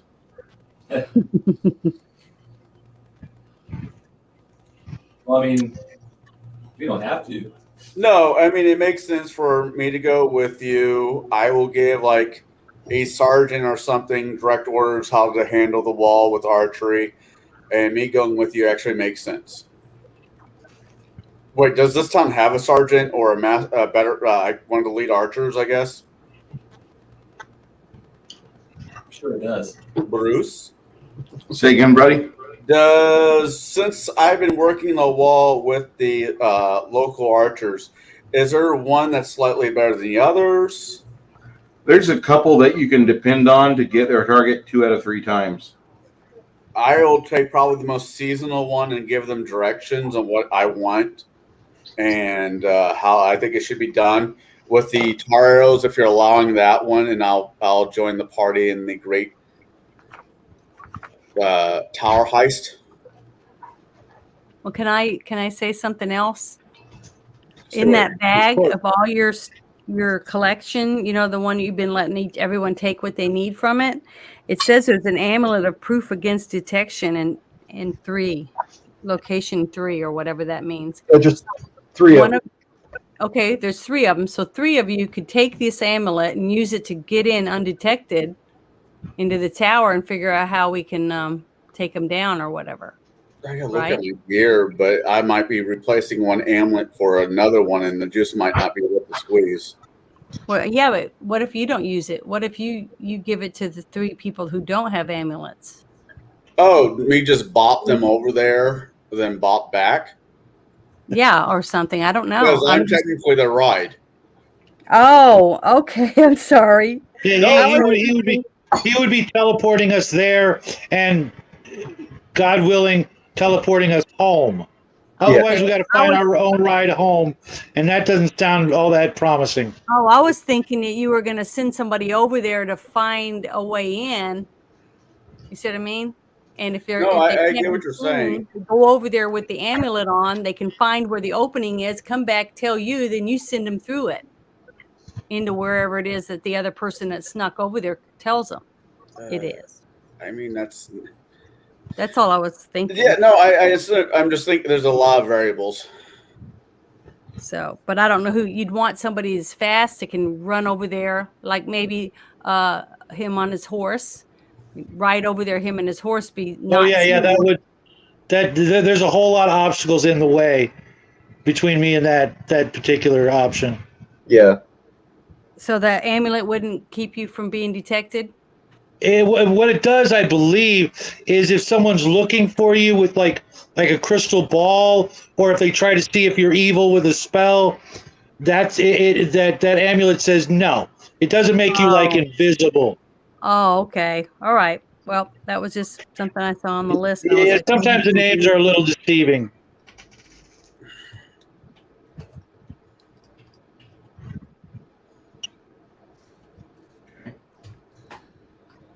About 3 o'clock, which is why you guys are awake and getting fed, getting ready to do some things.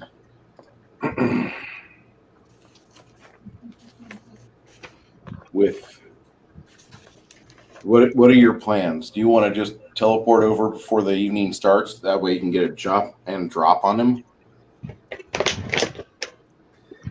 I mean, that sounds kind of like the best option.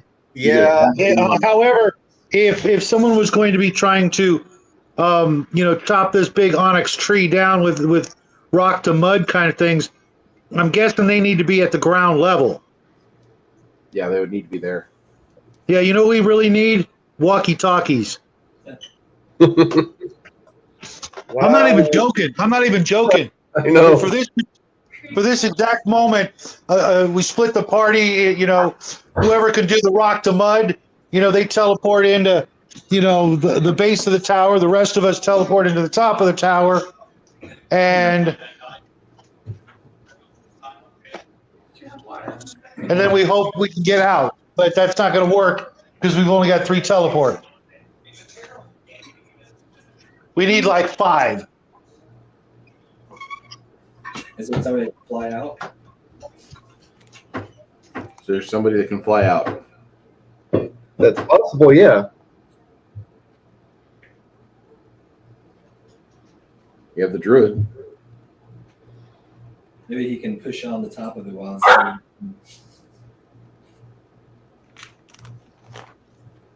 I can also summon the earth elemental to help displace the bottom. Oh, yeah. Nice. That's actually a great idea. So if we hit it with water, soften earth and stone, and then an earth elemental to push on it some more. Mm-hmm. I guess it depends on how many rounds it takes. The trick is to get the tower to fall on the army and not the city. I'm a dwarf. I know how to do it.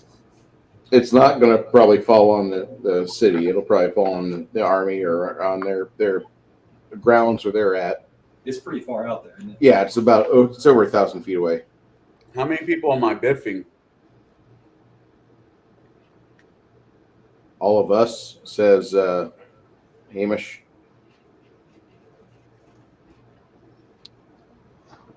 You can get over there and get a hold of that damn tower and soften the earth and stone. That would probably render their ability to bring in people immune, and their ability to want to be focused and destroy this town is going to be severely compromised. Okay.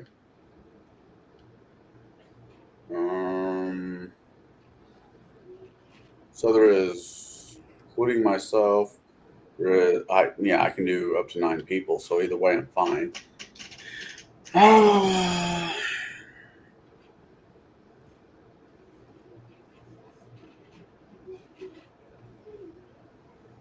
Yeah. Yep. So exit plan is to be right back out. Is it? Give us enough time to do all the spells and stuff to at least displace the thing and hopefully break it. So what? Teleport to the base of the tower and do a bunch of magic and then teleport out? Yep. Yeah. And Joe and I basically act as meat shields while you guys do your magic. That's kind of what I'm doing. That'll be you guys. Steen can do the summon and then help with the combat too. Meat shields are always good. See? Meat shields are always good. Yes. Hell yeah, brother.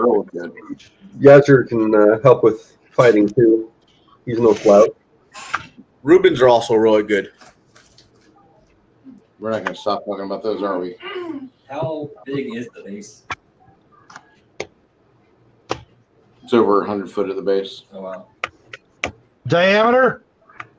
Yeah.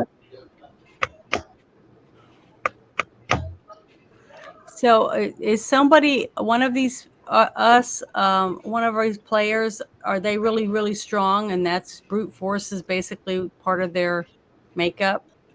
Yeah, that'd be me. Okay, so you have the paladin and you have the fighter named Grog. Okay, so you're both going to be teleported over there to do damage to the tower to try to damage it until it can tip over. That's surrounding the tower. Okay, well, because I have this bull strength, I could give one of them that right before they shoot them over there, or after we get there, if I go over there with them, and then it'd make them. It says that they become stronger. The spell grants them +4 strength, +4 enhancement, so they'd be able to use their brute force. Mm-hmm. I've also got destroy whatever it is. Tybor's got Bear's Endurance as well, which is con, but a little bit extra chunk. I'm just saying, if you guys need me to do that, I can go with you and I can do that spell on the ones that are going to do it. Well, I think that's minutes per level, is it not? Or is it rounds per level? Yeah, it's minutes per level. Yeah, you don't have to come. I feel like you just do it and then they'll be over there and then they can get straight to work. That'd be great. That would be that. I think that would help, wouldn't it? Yeah. Absolutely. I've still got. I don't know actually. Do I have a haste left? I'd have to lay my hands on you. I've got a haste left. That's what it says. Touch. It says that I have to put my hands on you to do it. Wow, we just went in C17. Awesome. Well, why wouldn't you? Oh yeah, I've been there for years. All right, so go ahead, do your thing, Janet, with the Indian individual. Okay, so what it says, will half harmless. What does that mean? Duration instantaneous. Yep. And so it goes off.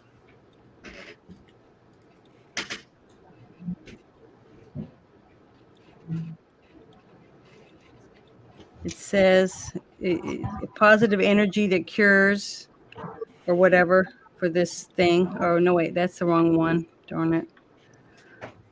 Oh, here it is. It says I have to touch them. And then it says the subject becomes stronger. The spell grants a +4 enhancement bonus to strength, adding the usual benefits to melee roll attacks, melee damage rolls, and other uses of strength modifier.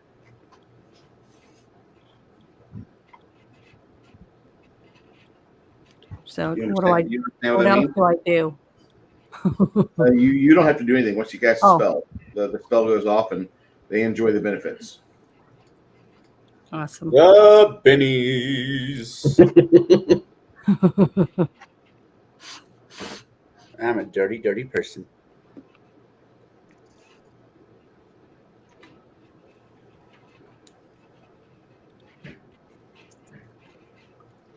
So once we get over there, we pop off a prayer, pop off a bless. Mm-hmm. Steen will do a summon large earth elemental. You might want to get working on the earth elemental as soon as you get there. Maybe you can hit us up with the magic, the buffs before we go, just so you don't have to be fiddling around with that crap. No, this is between multiple characters because Hamish will do. Hamish can do the prayer. I don't know if Janet or Grimson wants to do bless. Yeah, I do. I will. Free teleport, and as soon as we get there, as many people that can cast create water need to hit the base of it with create water. Create Waters not only does what was it, 2 gallons per level. That's going to be nothing compared to a 100-foot diameter tower. Yeah, no. Just gonna get us muddy. But Grimson, you're the one that does the Blessing of Fervor, right? Yeah, but in order to turn it, because if I use soften earth and stone, it turns wet earth into mud. Yeah, we're going to need more more water than that to turn it into mud. Even between all of us. You know what we could do? It's risky, but we could dump out our holding devices and fill them with water. That's true. Fill the portable hole full of water. Yeah, I mean it's a multiplying factor, but not by much. And that's how you get the portable pool. Instant hot tub time machine. I'm not upset. I'd be okay with that. That'd be a much better way to bring water.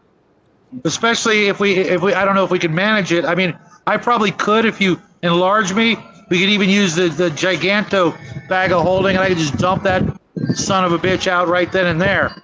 Yeah, that's a better idea. Oh, believe me, the portable hole will be plenty. And it would have the added effect of harder to get to us if there's a bunch of mud. All we need to do is teleport out. It'll be harder for them to run up and attack us. I think either way, this is still going to be a melee fight from hell. Yeah, they're gonna be on us like cheap on Kmart as soon as we get there. Because I'm saying the moment we drop, these are the recommended spells we cast. All right. Well, I'll definitely be casting Gravity Bow on myself for combat. And that one is that minutes per level or rounds per level? Let me double check. Come on. Money boxed. Gravity Bow. That is minutes per level. Okay, you can probably pop that the moment before we teleport. That's true. Yazir is going to do his mage armor and shield before we go.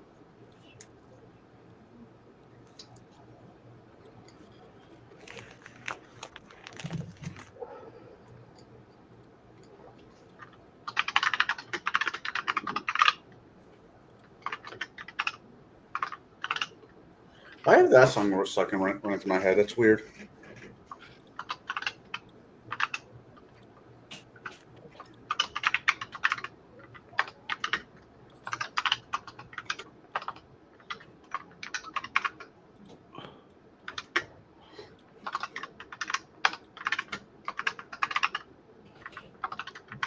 Well, the spells haven't changed. I'll deal with that later. Bucket.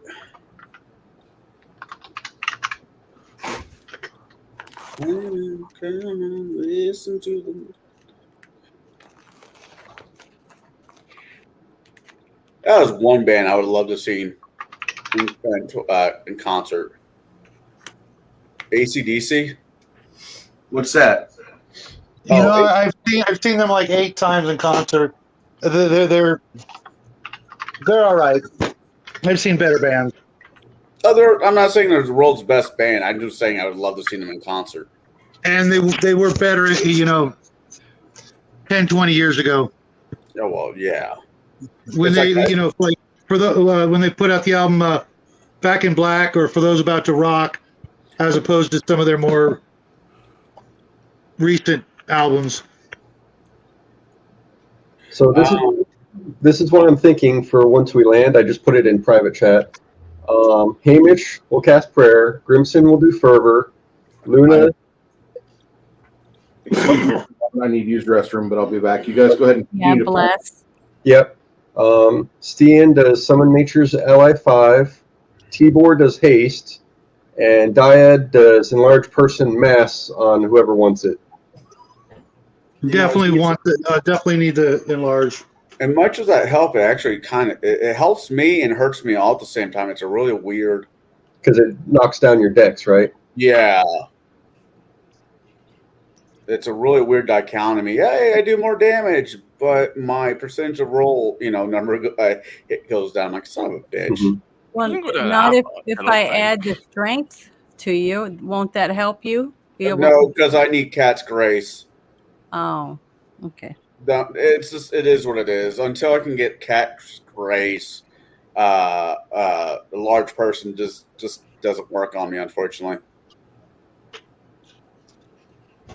It works wonders on me. Not to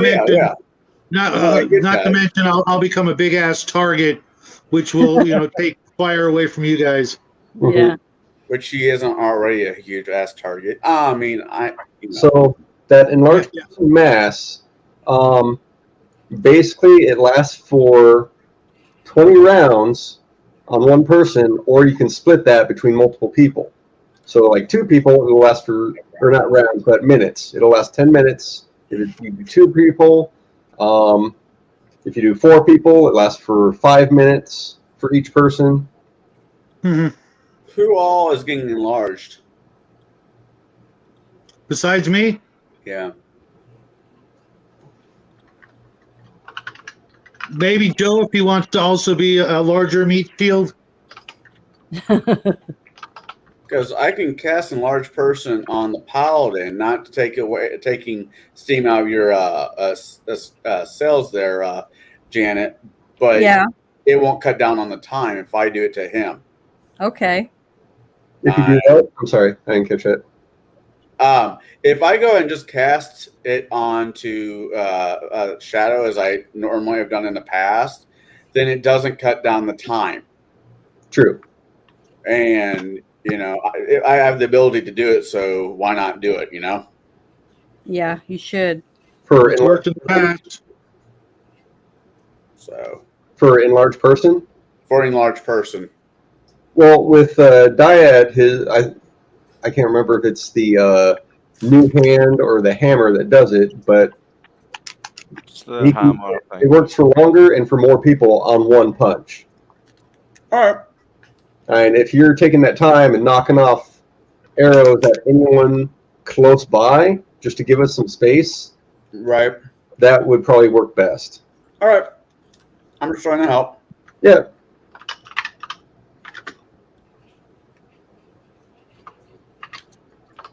For my spell that I get in a week, I went ahead and picked up Shield because it makes sense. Yeah. At first level, I'm like, ooh, I get another first level spell. Let's see what I can Shield. I was about ready to pick up Mage Armor and just drop all my leather. Mm-hmm. I'm like, no, maybe later.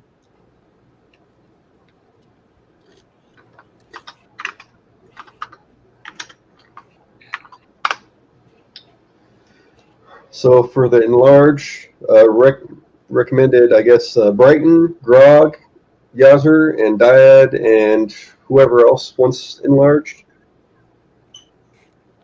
Too bad the dog can't get enlarged. No, animal growth works though. Yeah, I don't think I have that right now. Diminished spell casting.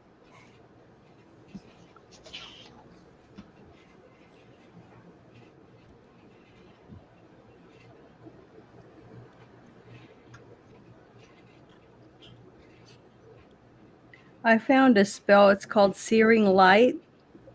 Yes. So if a creature does come from the tower after it falls over, I could use that spell on whatever creature comes from it. If something does, I mean, I don't know if Yeah. anything or not. I will say your melee is nothing to scoff at, just so you know. Because you have the benefit of being able to wield a bastard sword one-handed. Mm-hmm. Your attacks aren't bad either, especially with all the buffs we're planning. Yeah.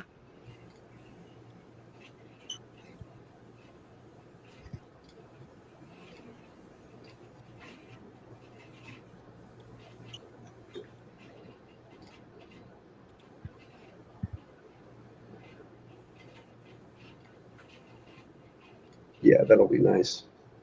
Because your attacks at a full action will be plus 15, plus 15, plus 10. So 3 attacks, and your damage 1d10 plus 5. Uh-huh.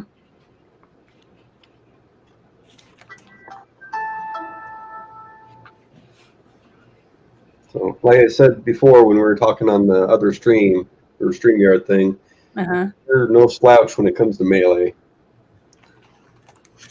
Yeah, because I'm very flexible. Yeah. Aerobatic. So that's good. But I just read that one, and it comes from the palm of my hand. So the other hand that I'm not using my sword with, I could use the Searing Light if I need to. Mm-hmm. Well, you do have the shield in the other hand, but it still works. Oh, yeah. Okay, I forgot about that. You know the problem with Searing Light is? What's that? It make you go bald and you lose your nose. Yep. Nice. I love Dragon Ball Z. The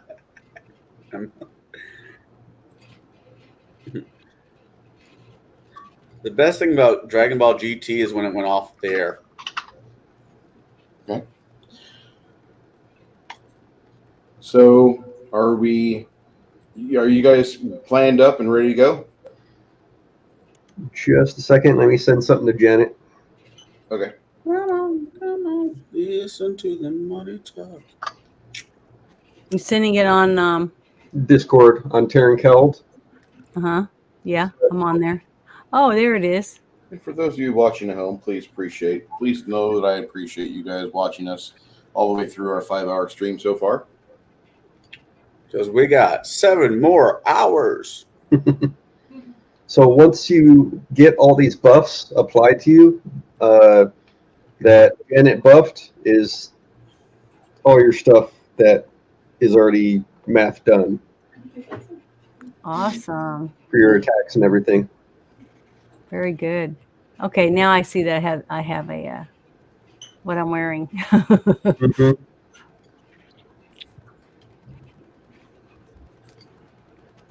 So yeah, once we land, do all those buffs, the Janet buffed one will be what you utilize. Okay. And I changed the spells a little bit since you wanted more bless, like pop a bless before we go on the archers, and then bless us on landing. Okay. I'm not going to lie there, Chris. I can't wait to see you do your version of Ghost Rider while you're grappling somebody. Burn! Sinner! Nah, I'd be like thinner. Okay. So we got our plan. So somebody's casting Bless. Luna. Somebody's casting Prayer. Hamish. I am casting Gravity Bow myself, and Blessing Forever is going to go about ready to pop. So, like I have on private chat, spells on landing, prayer is going to be cast by Hamish. Blessing of Fervor is Blessing of Fervor is going to be cast by Grimson. Luna's got Bless. Stian will do the Summon Nature's Ally 5. Tibor will hit haste, and Dyad will do enlarge person on those 4. Yep. I am not going into work today. Y'all can fuck off. Well, what was the one underneath there that says enlarge, brighten, grog, yaz? So Dyad, with one of the things he has on him, he can cast enlarge person mass. Mm-hmm. So those 4 will be enlarged. They're going to be put one size larger and a bigger target. Sweet coffee. And that will last for 5 minutes for each of them. Okay. How many melee rounds is that? A lot. 5 times 6. Okay. 30. A lot. Okay, cool. All right.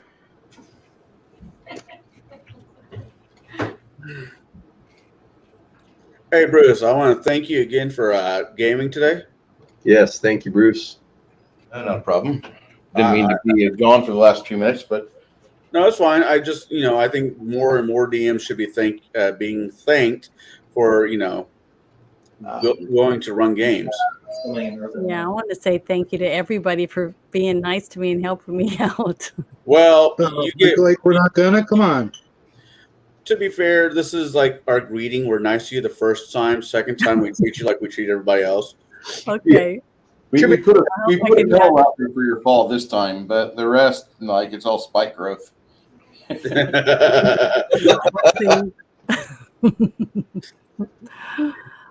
I'm excited to see how this turns out. Giggity. We're all gonna die. So I'm assuming you guys want to teleport over to the encampment where Kosruk and her legion is at. Right at the top. I'm gonna hit myself with the bull's strength before I go. Sword out, shield up. Bang, shot, boom, boom. Pretty much. Oh boy. Did I hear you right, Chris? What was the last thing you said, Chris? What was the last thing I said? Said you're teleporting right to the top? Teleport at the base of the tower. Okay. Does this thing look like the thing in Washington D.C.? Can't think of what it's called. Washington Monument? Yeah. Thereabouts, I think. Like I thought this tower was round. Okay, this is kind of roundish, but not really. Oh, okay. It's like a burrito, but it's not. So it's a taco. No. This is really like a big, like a rook, 100-foot diameter piece. Oh, and you're saying you're teleporting into the base of the tower. Okay. Let me get this organized here. Yep. Does it look like a big rook? Yeah, it does. It looks like a squat tower, but it's about 50 foot tall, maybe 75. And she's not there. I like Arwen, but she's not there.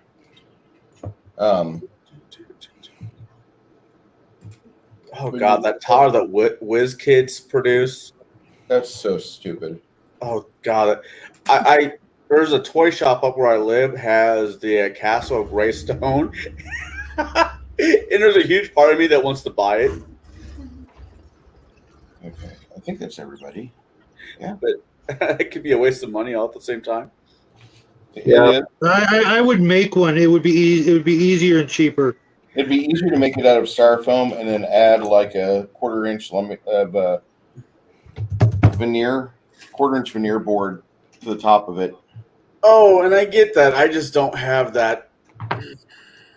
As a matter of fact, Jackie and I made like a 2.5 foot tall lighthouse out of XPS foam with 3 separate levels. You can play inside it. It was a lot of fun, but it's a lot of work.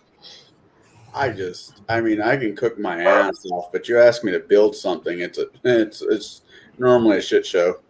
Well, if you actually watched our channel, It doesn't help. You can sit right next to me. If you actually gave Shadow and Son the time he's due, you would see the work that he has done to try to help people like you out.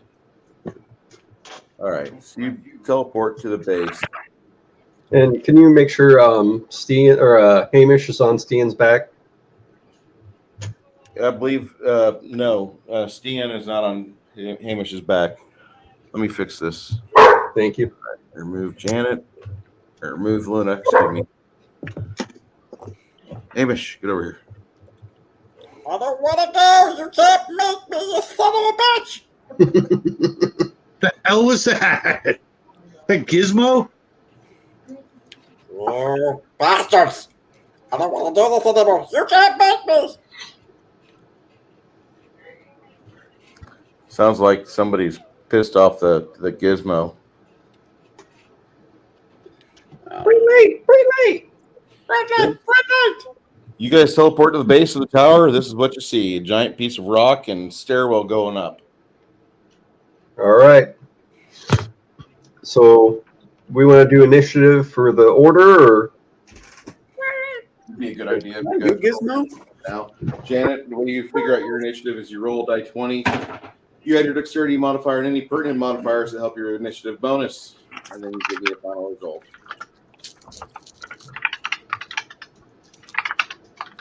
I'll have to watch 11. 19. Nice. What's your modifier? 9. You go first. But we're up there. Hi, puppy. And that's Steen 2. Yep, Steen's just after Chance. All right, you got an initiative modifier of what? 2. Okay. Anybody over 19? What's that? Anybody over 19? Anybody roll over initiative of 19 plus? Oh, was I supposed to roll dice? Yeah, Yeah, all of us. 20 That's sided, roll- Janet. Which one? roll 20. 20. And add your dex modifier. It's like we're in an auditorium. Which dice is it that I roll? The 20-sided? Okay, hold on. Let me get the box. Yep. Sorry, I'm slow. No, you're fine. You'll want all those. real I just quick. have an 11.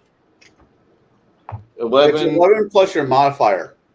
I don't know what that means. Your dex. What's your dex? It's +2. Plus 2. Okay. Okay, sorry. I was. No, you're good. 13. Joe, what did you roll for initiative? 14. Yeah, I was about to say, don't apologize for anything, Janet. You're still new to Okay. this game. That's all right. But next Travis, time- what did you roll for initiative? And Shadow and Sun, what was your initiative? 11. 11. What's your modifier? That's with my modifier. What's your initiative modifier? 2. Okay. Janet, what's your intelligence? Pardon? What's Janet's dexterity? Luna, what's your dexterity? Hold on. Your modifier's His modifier is +2. Did you have a 13 or 14? 14. what is it, Lassie? Is Timmy in the well? Those aren't my dogs this time. So you need to know my dexterity. Yes. 14. 14. Yeah, that's And I need to know Brighton's dexterity. 14. Janet, what's your intelligence? My what? Intelligence. 15. That's a third. What's Brighton's intelligence? 18. Okay. All right. Grog, what was your initiative? Nat 20. You got a nat 20? Okay. Okay. You son of a bitch. You have to outdo us all. You've got a die right there, so. I'm just, calling the way I don't see it.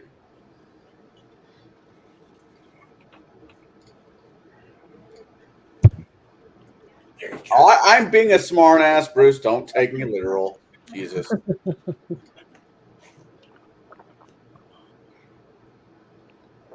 Okay. As you guys are teleporting in, Grog, you see what appears to be like about 200 to 300 foot away. There's some living quarters area, and it looks like some of the hobgoblins see you guys teleport in. They're not near ready. Like, Charge. It's charging time out for to them them. to go keep themselves. But Don't run away yet. You heard the plan. big tower. This is like when Hulk gets faced with fucking Searcher and I'm sticking with the No. You'll want the buffs first. the Searcher, and He's like, but giant monster. come on. Just wait. Just wait. Big fig. Big fig. So did I get Not yet. okay? No. Did I hit it? Yes, no? Okay. Well, I'll wait till that happens to charge and kill shit. Okay, that'd be nice. You guys will start making your way up this giant spire here. This thing's friggin' huge. I kind of want that tower. I'm not going to lie. I don't want to paint it. I kind of want the tower. I don't know. I have no life. None of us really have a life. I don't know if you realize that or not. I'm not like you. I just work. Joe says that, and then one day he takes an arrow to the knee. Who did we have to that wasn't casting anything, that was dumping out the portable hole water? Me? Okay. So on your turn, you're gonna open that bitch up and. Yep. So we're not actually going inside this thing. We're trying to tip it over, right? Tilt it off kilter. Basically. Okay. Yeah, even though that's where all the treasure is. Oh, it'll still be there. It'll just be tipped over and nothing really coming out, from what I understood. Well, I don't know. I mean, I live in California on the San Andreas, so I kind of have a different perspective on what's going to happen when this thing, does topple and pulls its ultimate leaning tower of Pisa. Everything inside is going to be destroyed unless it's made out of steel. And then it'll just be bent. It's all right. I got make hole and all that stuff. Okay, because if there's a holy sword in there and it comes out looking like a J or an L, I'm going to come talk to you. That can be fixed. Okay. Even if it's split in two, it can be fixed. I promise. There's no such thing as a holy avenger in this campaign, Chad. I'll let it go. There can be. Yeah. I want to Sacrilege. How do you have paladins and no holy swords? Because that's just freaking lame. Same way that you have same thing as you can have bards, but no mimic glory holes. Yikes. You see the hobgoblins starting to get their forces together over about 300 foot away. And you see coming down the stairs. You guys are like, give you an aerial shot here so you can see. There we go. Ooh. Wow. Something's huge. And that's all spiral staircase going all the way up to the top. It's all difficult terrain. Don't think about charging up around the stairs. Chopper. Get the chopper. Go to the chopper. I need to go grab some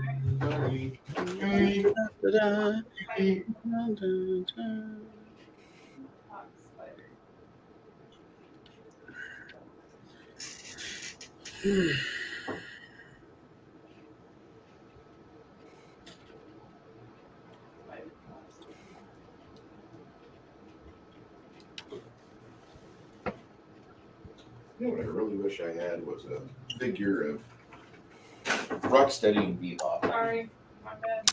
Good. Rocksteady and Bebop? Yeah. With the 3D, all the 3D, you have fucking Skeletor. You can make this happen. Hey, Bruce, did you make it over Dollar Tree yet? Shit, no. Damn it. What's a Dollar Tree? They've got He-Man figures. What? One at a time? He-Man figures for $1. Awesome. By the power of cheap ass, we have He-Man. Hold on. Let me show Connell. So he. You sure it's not Wazé Man? Because Dollar Store they might be like some sort Bruce, of like Bruce, blow me up. Okay. Oh shit! Here you are. You're the nipple. Wow, it's Skeletor. Yeah. They have others, but I knew Bruce. Probably would rather have one of these. Right to scale it. He would be a large beastie. Hold on. Bruce, this is a 28 millimeter Doc Savage. So he's about 32 millimeters tall. That's a enlarged person on Skeletor permanently. Yes. Nice. It's a lich. It's amazing. Yeah. So if you can't find one, Bruce, if you can't find one, I'll save this one in the package. I'm sure I'll be able to find another one. And the Masters of the Universe. My name is Adam, and I'm gay. and they also have He-Man and a couple of the other characters that go along with it. I don't know. I never watched that show. It was, There was a lot of people that thought that show was gay, or they thought that. No. I mean, it was the age thing. I'm, 8 years older than you. When the 2000 version of He-Man came out, that truly was the best He-Man. I haven't seen it yet. I'm trying to badger Garrett about putting it on a server because I need to see it after I watch the Wormhole. Yeah, no, it's the 2000 version, quite frankly, is the best He-Man version. He-Man's uncle. Yeah, I don't have a problem with the fact that Skeletor is He-Man's uncle. I mean, whatever. It's not the first time we've had War of the Roses. Dude, He-Man's dad was a fucking stacked motherfucker. Everybody in that world is a stacked motherfucker. Not really. Man-at-Arms just had that armor. Yeah, but Ramhead or Ramsram or whatever the fuck is fucking fucked up. Ramhead was a blueberry donut. Yeah. A blueberry, muffin with armor on the top half. Was it Moss Man? I like Moss Man. I just thought that show was cool. And I mean, when I was a kid, you look at that shit, then you go lift weights. I got to do all my exercises, 3 sets of 10, and you do that, and like you aspire to become like that. That was what you wanted to be, because here were some old wrestling figurines, and they repurposed them for Masters Universe. It was badass. No, I get you. I'm not saying you're wrong. What was it? I have a picture. Was it Conan sitting in a throne, and all around him are just the heads of all the He-Man villains, with not She-Ra. Who was his? It was Princess Adara and Conan / He-Man. I can approve that message. Yeah. Okay. You see some Minotaur men coming down, or Minotaurs coming down the stairwell here, and Grog, it's your initiative. You want to wait for them to come down and pounce first? Okay. Don't let them charge me. You're within range of everything. How long is it going to take me to empty this portable hole of water? You didn't get an large yet? Nope. As you charge one of the Minotaurs, the Minotaur sees you and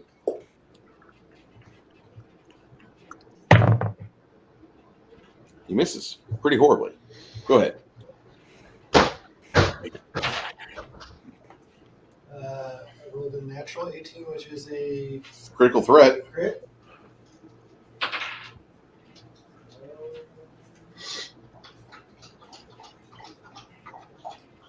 17 plus 9. Is that okay? Yep. Alright. Increase your threat by 1. Alright.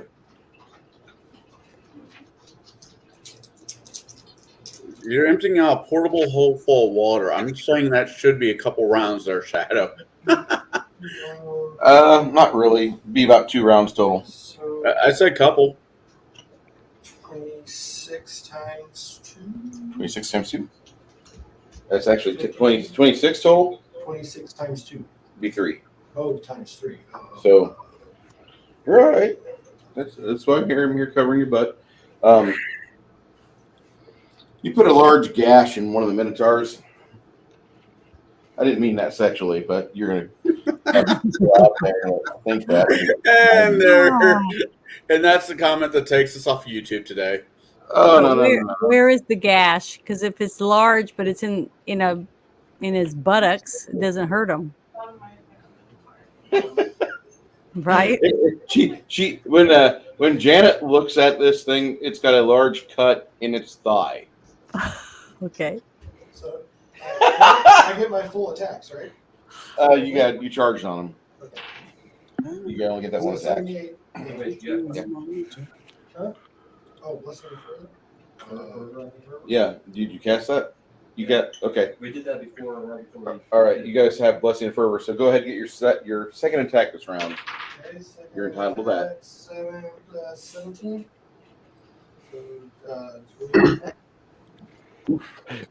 You take your on the backswing, you let rip with all of your might, and you hack its kneecap and everything below off.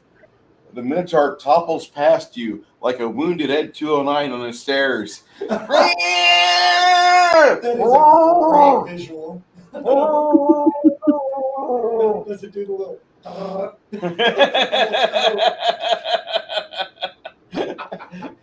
You stand there in the blood like, ah! Nobody suspects you're evil. What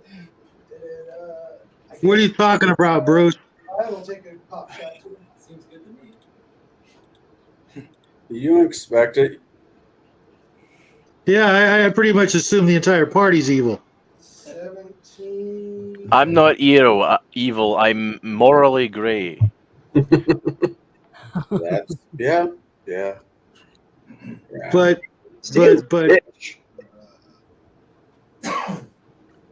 I hope you guys enjoy today's game. 29? 9 to hit is a hit. Okay. All right. 9 damage. Second attack. Nah, he hit the second attack. All right. So the next guy got a arrow to the chest. You recall that whenever Arwen introduced you all to Luna, afterwards Arwen came up to Vlad. She's like, "Hey, Vlad, how you doing?" She grabs him for a hug. This is a big. This is like your atypical '90s big titty goth girl for a storyteller game. Do we have haste on us? I didn't know DM Jams was here. Does haste and blessing the first stack? Yeah, they do. Yeah, the thing is that whatever morale bonus is higher is going to win. Okay, so I have another. You see. No. You only get those 2 attacks because you charge, which is considered the full round attack, and then you have. Oh, okay, my bad. I'll do them both. But whenever you get back to town, you owe Arwen a date, and she's going to train you a little bit on your bow because your bow use is, well, anyway, she's going to take you out for a while. 27 hit. 27 hits. Okay, 5 damage. Is that a level thing you unlock every so many levels there, Bruce? What? Training on bows and stuff like that, is that something you unlock? Yeah, you guys top out at mastery. Unless you're a fighter, you're not going higher than mastery. Sorry, kids. I'm a fighter. No, you have to be like higher than a 9th level fighter to go further. Gotcha. For what? For high mastery, you have to be like 9th level fighter plus. I'm 9th level fighter. Everybody else tops out at mastery, which fighters get open to them at 6th. Everybody else has to like work harder longer to get up to mastery, and that's where they top out. Fighters get up to grand mastery because they've got big dicks like that. That's fine. Let's see how it is.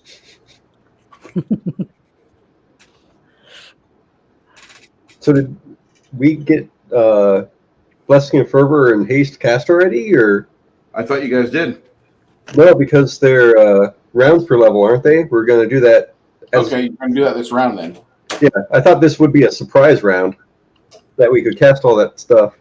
Well, surprise happened when up until the point when the hobgoblins started to make noises and they were getting assembled way about 300 foot away from you. Yeah. I would still think a surprise round so that we could make sure to get all those started casting. Yeah. Before we, like right now, if Grog was engaging, he'd be large already before engaging. You guys, I didn't hear anybody say we're engaging. I apologize. But the Minotaur started coming down, and since he got the natural 20, he's the one that acts first. Even on surprise round? On surprise round, he rolled the natural 20. Yeah. That guy, Grog. Oh, Grog did, yeah. I'm talking the Minotaur. That's why Grog and Vlad just did their work. So next after Grog goes Connell. Okay. So the Minotaurs were already coming down. Yes. Okay. I'll cast Gravity Bow on myself, which is my turn. Okay. I thought you did before we left. Yeah, right. You're right. Yeah, I did mine, my bless, right as they were leaving, so that they'd be extra, have more courage. Do I see any from this angle? What do I see, Bruce?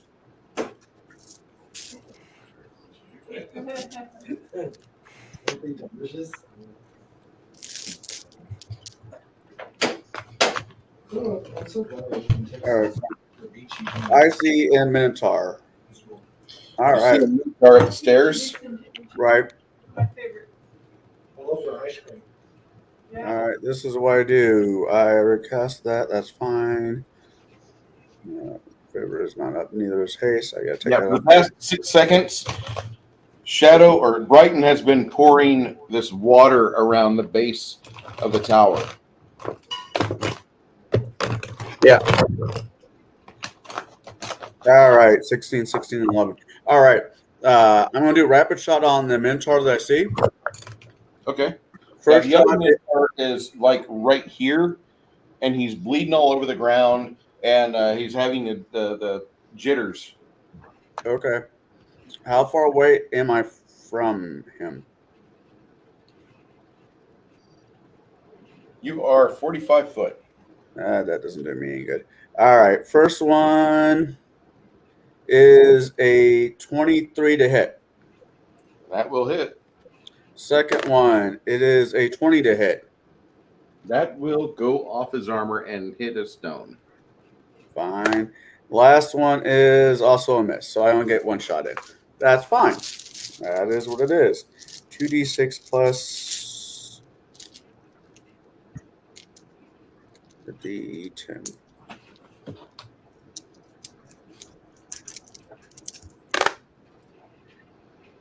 $11, 13, 14, 22 points of damage. Okay. Somebody's going into the freezer tonight if they don't start behaving.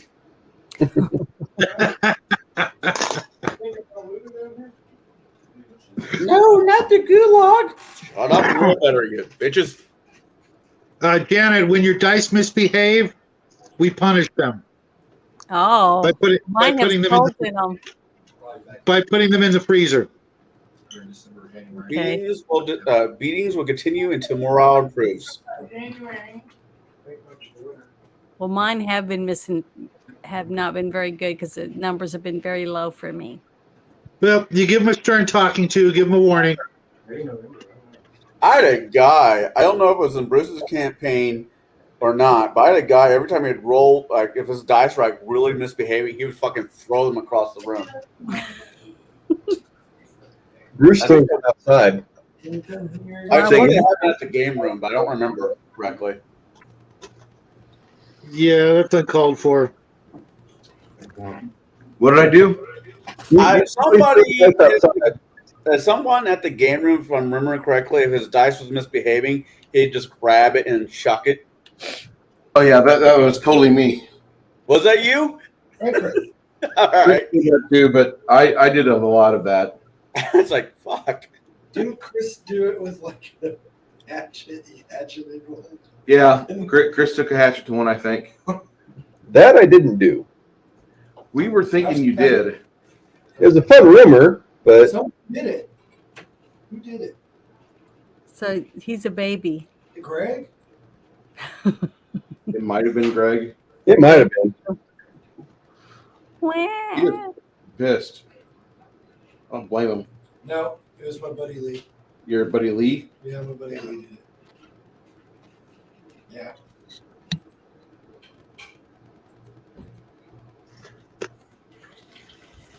Pants, you're muted. If I had an airsoft gun and I can stick it through the screen, I could shoot whoever that is on the screen right in the face. I'd have almost a perfect shot. Why would you shoot Greg? Why wouldn't you shoot Greg? Am I on? Not with an airsoft gun.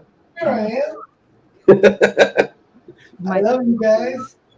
Did you guys get a chance to see my full auto broom handle Mauser BB gun?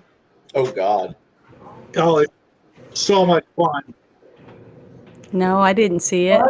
It's on our last gun show video. You get to see It'll literally empty its magazine of 20 BBs with one pull of the trigger.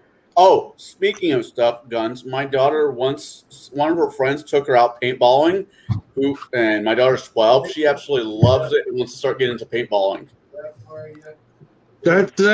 Well, I wouldn't discourage it. Today's production brought to you today by Glock. Okay, so after he goes, Stian, what are you doing? All right, can I see where Steen is right now? What's next to me? Your friends? Well, I can't see who and what. Okay. You have your new cleric, Cleric of Freya. That's Luna. Yep. This is your friend. You've had him for a while. His name is Diet.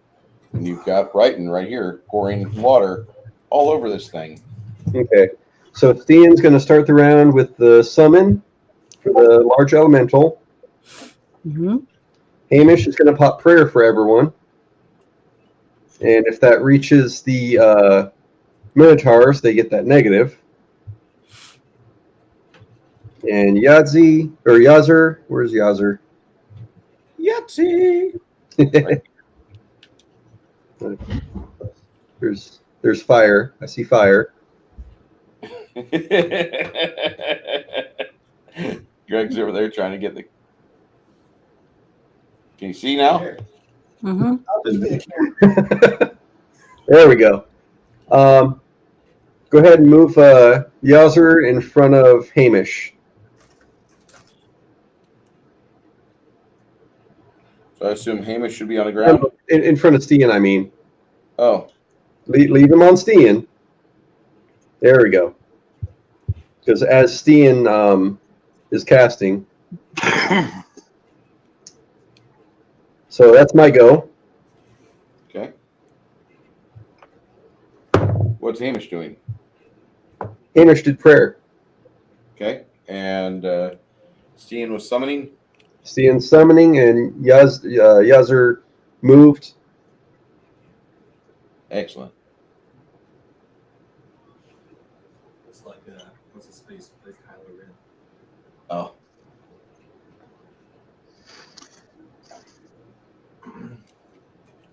All right. So after Steen does that, goes to Diet. What are you doing?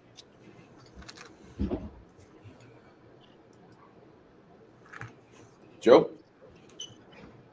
Sorry, I'm back. Yeah, I'm just going to attempt to close the gap if I'm not already there. All right. Enlarge person. Enlarge person. Yeah, I know, enlarge person. Do you have enlarged person as a spell, Joe? It's on the hammer. Oh. You fading, Joe? What? You fading? Well, I can still see with my hands, so I don't think so. Okay. You cast that on yourself or on the fighter? It's mass, so on anyone in range that wants it. That was Brighton, Grog, Yazer, and Dyad. Yep. Holy moly. Yeah. That's awesome. That's big. She's allowed in our group. We're just waiting for the moment for Travis to move in with her properly. She's allowed to be here. or your retreats back to Illinois. Oh no, I'm not. No, I'm not. Fuck winter. Fuck winter. No, that's the first thing I told you, but I will not move back to You just got Illinois. anything for me except move back to Illinois. Yeah, pretty much. Person draws the line. Okay. Smart lady. Yeah. I'm just waiting for that moment whenever Travis is like, here's a book for Pathfinder.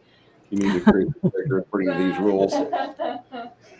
Your kids will be like, what? What are you doing, Mom? That's when they knew it was serious. When Mom started to play stream on every other Saturday, the kids knew their lives were about to be I'm gonna make distant. a tripod for this. I had a thing, but it, like the broke or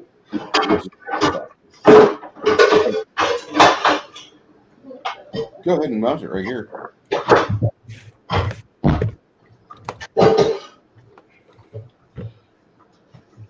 What's going on? All right.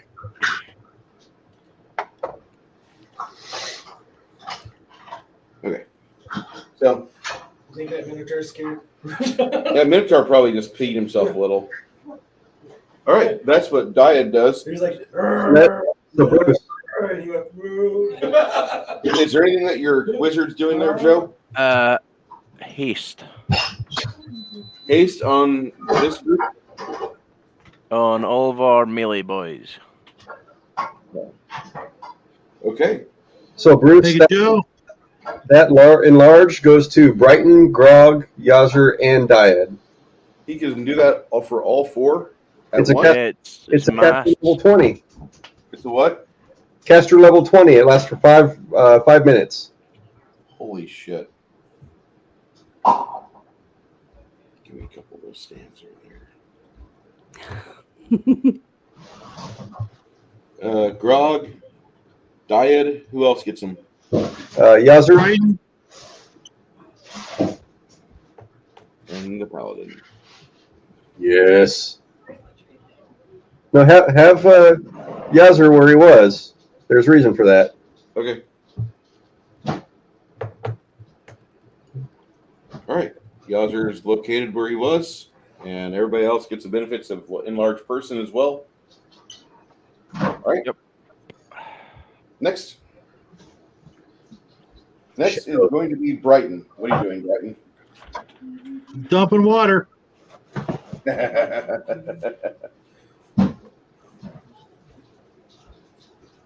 And I'm guessing while I'm doing it, everybody else suddenly has to pee. As a matter of fact, I had to pee. Summon ZP. Free water. That's where free water is. Pee pee. Okay. Unfortunately. So, Fill bladder. Joe, you've got an NPC that's with us, Kyber. Yep. That was good. What's he doing? Casting haste. I've already said that. All right, so make sure if you guys are using Hero Labs, you notate your character has haste.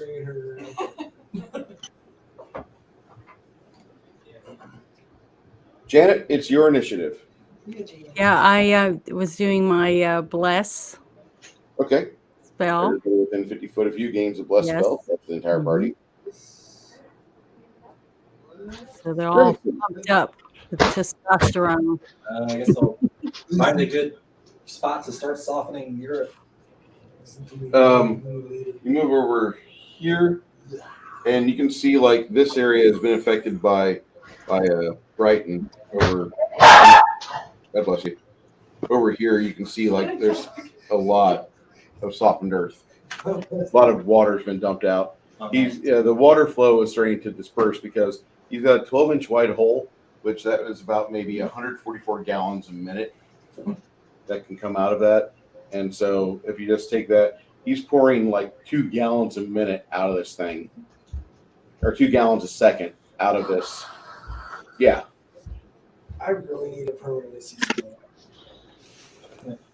I need to be that size at all times. Okay. I don't think you want to deal with the increased food cost during the Biden inflation. It's okay. I'll eat horses. I don't care. All right. Look how big the horse is compared to my character. And you and the Minotaur start going head to head. All right. She has a high ground. I wonder if it changes my height. I do that spell. In large person, yeah, it takes you up to about 14 foot tall. No, I'm saying if this accounts for it. No, not really. AC of 33. Me? No. Deflected? Yeah. No. Wow. Oh, wait. Let me make sure. Gives you Sure, I that. have everything on. No, I'm on 33. Okay, so it tags a roll.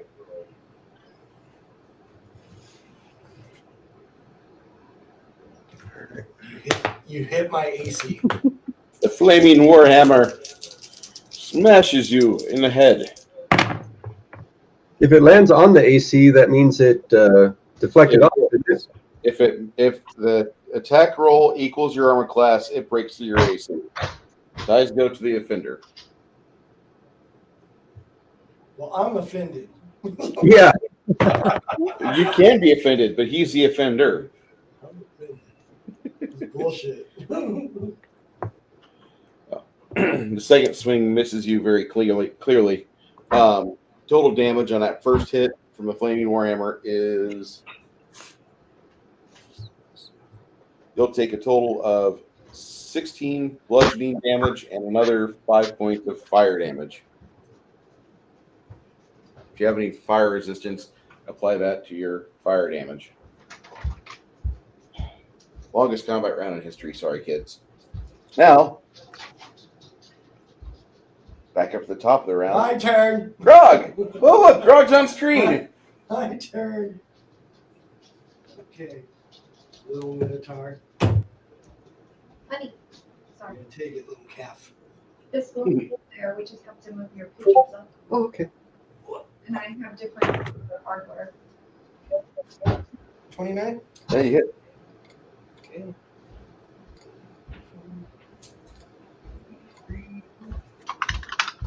I'm gonna instant copy this.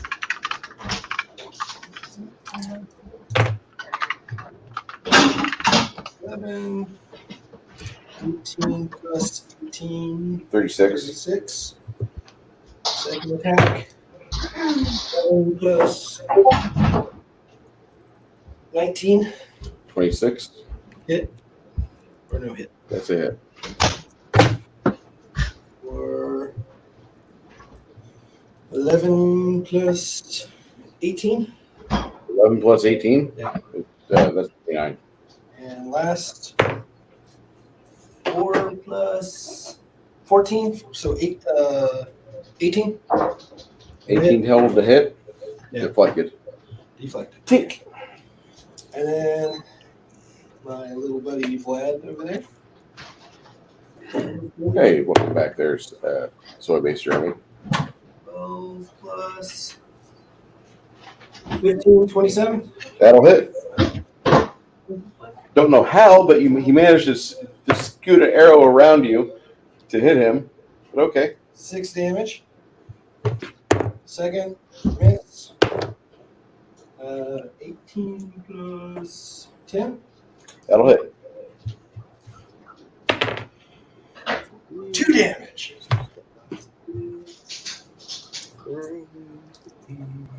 Oh wait, 3 damage. Sorry. Okay. Right.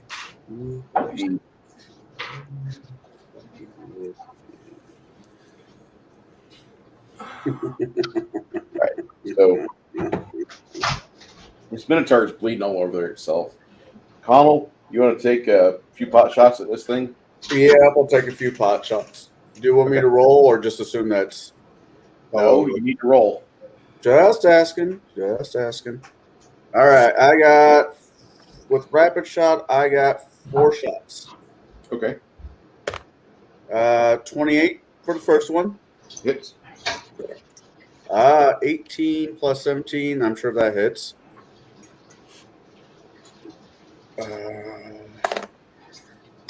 28 on the third shot. And 16 on the last one. 16 is a miss. All right, so that's... Anything under a 20 is a miss. That's what I was assuming. All right. So the first one is 20 points of damage. He's having fun. Yeah, it's having fun with this game. I'm happy. Second one is 18 points of damage. Okay. And the last one that hits is 20 points of damage. 21 points of damage. Final arrow rips through this thing's gut and exits out its backside to embed itself in the stone stairs behind it. The Minotaur drops its magical warhammer, trying to clutch its stomach, but ends up tumbling down the rest of the stairs. And you see Grog just kind of stop the tumbling Minotaur, stomp on it a few times, grind it against the granite stonework, and then kick it down the rest of the way.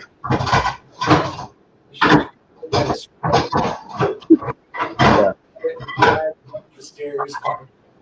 You want to do that? Sure. So I can show whoever. Okay. So it looks like Grog is going up the stairwell, dragging up a Minotaur behind him. You guys see this big red smear mark going up the obsidian stairs. While he's doing that, what's the rest of the party doing? Does anybody have any shatter spells? Shatter? Anybody have shatter? I have base with the shatter spell. I don't think I have one. No. Oh, yeah. Yeah, I don't have one. That is not in my repertoire as of yet. What is a shattered? It's a sound damage. This obsidian tower, if you tap it a couple times, you find out that it's got a hardness of 20. So it resists a good bit of whack before you can start getting into the damage portion of it. Hey, Bruce, or actually, just say everybody, who owned the portable hole? Travis. That's Travis. How far is Travis from me? How far is he from you? Yeah, I can't see. Okay, here's where Crimson's at, and you're over here. Okay, I'm just going to put it in my in a belt pouch then. I'm not going to try to give it back to him right now. Okay. He finishes pouring out the rest of that water. What are you doing, Crimson? Were you wanting to follow up? It looks like some of your party's going up the stairs to the top of the tower here. Oh, well, I'm not going to come out by myself. I was going to try to get the shatter and then run. All right, shatter probably won't do enough damage to get past the hardness. Okay. If you want, you guys can stay down here and topple the tower with your soft and earthing stone. The spell of shatter should ignore hardness. Hardness is more of a melee attack defense. And obsidian is telling me like a type of crystal, isn't it? Yeah, it's actually volcanic glass. Isn't everyone supposed to get teleported back to the wall? Yeah. I'm your way out. So when it's time to go, make sure you find me. Yeah, what if this thing just starts bombing with everybody inside it? So by now and are we stopping the rounds of combat, or whose turn is it? You guys, the combat's that fight's over. You have to have either, if you want to, you can go attack the hobgoblins that are getting in their troop masses over about 300 foot away, or you can continue to the top of this tower and wreck whatever havoc is up there. So by now the Earth Elemental just popped in, and he'll go underground and start displacing all the dirt so that this thing hopefully shifts over. All right. The Earth Elemental starts to do that. If we're still going with that plan. Yeah, I thought the plan was to put the water on the ground, have the elemental dig out the thing. We get teleported back, so when it tips over, we won't be in it. Grog, you feel the stairs underneath your feet shift a little bit. Do you want to just drop the Minotaur here and head downstairs as a quick pace? Yes. Okay. They're doing something down here. I'll do the lean on the rail and just slide down. That's not a good idea on obsidian. Okay. Yeah, you could cut yourself that way. In a very, very tender spot. Yep. Considering this glass like that has a 0.003% edge, or I can't exactly remember what it's called, but that stuff can fucking wreck your day. If it could cut you. Okay. Cheer. You pull Earth Elemental out of your magic repertoire, and it's only large, but okay. To excavate, he begins to excavate the ground around this, and with that, you can see some cracks appear in the obsidian stone of this tower. Grimson, you get the idea that if you can back your party off, you could probably get that soften earth and stone spell to do some amazing work for this. So where are we all trying to go? If you drop back, if you do a QB drop, you guys will have enough space, you think. Okay. We'll holler out wherever we should go. The Earth Elemental staggers out from where it's at and heads back towards where you are. Oh, can I, if I give the Earth Elemental a strength surge, I can give him an enhancement bonus equal to half my, I give him +4 to strength and strength-based checks. Okay. If he's going to try to move things around. Okay, I mean, if you want to have him do that, he starts pushing on this thing, and you can see it's obviously cracking parts of the obsidian. Between that, you think a shatter spell going off would probably actually wreck this. I thought shatter wouldn't do much of this, but he's right. It does go past hardness. It starts to hurt this crystalline form very horribly. You want to, while he's doing that, Yeah, I'll flash with my hammer and whack it with the hammer shatter. Okay. You see portions of this tower are not fit for habitation anymore. Soften earth and stone should topple this thing. You can hear a commotion up above you. There's something going on the top of the tower. As you guys are working down below, there's something going on up there. What kind of something? It'll come soon enough. Dump something on it. You cast Soften Earth and Stone, and you see parts of the obsidian start to get kind of cloudy as the stonework, as this softens up quite a bit, and the ground underneath it gets almost like a slurry of like an oatmeal consistency. The large tower starts to rumble, and the ground underneath your feet knocks almost all of you to your asses. You guys kind of scramble up and you start running off for about 20 feet to get further away. As the tower... Running away like the Prometheus. Yeah, they're flying towards you. But between that and the elemental robbing the ground of every solid piece of rock there is, the tower starts to collapse. You hear a female Minotaur high above, screaming something like James Earl Jones, "No!"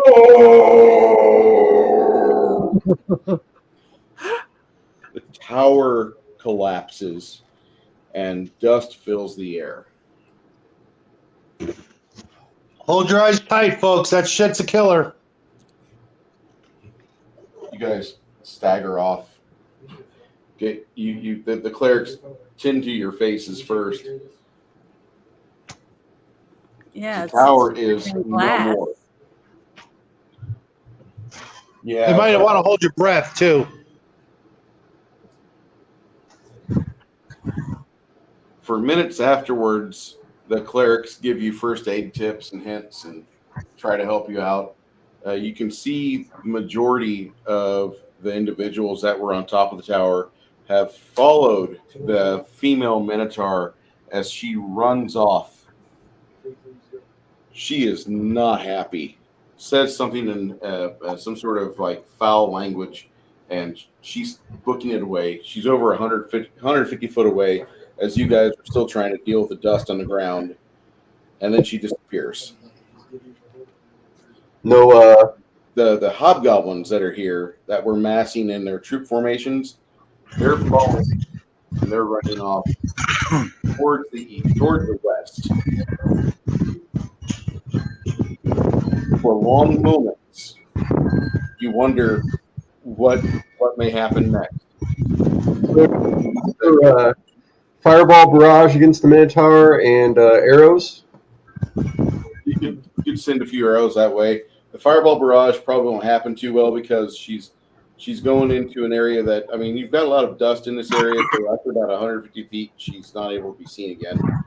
You pepper that area with arrow shots, and that's about all the best you can do. I say, boy, I don't want you to leave angry. I just want you to leave. No, I want her to stay and leave her shit. No, I wasn't talking about the Minotaur. I was thinking about the hobgoblins.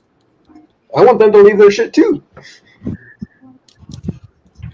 Well, most of their shit's still inside the tower that just collapsed. I don't think they took a lot of it can be found over the next week. Mm-hmm. Lots of searching. Lots of searching. I can spend time as an earth elemental digging through the stuff without really worrying about the obsidian hurting me. I've got to do some typing on the Terran Keld Discord. So yes, are we going? I mean, is the with this being knocked down? Do we think the what's the term for it? Fuck off! Come on, think. The siege is over. Yeah, that's a definite. The siege is over, long over. So do we need to get some people together to track down the ones who got away and make sure they're not going to come back? You're thinking about that, and more than likely you're going to face them again in the future. That's what I'm saying. If we get rid of them, we won't have to face them again later. Yeah, there's 8 of us, 9 of us, whatever, and there's like what, thousands of them. Oh, At the I minimum, thought he said there was only hundreds. hundreds. And a bunch of them just died inside that tower. And not a bunch, probably close to about 50. Oh. Probably really close to about 50. Okay. Hey, Chris? Yeah. In the Hero Forge tab, I'm going to drop a picture, and I want you to think about these little trees that you sent when you see it. That's cool. Kai just asked, so can I start breaking out the Kingdom book again?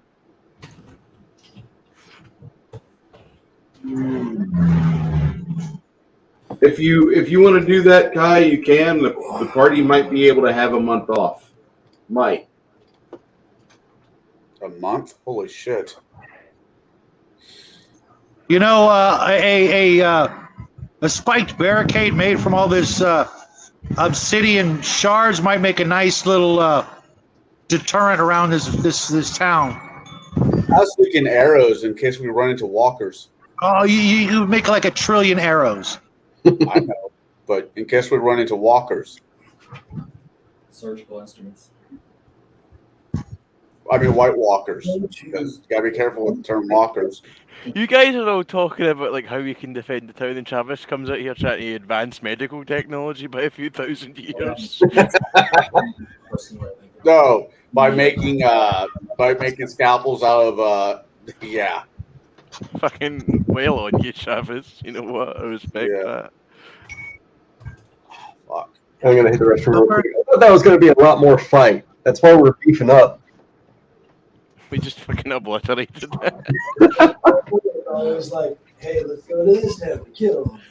And I took the world's longest piss. Then you start getting that. If that's us done, I might have to go. Fucking armies. Is it Joe's bedtime? Well, Oh, it's not bedtime. It's just like 1 in the morning. I need to go. Well, Joe, let me just give you this final award for the night. Instead of trying to force we'll get more money out of it. Just saying. For the fact you guys didn't suffer a lot of casualties, you played pretty well. So fucking army's gonna come through and wipe out face the red. I know what my character's doing. I'm looking for that fucking Minotaur body that I killed. Oh, that's fun. All right. There's some of the treasure that you guys found. Yay, treasure! Yay, treasure! You just sitting there. I don't know. Hole. My name is Elmo. Yay! Yay! So, Bruce, I am very curious how that Minotaur survived this tower collapsing. You would think she'd be just completely shredded. What? Use your earbuds, Chris, because you got too much bass. Well, did she have wings? Because if she had wings, as soon as it started to fall, she could lift up off of the, you know. I'm Or not if saying she she had, could fly, but I'm just saying that she had like a heavy hen can glide down, you know, with her wings to keep from being dismantled inside the tower. That's what I was thinking. Because that one picture you guys showed me, she had wings. That was a harpy. Oh, harpy. That's right. I'm sorry. Minotaur is the one that's half horse and half person, right? No, that's a centaur. Oh, big You're human. close. You're getting there. I'm crying. You're getting there. Minotaur is half man's body most of the time with a bull's head with the horn and hood. Head. Okay. All right. All right. How do I sound now? Am I better? Yes. Much. All right. Before you sounded like you were speaking through like 7 layers of paper towel. Okay. So what I was saying was that Minotaur that was up there, how did she get out without getting completely shredded from that tower coming down, if not impaled? You're thinking Featherfall or some other flight assistance. So there's an opening she could get out? You don't think that. You think that as it was leaning over, she jumped off the other side and floated to safety. Bitch.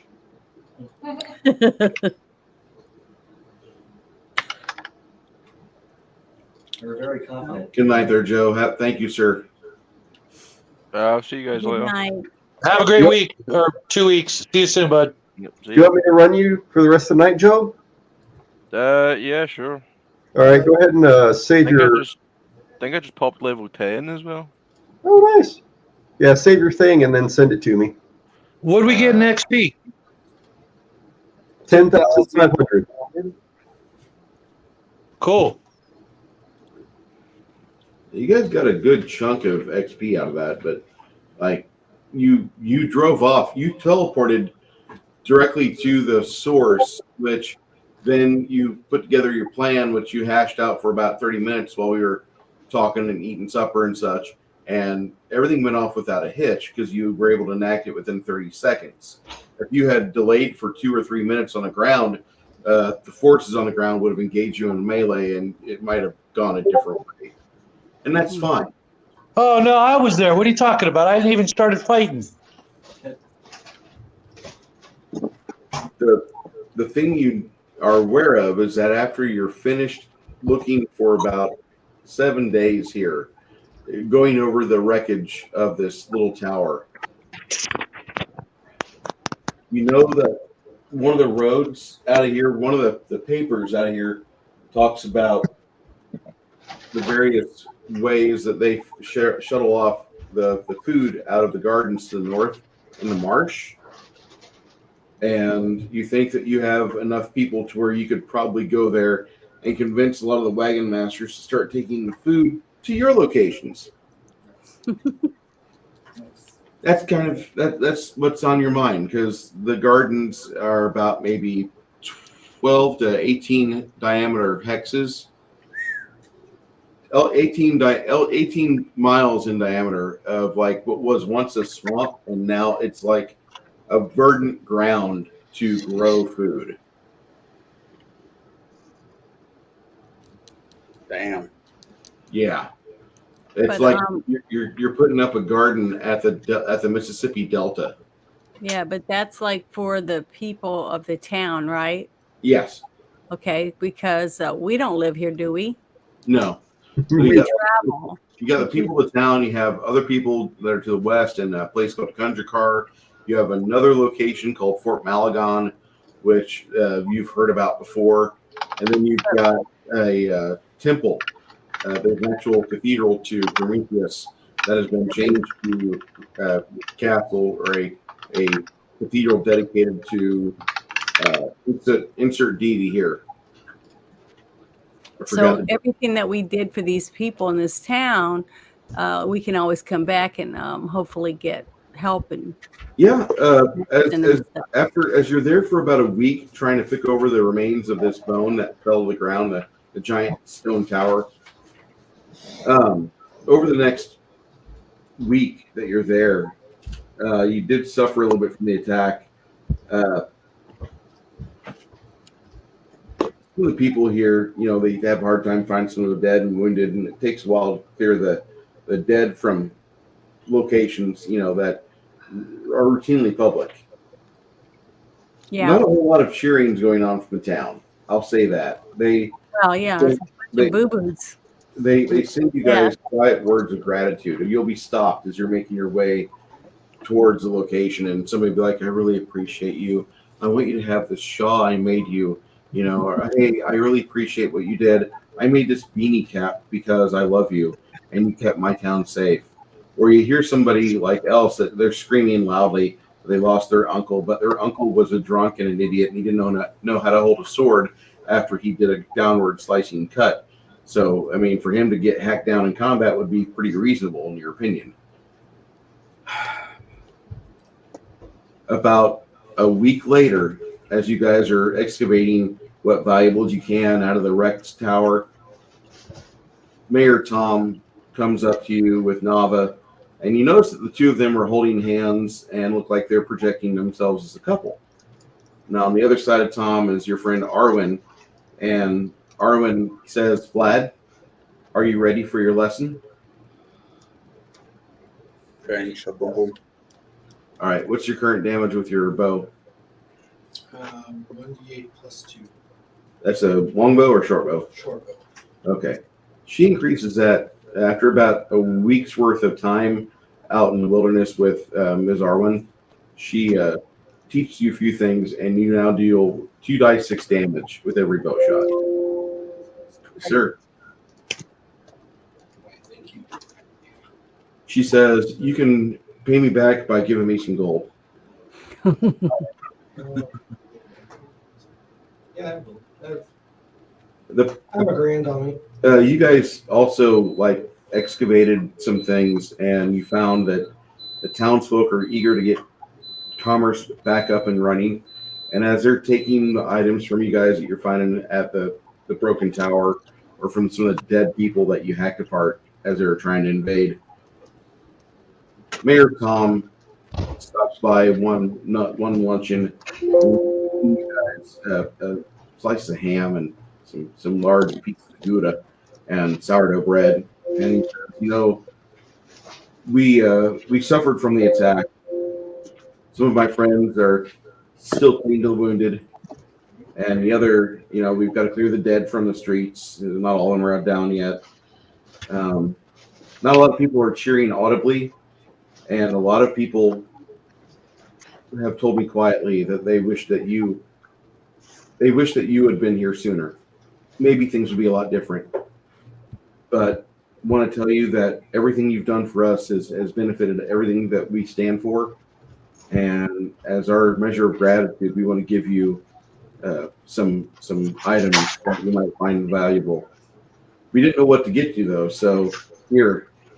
And for every hero at the table, you'll get a share of 1,750 gold.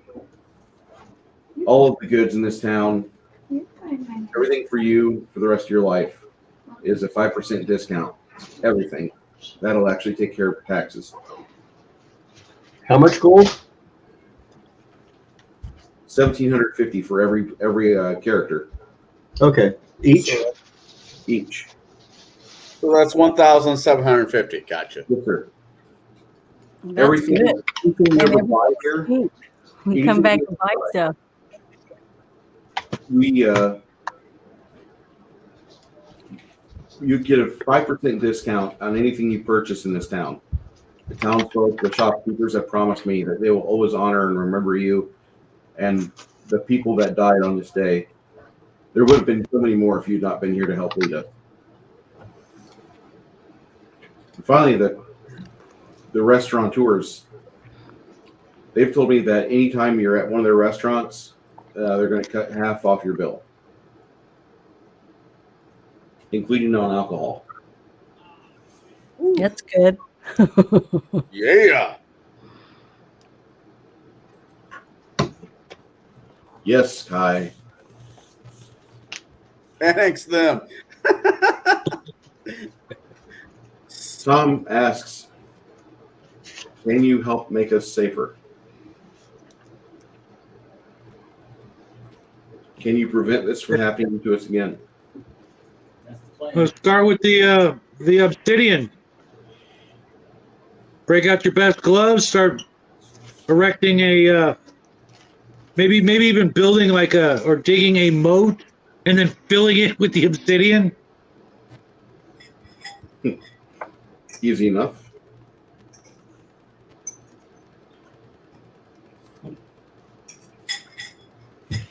Fill it with obsidian and powdered bergamot. After 9 days, a team of dwarves from Krundakar makes their way here, and they said, "We understand this town has some obsidian in it." Some. A little. I just had a great idea for using that obsidian. Obsidian moat with earth elementals acting like Gar, essentially. For guards. That'd be badass, I think. Or guards. No, Gar, the fish. The earth elementals under the water. No, in the obsidian moat. In the obsidian boat. Earth elementals. Travis, is that the Frog God Games book? Yeah. Yeah, that's the world you're currently playing in. Do we have any enchanters here in this town, or is this just not the place as of yet? Enchanters, she's out for a week with your friend Vlad. But we're going to be here for a month? Well, Mayor Tom and Stian hashed out the details of the annexation, yeah. Is there any way that I could have her enchant my bow with something? Might be able to.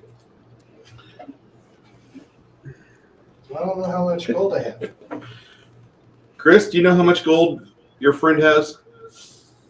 How much who has? How much your friend Grog has?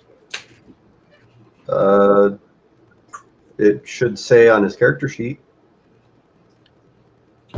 No, L. It's.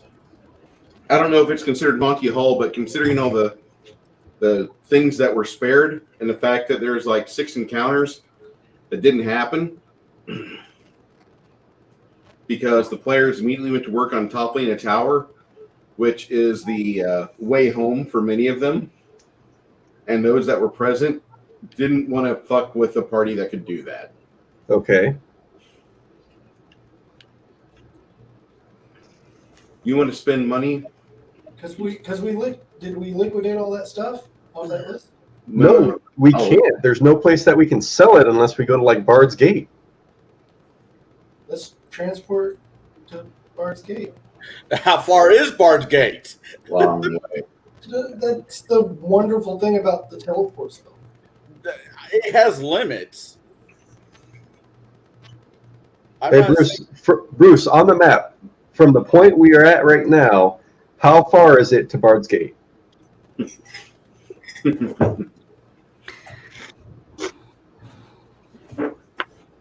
I mean, I can teleport, but I can only teleport so far. And don't you have to have a path to know where you're going so you don't go through anything? Yes. Yeah. Yeah, that's the other problem. I don't think I've ever been there. Oh, we have scrying. That's not a problem. Okay. Bard's Gate is well over 2,000 miles away. It's almost It'll like take a couple of days. What? It'll take a couple of days then.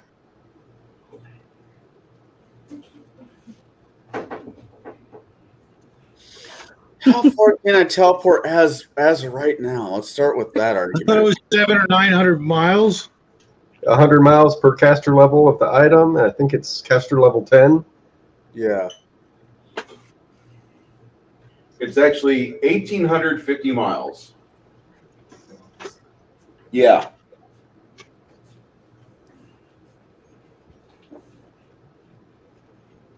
And That's more than a couple of days. for Bard's Gate, how much can we sell in one sitting? What's the amount that they can spend? Or how much can they actually afford to give us for items? Seventh level spell teleporter greater has no range limit. It's not teleportation greater. This is a basic teleport. You pretty much can spend as much as you want in Bard's Gate, like up to 50K. No, I mean for selling stuff. What's the cap? Because we're gonna hit it. I guarantee. We got a lot of shit, Bruce. Okay. Can we buy I guess a wagon would slow us down? We already have a wagon. You guys have a wagon. But the type of travel we're doing is teleportation. The wagon's a moot point. You leave the wagon at the stables that you're leaving and just pay them extra to take good care of the horses.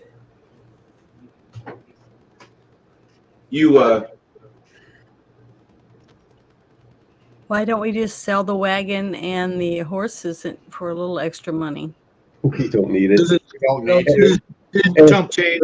Must be nice to be this rich to not think about that stuff. With what we're getting ready to do, Janet, I'm just saying with scrying and 2 teleports we could get there. we could do it with like just what Greg said with scrying and 2 teleports. Yeah.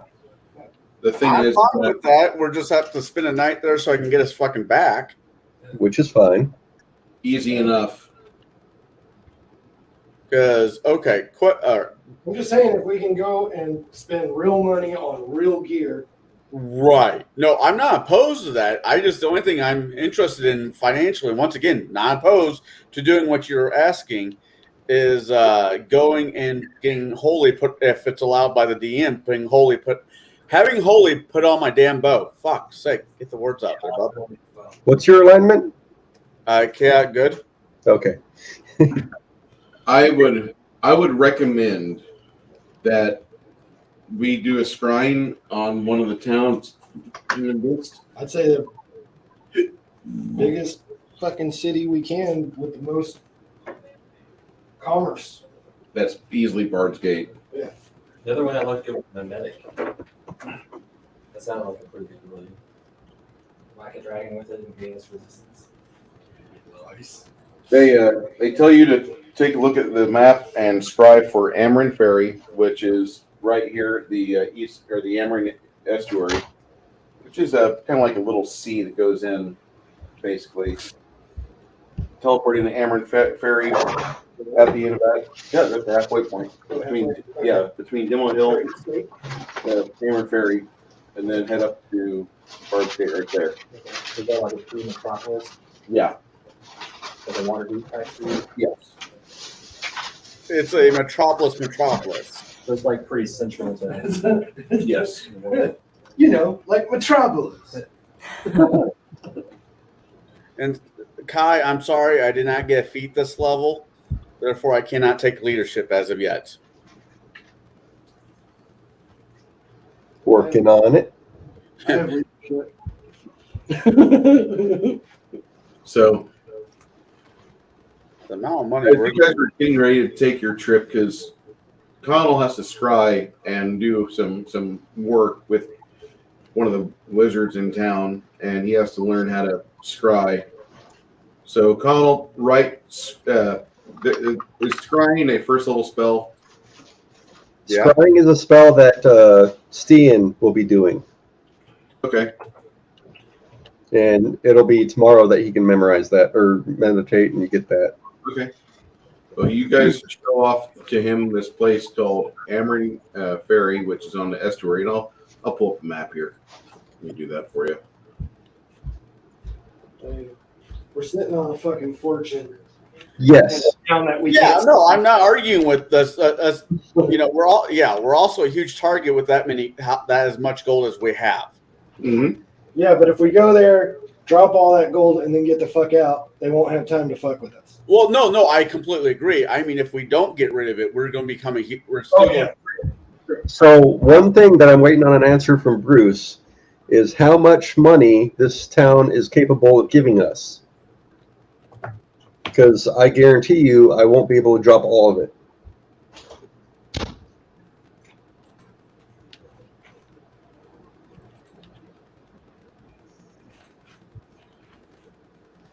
This town will give you a award of 5,000 gold as a party. They don't want to give away everything because they've got to rebuild part of the town, and they've got to take. No, that's not what he means. That's not what I mean, Bruce. No, what he means is when we get to Bard's Gate, Oh, how much can we unload? Yeah, when we unload, are they going to have enough gold to cover everything we're selling? yes. Yes. You guarantee that? I can guarantee that. Okay. Well, hold on. At what value though? You know, for example, we've got a +1 item. What are we going to get for it? What percent? 5,000 gold. Standard sell price? Are we talking standard sell price? Standard book price, yeah. Okay. So that I can work with. There we go. Yeah. Wow, that's nice. Then we get big chunks of money, and we go, okay, I want one of those, and one of those, and one of those, and one of those. Oh yeah. I mean, like I said, and I want a pretty new dress. Yeah. You got this. If I was a married man, I would take you in a manly way. Grog is gonna wear a tutu. Over his armor, he'll wear a tutu. Okay. He's a non-binary evil. Here we are down here at Dimwell Hill, and that is the lonely gardens now between here and Billickburn. It's no longer a swamp. And you've teleported up to this town called Amarin Ferry over the course of the evening. This is a nice little town. It's a nice little place. It's like one of those like 4 building villages where you have like the ferry house, you have a bar, You have across the street a 3-story inn, and then across the way you have pretty much just stables, and that's it.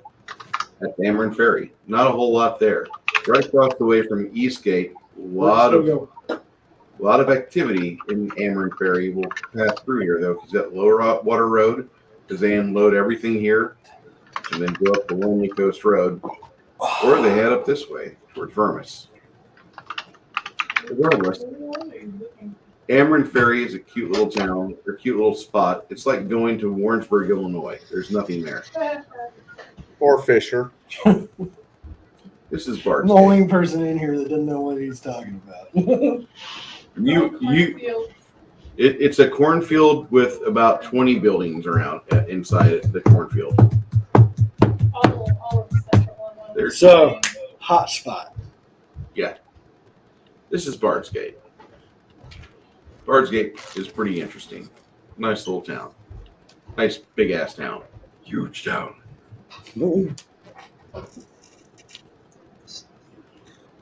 When you arrive in Bard's Gate, the first thing you'll probably want to do is get a guide. After you procured your guide, about an hour later, as you're making your way through the city of Bard's Gate towards what people call the adventuring quarter, because they realize that adventurers do transact in larger amounts. Great. And Steven with the portable unloading everything on the counter. Who said I gave that back? You mean you didn't give it back, so we didn't fill it back up? No, of course I gave it back up. So just being smart. Bard's Gate. When you arrive there, the adventuring quarters to your liking. First thing that one of you will do is go secure a room at one of the inns for you. Next thing. So, question is, do we want to bed with fleas, or are we going to spend some extra cash for a decent place? Yeah. You can get a decent place. The inn that you see that really sparks your fancy is the Inn of 12 Candles. Fuck. Whenever you see that, that's like a Trump location. I mean, it's got marble, it's got glass. You've got minstrels outside singing, and it looks like they're paid minstrels with the outfits that are worn by the hotel staff. So this world's version of a mariachi band. Caesar's Palace. Caesar's Palace with a mariachi band dressed to the nines, like they just stepped out of a Denali. These guys are playing some hellified tune. Anybody with any bard levels here is going to recognize their level of prowess, and you're impressed. Bards? We allow bards in our group? Never. Bards are great with ketchup. Oh, Mark. So you enjoy. They're almost as bad as paladins. You Shots fired. I'm talking He about. said almost. Talking about Henri. I'm not talking about current. French fucker. Even the wife who doesn't play has a groaning word to say about Henri.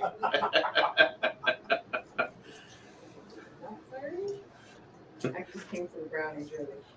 So you hear these guys playing, and you go inside there.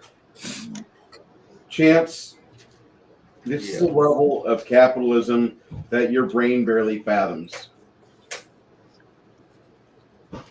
When you approach the desk, the woman looks at you, and she's like, "Hello, sir. How are you today?" Good. You? I understand that you may be an adventurer and probably from not the town of Hartfield. Am I correct? You may be correct. Okay. What was she? I'm going to just say one small thing to you. I would prefer if you don't have your weapons and armor on when you approach the desk. It's not that we don't trust you, it's just that we don't want to be source of trouble. It's not that we don't trust you. It's just we don't trust you. We don't want to be the source of trouble. We don't want to be the focus of your ire. And I understand that some customer service people are not good with customer service, but we really want to make sure that we can take good care of you at our benefit if you don't have the means of mass destruction sitting on your hip. I'll reach down. I will reach down, Bruce, grab my bag of holding, open it up. Scary bow. You have a scary black bow. What? You have a scary black bow. Do I have a scary black arrows? I will put my bow and my arrows into my bag of holding. She says, that's a little better. And I'm rather impressed with your level of magical aptitude that you have. So I would like to ask you this. How many and for how long? 1, 2, 3. I think we got 5, 6 altogether. If you're talking the entire party, 8. 8, including Syed and his dog. 8 and a dog. And a dog. 2 dogs. Is this dog over 20 pounds? Yeah. I will need an additional. For one evening stay, for the whole 8 of you, I will require 3 platinum, or I will need 38 gold, and that includes the fee for the dog. But 3 platinum would suffice rather handily. I just handed her the 3 platinum. You're there with him? Yeah. I didn't know that. No, we were all there. I thought he was going alone because the rest of you are going to go fucking unload the goddamn loot bag. Oh, okay. Hey, Bruce. Yo. I just give her I give her a, you know what? Fuck this bitch. I give her 4 platinum for thinking I'm a poor dumb bastard and tell her to keep the tip. Be a poor dumb bastard. Well, not poor at least. I give her 4. What? I give her 4 platinum pieces, and it says thank you. And before, can we do each of the rooms come with baths, or do you have a local area where we can get washed?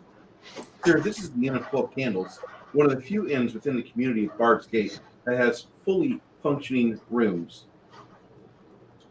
Okay.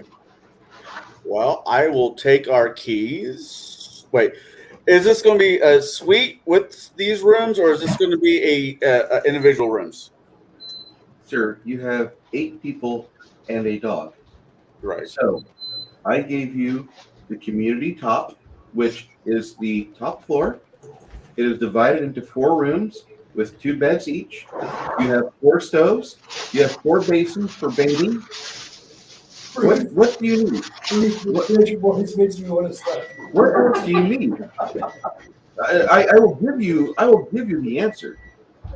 No, that thank you. That will suffice. Thank you. Oh, I know what you mean. Oh, I'm so sorry. If you so choose, each additional bed warmer can be procured for an additional platinum per night. Actually, yes. Can we get 1 bed warmer? What do you mean by bed warmer? Whoa! You're not there. You're not there. You're not there. How am I not there? Don't we all have a lot of money now? We can all have our own room, and we can have whoever we want in our room, right? Fucking paladin. That's why I asked what he meant by bed warmer. I need 1 bed warmer. Just one? Just one. 8 people. That's going to be an awful lot of use. I suggest at least 4. No. It's for 1 person. Oh. So 4 gnomes. So I just want 1 bed warmer. 1 extra platinum and an extra gold for her outfit. I put them on there, and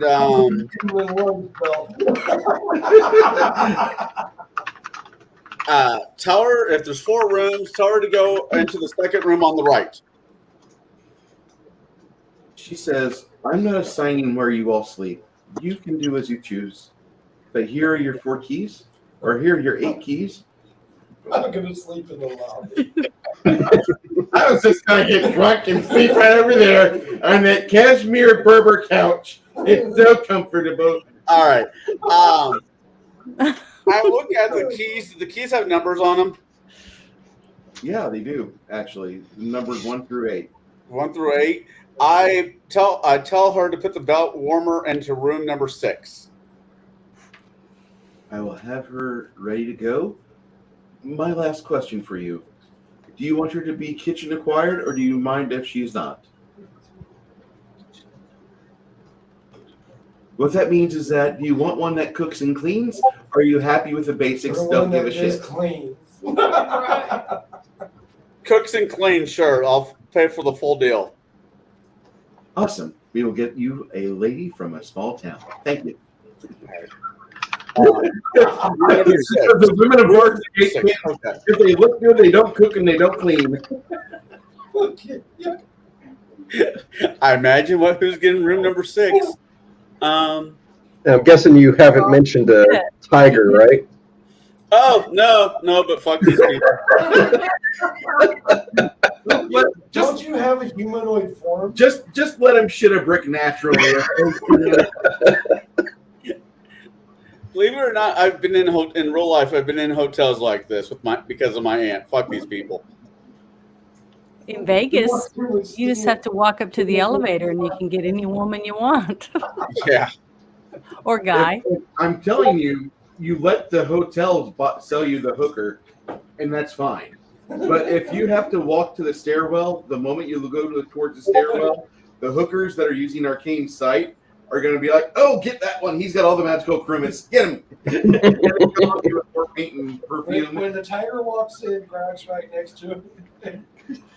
I put a towel over my head and I go, "Turka, jihad." I couldn't hear what he said. I'm sorry. Go repeat that again. We had Speak up, Greg. I'm good. Louder. Hey, get close to the mic. We're talking. When the tiger walks in, Grog's going to be right next to him. I'm going to put a white towel over my head, and I'm going to say, "Turka, jihad." My costume's a Saudi prince. Well, better than Nigerian. Okay. Oh, this is a hate crime. No, not yet. It's just the first time. Well, if you ever decide to buy one of those blow-up dolls, you know what I'm talking about? Unfortunately. No, never heard of it. Make sure you get one, a Muslim one, because they blow themselves up. Aww. Now she's getting into the funny. I killed you. You remember that one guy that he goes, "I kill you." Ahmed. Yeah, Ahmed. Hey, L. Slim. Yeah, he was funny. Cards.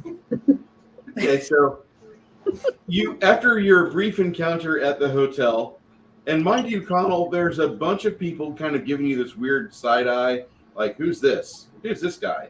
And you notice that there's a lot of people in this area that they're wearing some sort of lapel pin of like a wagon wheel on their tunic. Journeyman? Joiners? Guild. All right. You head back to the group over across the street as Stian and the rest of the party are pulling fishing items out of the portable hole one at a time. Jeez. One at a time, and the two documentarians are furiously pinning away and going through quill after quill and trying to get this down properly, trying to write this down. Hey, is there like a fountain in the lobby? Where? Oh, no, you cannot bathe in the fountain. I wasn't going to bathe in the fountain. Stop the tiger. Try. I don't have enough money to buy this hotel. I could stop him. You're about to. All right, so you're All I have to getting do is take a dump in the fountain. Stian, you're getting 50% on the gold for whatever these items are on their cost. Okay. Yeah, the market or 50% of the market sell price. Yeah. Yes. So let me know when they're done documenting everything and we get the money. So to confirm, it's Stian, Dyad, Grog, Brighton, Luna, Grimson, and Chance. Did I miss anyone? What was the chubby girl's name? Did you get Grimson? Yeah, didn't she get something? Who? The chubby girl that brought me to the. No. Oh, no. No. There's two ladies. One of them is She had a already. walk-on part, and she's done. No, chubby girls don't get benefits. They survived. That's their thing. But that's all the people, just that 7? Yes. Okay. So let me know once we officially have that and we have a moment to split up the gold. And I'll hit enter and send everyone those numbers. Okay. Shit, would it be? No, it'd just be. I don't know. It'd be easier to do what I want to get done. Fuck. Oh, as I'm handing out the keys, I make sure the paladin gets room number 6. Why did I know that was coming? That's Soy-based Jeremy. The guy that's in our chat, Soy-based Jeremy, he just posted this in our Discord. Okay. It looks really good. I got you a present. I don't say anything. I just hand you the key. Yeah, I know. I saw it coming.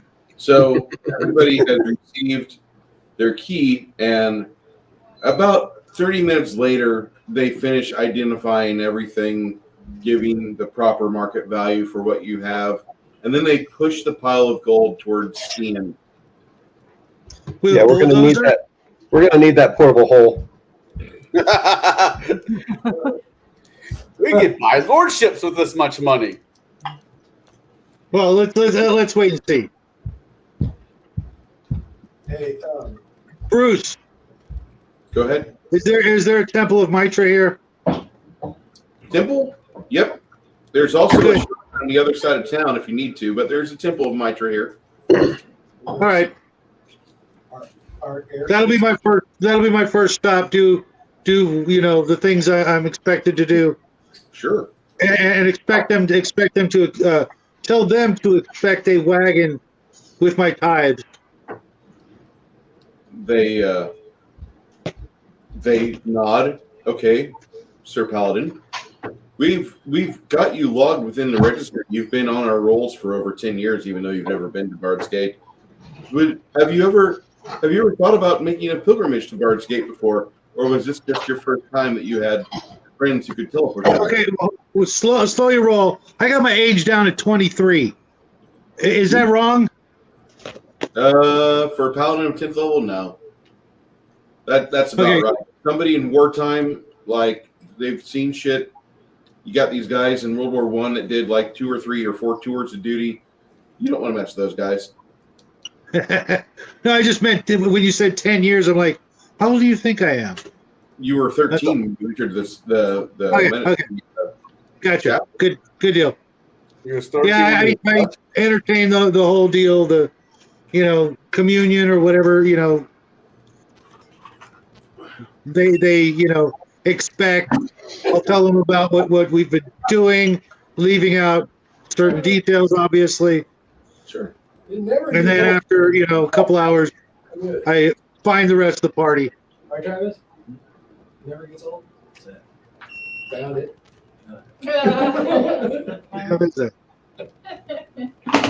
So, yeah, they look at you and they welcome you in, and one of the ladies discusses some things with you and your various missions that you've been on and what you've done for the church, and then how your life has changed over the past year, that you've kind of not switched gears, but you've started venturing with this party.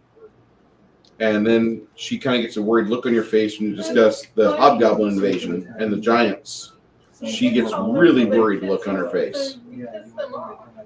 It's over 1,000 miles away. That's still a deadly endeavor, and you're going to go back to it? Of course. Okay. It's no worse than Czar. I wasn't expecting that answer. I was expecting something.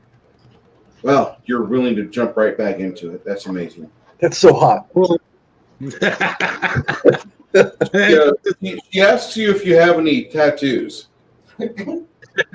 No. At that point, she starts taking her panties off.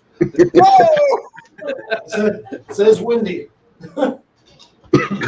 It says, welcome to the land of Jamaica. Have a nice day.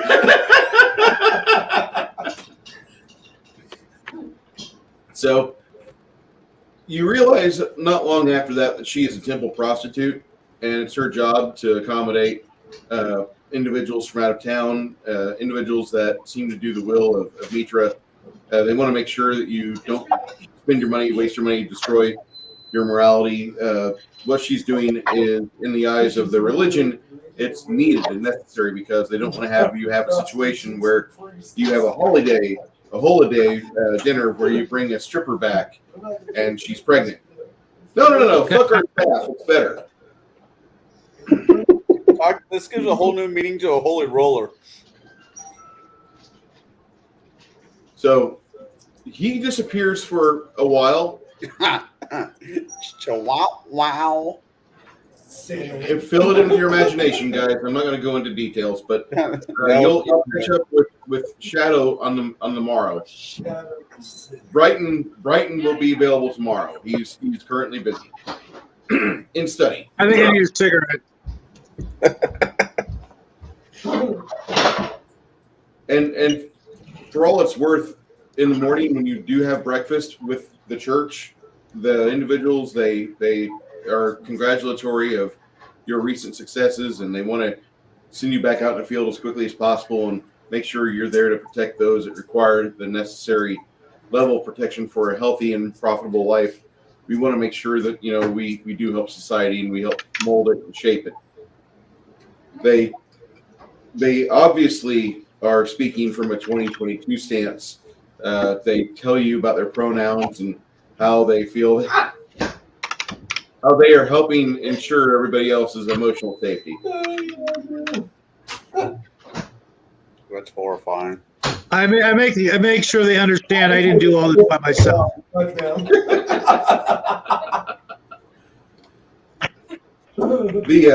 not her. That's the priests of the temple and the guys that have no idea of how reality works. Yeah, no, I definitely want the party to get most of the credit. Oh fuck, that's a good question. Bruce, am I gonna have to go to an enchanter to get holy put on my bow, or am I going to go to a temple? Either? Yeah. This is Bard's Gate. You have options. Okay. I don't have to leave my bow, do I? So these individuals here are fairly understanding about things. They're shocked at your dissertation and the way that you have weathered all the storms, right? And they're not used to all the hardship that you've had. They are certainly put off by the fact that you've playing giants, and the whole time you feel as if they're kind of judging you silently, but they believe you. And then whenever you start speaking from the book, they're like, it's almost like they're put back in their place because they're not the same people as what people see during the sermon. But at the end of breakfast, they tell you, we received your wagon, your tribute. That's a little much, don't you think? Actually, I have no idea. I haven't seen the total. I haven't seen the total amount in Discord. We don't know how much yet. We don't know how much it's going to be. Go ahead, Well, Chris. it's gonna be more than the 10% I'm supposed to tithe. Chris, go ahead and post the gold piece amount that we're supposed to receive. Okay, what did I miss? I'm sorry. Had to get me something to eat. I was so hungry. What are you eating? I put a roast in this morning, and I had it on slow cooking and potatoes and carrots. Ooh. That's what I'm eating. So yeah, I post the amount. Enjoy. That's what everybody receives? Yep. Yeah, I can't see it, so can you just... Is that... All right, well, Per Shadow... person? Holy fuck knuckle. Shadow, 27 platinum. Hold on, I'll just put it in the private chat. Okay, thanks. So this is all the. What does that mean? Sorry, I don't have a clue. The people in town at Egbert's When you're finished with that, Stian, like the Egbert's wife, Brumhilda, she wants to like pet you and hug you, and she's crying tears of joy. Okay. Awkward. She's like, I've never met a talking tiger before. How many tigers are around here? You. Well, there's Tony. Hey, he's a meth head. Don't worry about him. That's great. Yeah, 27 platinum, 56,395 gold, 771 silver, and 2286 copper. And that was building up for a while. Yeah. L, there are healing suppositories in this world. They were put here by the Book of Exotic or the Book of Erotic Fantasy. I'm not going to say anything else. All right. Once we get the money, I guess I make my way to a temple. Sure. I never did figure out. I went to the temple that I know that the paladin is involved with.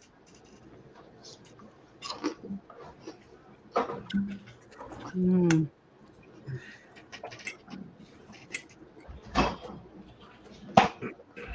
Now we can spend whatever we want, right? Yeah. It might take like 3 days or 4 days to get it done, but yeah. I go to the temple and I go up to the front door and knock politely.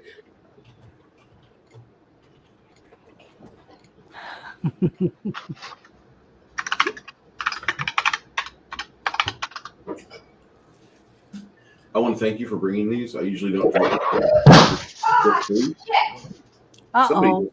Somebody just Get the dogs not to be right here to blast the building. Okay.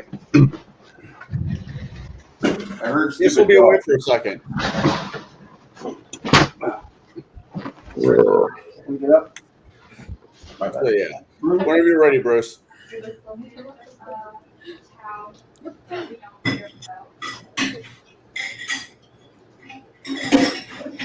I know you guys probably don't, but if you want more, you can have more.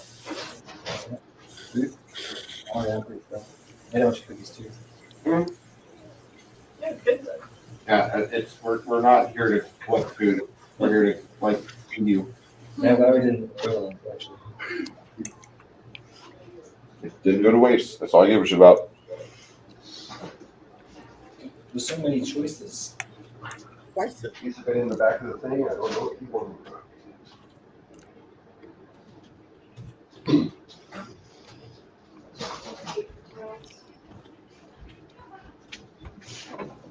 Did you hear me, Bruce? No, I did. What'd you say? I said whenever you're ready, my character, my guy went to the temple that the paladin's from.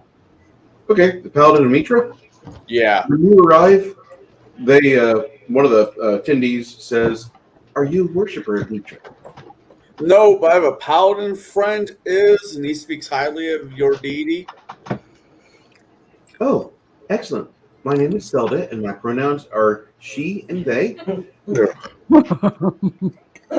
I just smile and nod. My pronouns are charming and asshole. She blinks her eyes a couple of times, and you can see part of her soul die inside.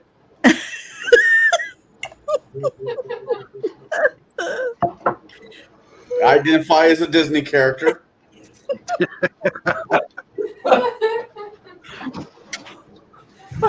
Actually, no, if I was being honest, I identify as a Marvel character. She says, "At least you keep it within the franchise, within the umbrella." Right. I was really hoping that your friend who was from Outlands, you must be talking about Brighton. Yes, he is a very, very good friend of mine.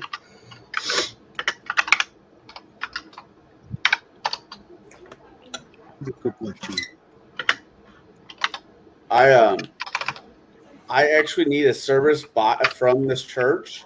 If if plausible. Well, yes, we can do services here. We do ask that you peace bond all of your weapons and unstring your bow because, well, we're just scared of big, scary black weapons. Well, considering the service I wish to be done is on my bow, I will unstring it, but I do need to leave it out to give to whoever who is going to be able to do the service on it. Yes. Of course. At the very end of it, she gives you. At the very end of your little dissertation, she gives you this nice white robe, and there's a hole in the back of it. Man, I don't think you quite understand what I'm here for. I know that you can find glory in church, but this is not the hole you're looking for. Oh, thanks for being a barrel. Oh my god! It's not a glory hole, is it?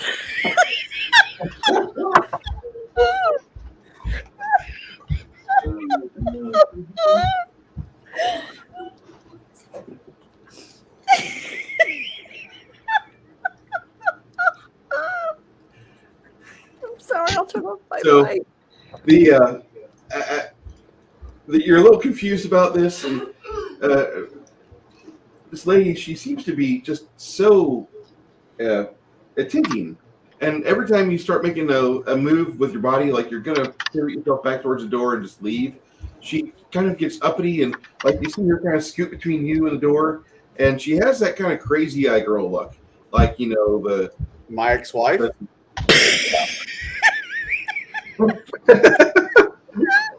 don't think I've ever heard Janet laugh like this long, but okay. She says to you, "We will do anything to keep our parishioners happy." Okay. Okay. I didn't mean to make you worried. And at that, she starts to get the gloves on. I wish for when you're priest to put holy on the ability of holy on my bow. My anal glands are fine, thank you.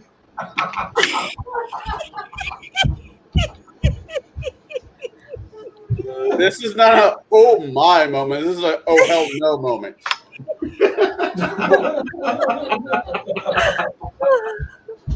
So she walks you back towards where the anvil and forge are at, and there's a couple people working in that area, stoking the forge. I have so many questions for Brighton when I get out of here. Obviously, there's a difference between the country life and the city life. This is nice. She says, "I'd like to introduce you to our friend. His name is Chase, and he would like to have an enchantment discussed about being placed upon his bow." The forge smith looks at her and then looks at you, and he looks you up and down. He says, "What kind of parishioner are you?" I am one of my colleagues in my group is a paladin of your faith. He speaks very highly of your deity, and I figured to honor him and for your deity, I would ask for you guys to put enchantment on my bow. Okay. I thought you were talking about something else because I was going to see you right back to the front desk. But no, I can handle doing enchantments. You said the holy enchantment, correct? Yes. Okay. Sir? It might take me about a week to do that properly. Would that be all right? Yeah, I'm sure. Yeah, that's fine. It'll take usually about 5 to 6 days for everything to take and attune proper. But once it does, we can have it back in your hands, within your capable possession. That sounds wonderful. Do you know what the financial tiding will be? What type of bow do you have right now? Oh, it is.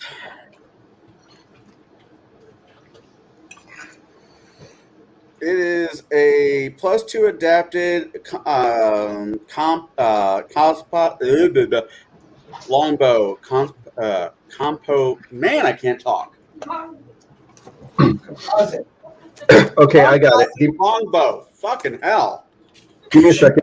The Forksmith looks at you and he says, "That might take more than a week. I apologize." We're talking weeks, months. It'll be close to 3 weeks. 3 weeks. That's fine. If that'd be okay, that'd be great. Yeah, that's not a problem. We can, I'll either have to leave and come back, or I'm sure me and my colleagues could find reasons to stay.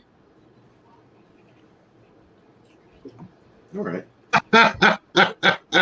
Oh, you're gonna be sore.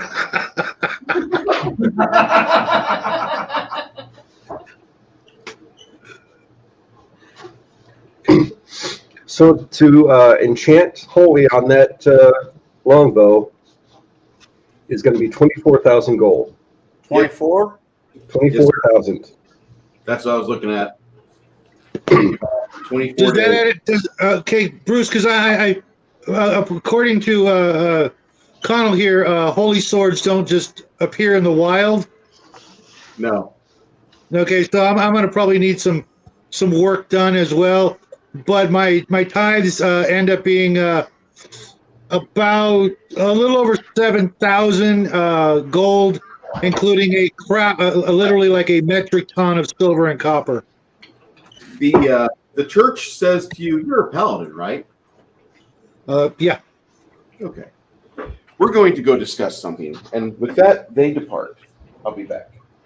24,000. That's 24000. 3 zeros.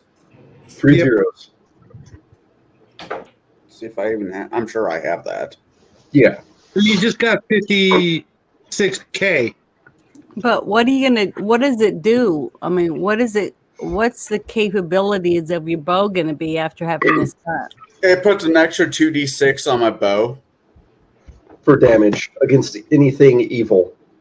So if I activate gravity bow with it being holy, I'm looking at an extra 4d6 to whatever plus regular damage. With the benefit of bypassing any evil damage resistance. And considering we're fighting evil, not evil with a little e, but evil with a capital E, I think this is actually worth. And chance, Yeah. something I recommend looking into are greater arrows of slaying. I will. Okay. When Bruce gets back, I'll tell him I need to go. Well, in theory, we'll have to stay here. In theory, this will take about 3 weeks. We were looking for a downtime of a month. So either we stay here in this area for 3 weeks and just relax and shop, or I bounce back when the time comes. Mm-hmm. You mean we? Because I'm probably going to have to do the same thing. So, I mean, I don't want to split the party, but spending 3 weeks in like a Chicago, New York metropolis wouldn't be the most horrible thing. Especially with, because certain things we're just going to have to wait for. But I cannot make that call for the party. I'm willing to hang out. You would or wouldn't? I'm okay with it. Provided you can keep scrying on the town we were just at, making sure, they don't get, sacked while we're here, taking a breather. Yeah, that's not a problem. I mean, with the ability to teleport, yeah.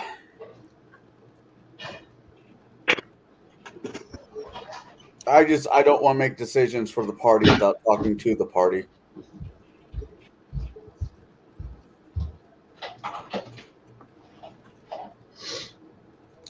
In the gear, what was the numbers? The bottom numbers, what was that?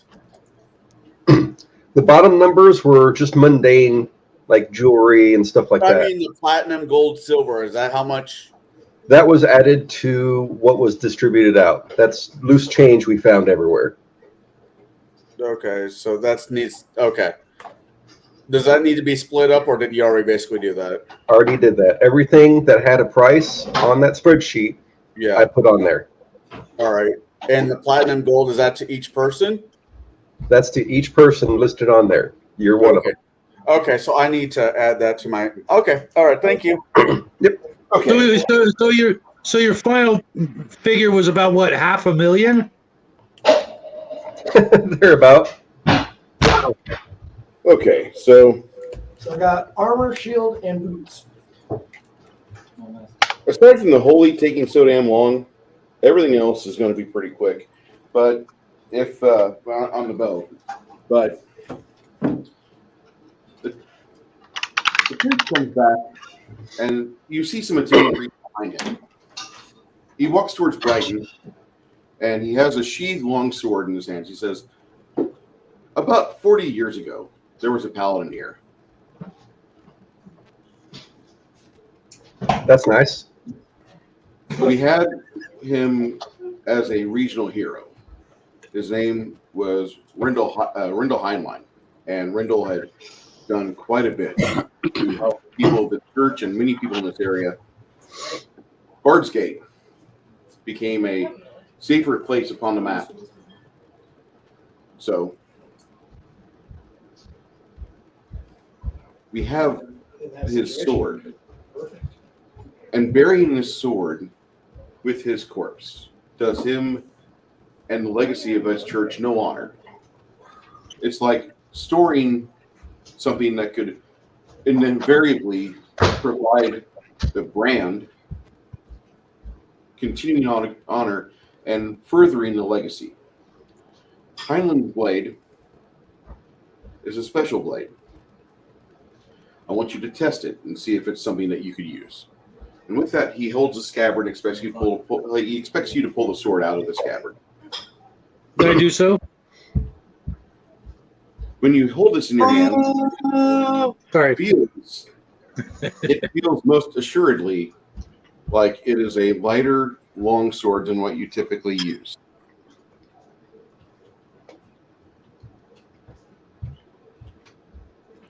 It says Heinlein was not an aggressive man. He was a man who always sought peace, but was ready for war.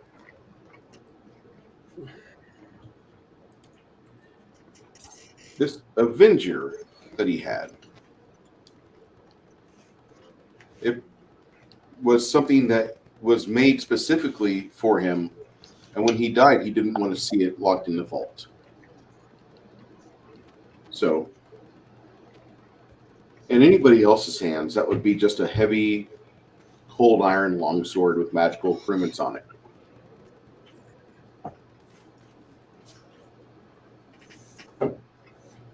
In your hands, it's a little different.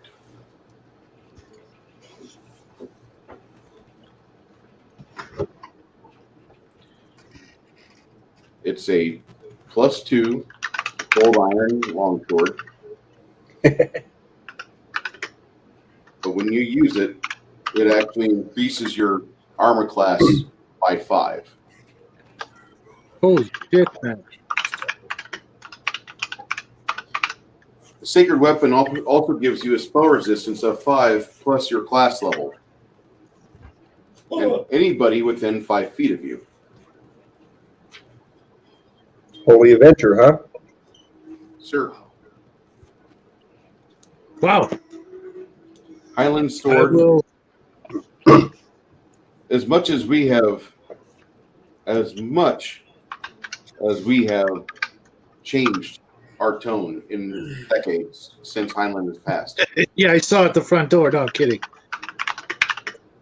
I want you to understand that this cathedral, this chapel, wants to continue the message he had.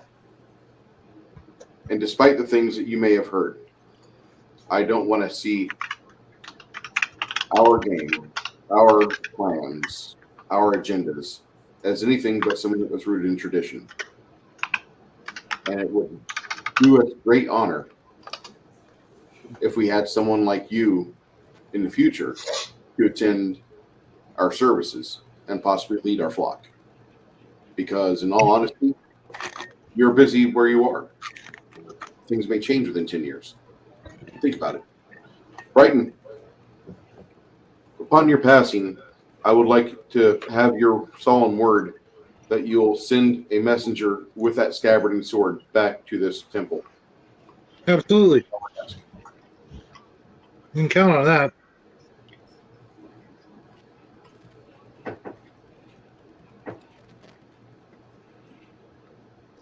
Good. Thank you. And with that, you see Chaplain Vania.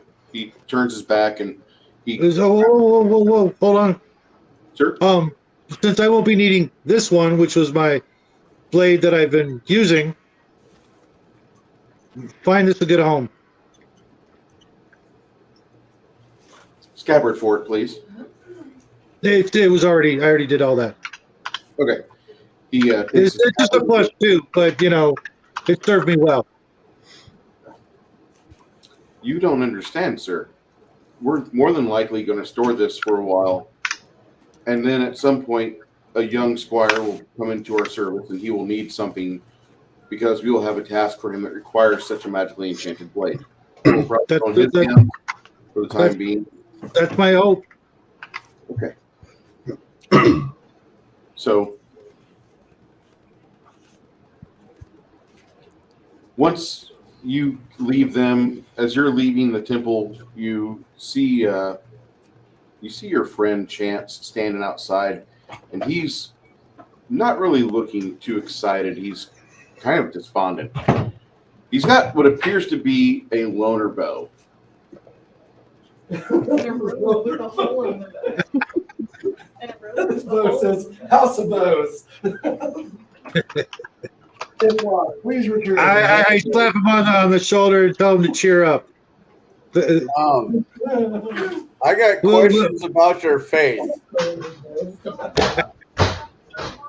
Well, Right, does he still have the for the next 24 days, you guys might be here, or it'd be better if you went back to where you're from, because things might change down there, and I would recommend that.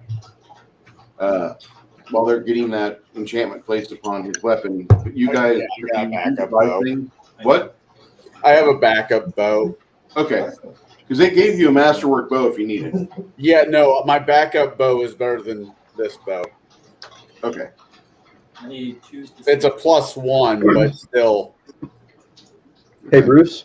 Yes, sir. Did we happen to come across a Magus with full plate mithril?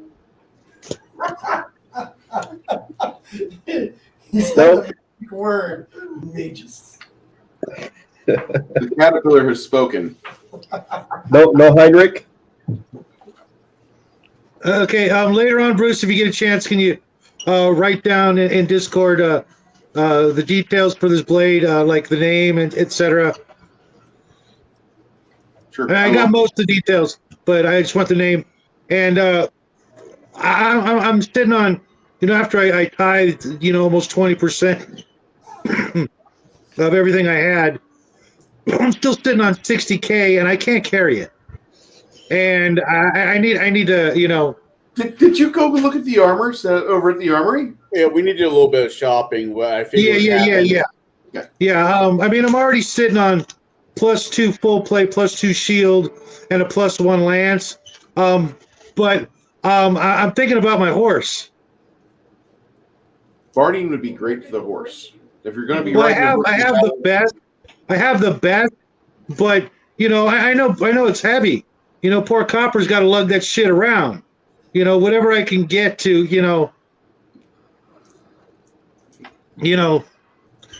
let him know, because I mean the poor guy's been sitting in a freaking stable the entire adventure. So if there's like golden apples or something, just feel kind of bad. It's supposed to be my, Get him a lady horse.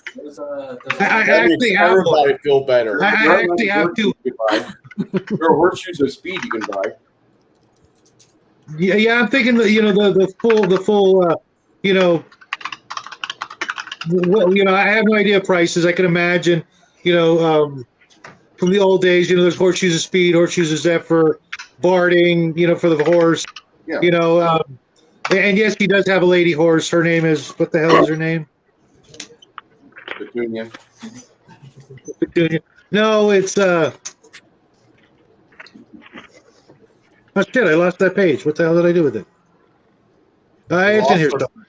You lost that page. That's the name of the that's the name of the horse. No, Brassy. It's Brassy. Okay. Copper Brassy. Yeah. Yeah, I'm not original when it comes to horse names. Sorry. Brooke's in the chat right now. Yeah. Hey, Brooke. I want to say Hey, that. let's talk about Andre. So. Where is he? No, Freeman's Focus. Oh, in the chat. So once you get back the party towards the Inn of 12 Candles, and door number 6, the dwarf. That's not his room. Disease.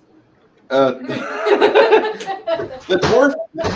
There was somebody snoring in the room he was in, so he went into door number 6 because the paladin didn't go in there. So, like the first thing the dwarf does, he looks at her, and she's wearing like a harlot's outfit.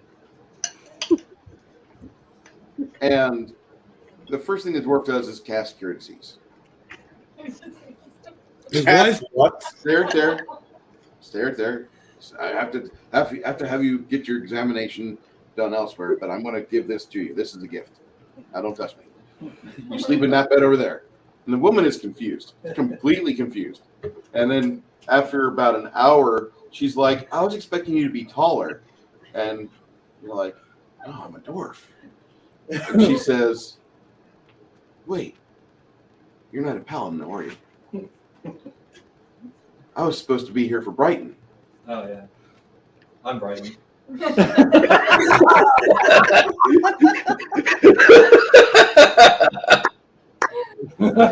She's like, well, I'm supposed to service you. I was bought for you. I'm your birthday gift. You know what? You're It's her so birthday. You're so good. I'm going to pay you twice. Just tell me to put it on my tab.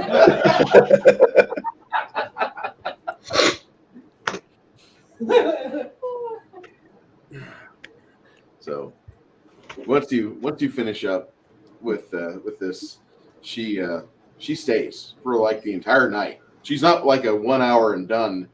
I've been here for the last 9 hours. I was paid very well. I'm going to lay down on this bed as much as I want. Nobody's expecting me down there. After an hour, he says, "Get out." Don't pay him for the sex. You pay him to leave. Hey, that's my line. So you have been here 58 minutes. Soy, I'm not giving you a wrench, Soy, because you're not one of my players. Sorry, my friend. One of my friends, yes, you're not one of my players in the game. But as everybody is gathering up in there, What a dickhead. I know he's like, I want a wrench. Like, so does everybody else. The 2 hot dogs behind your neck. What an asshole. I know. I saw that. Like, shit. I complimented your fucking chicken. What do you want? Yeah. So everybody gathers together, and like the hooker's there for a little bit. It was honey. Is that what it is? That's honey down there. Okay. Honey and beer. So everyone. The hooker's upset because it only took 15 minutes. Say again? Oh. You'll see the harlot take off. She leaves. And she heads back Surprised down. you didn't use the kitchen. Make me a sandwich. If a woman comes after you with the knife, that's okay. She's asking I'm you using what one of my bread you want. on a regular basis. That's why you've got the wrench. That you all you have to do is just there's 3 dots next to every person's name. If you so choose, you can see what your options are, but don't be booting people. Remember when I booted fucking Brooke? Yeah, I remember that. I think he says bonjour, mes amis. Oh, Travis over there, the boomer remover. Fucking Travis is great. Are you leaving? I am. I have a little dog that I need to take care of. Oh, Hey, take care of yourself. She got Take care her of your little dog. insides scrambled today. Be good, my friend. You don't need to drive with her, do you? No. Okay. Good seeing you. What time? Good to see you. Come back. You guys are going to communicate what time we're going to meet over at Max and Louie's, right? He has my number. I have his. Okay. So, yeah, we'll figure it out. Because that's like the most important thing to me tomorrow morning. Okay. I want to beat the church crowd. No offense. No offense to churchers, but yeah. Dude, I used to work in the business. I can send them to Chris. Okay. Now I leave you. and if you can get the kitchen counter table area so you can watch them work. Yeah, kitchen counter table. We want a kitchen counter. Okay. Yeah. Later, bro. So Bruce, real quick, on the Terran Code loot, Steven's wish list. Steven's shopping list, both drinking 4. I was about ready to ask you that. When do you want us to do a shopping list or what? You could probably build a shopping list, put it in Terran Keld loot. If you want to pay for it now, just tell them where you're going to be at. They'll give you a marker coin as to where you're going to be. As long as you're on this plane, when they're finished with the construction of it, once they get every last piece together, they're then going to send a messenger with the teleport ability to get over to you, drop it off, and come on back. Okay, is that how my bow is coming to me? What? Is that how the bow is That's how your bow's coming back to you. Okay. You Yeah, have I'll a just marker do. coin. It's different from the other coins you have. This looks like a achievement coin for the military. Yeah, I know what you're talking about. Okay. Now, Chris brought up that there's greater arrows of what did he call them? Slang. Slang. Greater arrows of slang. Yes. They're like uber bane arrows. They're great. Okay. I recommend them. Lightning arrows are good. They're good. Yeah, I'll come up with a shopping list as well. Because I'm thinking bracers of fucking archery. That'd be While good too. you're in town and you're all kind of together still, I'm going to pretty much cut game tonight at this point. Oh, snarf. We have 2 weeks between now and then. You can communicate to us things in the Terran Keld Discord. Yeah, it doesn't mean I don't want to keep playing. I know, but I'm recognizing like I'm having people leave because it's time to go to bed. Or for him, it's time to go take care of dog. Travis is packing up his electronics gear now and we get ready to go back to the hotel. Okay. But I want to, while we've got the party mostly together, still feel like I need to. No, I get that.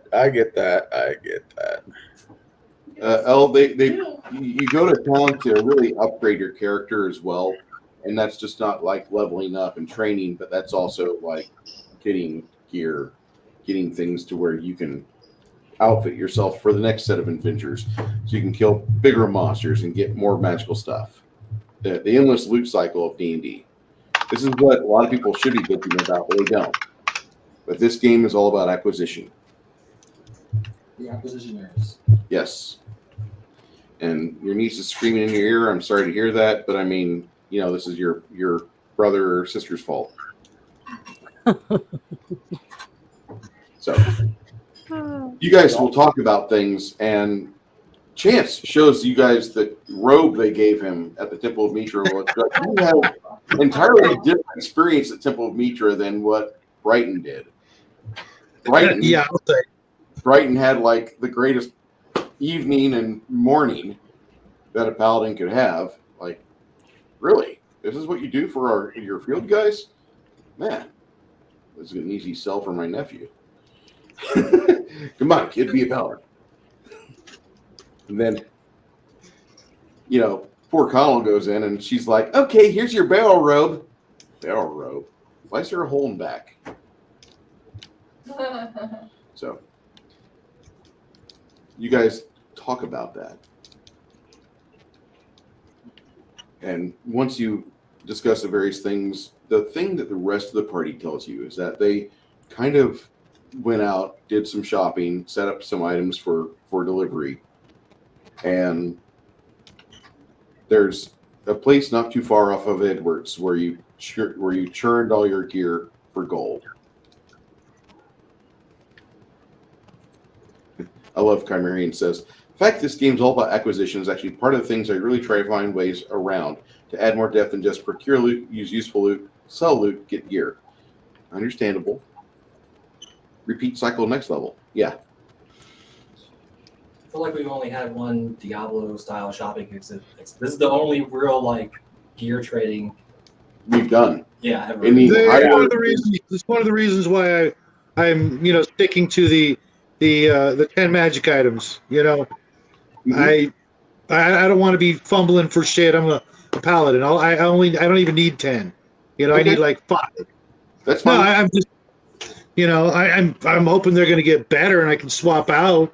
But I don't need like I can buy beads of force. Holy shit! I can buy beads of force now. So we just sold those. I didn't know we had them. Oh, by the way, yeah, I gave those back about 4 levels ago. I did not know that. Beads of force. You ought to read the loot list. I did not know. That's fine. It's not like I didn't put a ton of work into it. Yeah, no, you're fine. I didn't realize it was there. That's my bad. Those members of the party that I didn't really detail their experience, what happens is this. They're introduced to some people at the bar at the Inn of 12 Candles. At the Inn of 12 Candles, some people are there. They kind of look exasperated, and you ask them how your day's going. And they say, well, we're just 3 weeks out of the occupation that we've had for the past 2.5 years. Occupation? What happened? Well, we had a guild of raconteurs take over the town's marketing and commerce, and they ruined the town. They upset a lot of people here. A lot of longtime guild members were killed because they allied themselves with some people that were not very nice. And that upset some adventuring parties. Now, adventuring parties have always been kind of like the rebels or the band of ruffians that come to town, and they do good, but they're assholes in the process. And these people were of no different. This group of people had honed their skills at this place far to the northeast or northwest called Tsar, and they were in the middle of a long slog, and they got chased out of Bard's Gate, and they came back to repair. And as they were chased out of town, they took names and they remembered people. And for the last 7 months, they had a campaign of assassinations and slaughters and targeted attacks in town, killing guildsmen, being assassins, wiping out whole buildings full of individuals that were ruining the currency and destroying the market economy here. And they did their precise strikes, and they would leave, and they would come back a week or 2 later, and they would hit another group of individuals. And finally, about a month ago, the final battle was waged, and they slaughtered the last 3 Primarchs that were involved with this large guild of ruffians that destroyed our town's economy. They had ruined the town for a lot of adventuring people. We're just now getting back to normal. Things have just now gotten back to normal. And when I say that, we're still picking dead people up out of alleys. We're still finding the results of what's gone on. And nobody from that group or adventuring band has talked to us. They've left a few things like, you can thank them, and little notes here and there. So they're really happy that we're seeing commerce come back in town. And this group here is one of the first things we've noticed. I know it doesn't sound like something that you're going to be too proud of, but there are going to be guildmen, minstrels, and bards that will be singing your highlights in town for months to come as we try to put a happy face back on Bard's Gate. Bard's Gate has not been well. We were conquered. We were prey for the past 2.5 years, and we were not allowed to function as we had been. Our universities closed. A large part of our temple community was forced into doing socialized healthcare, and to the toilet. Things went horribly for that. A large amount of the dwarves and the gnomes that were in this town are just now starting to trickle back in because now they can practice their trades again. So if I can tell you anything, it's the fact that yesterday you made a small transaction over Egbert's, and that spread all over the adventurers border. And that has kicked off a small explosion in the economy here. So for the first night, people can go out and expect if they're going to work, they might get a tip. Or if they're going to work, there is work. Because we were a town without it. Hey, Makini draws. He hands us a $2 super sticker. Didn't have to do that. Nice. Thank you, sir. Makini and I are usually on Sundays. We stream together on his channel. He's got a cat giving me a thumbs up. Awesome. Thank you, sir.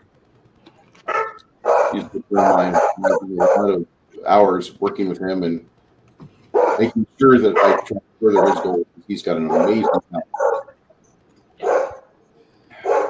Somebody's dog is not happy. That would be mine. Somebody wants their attention. No, I think someone rang the doorbell. Stop ringing my ding dong. Thank you, Makini. Really. So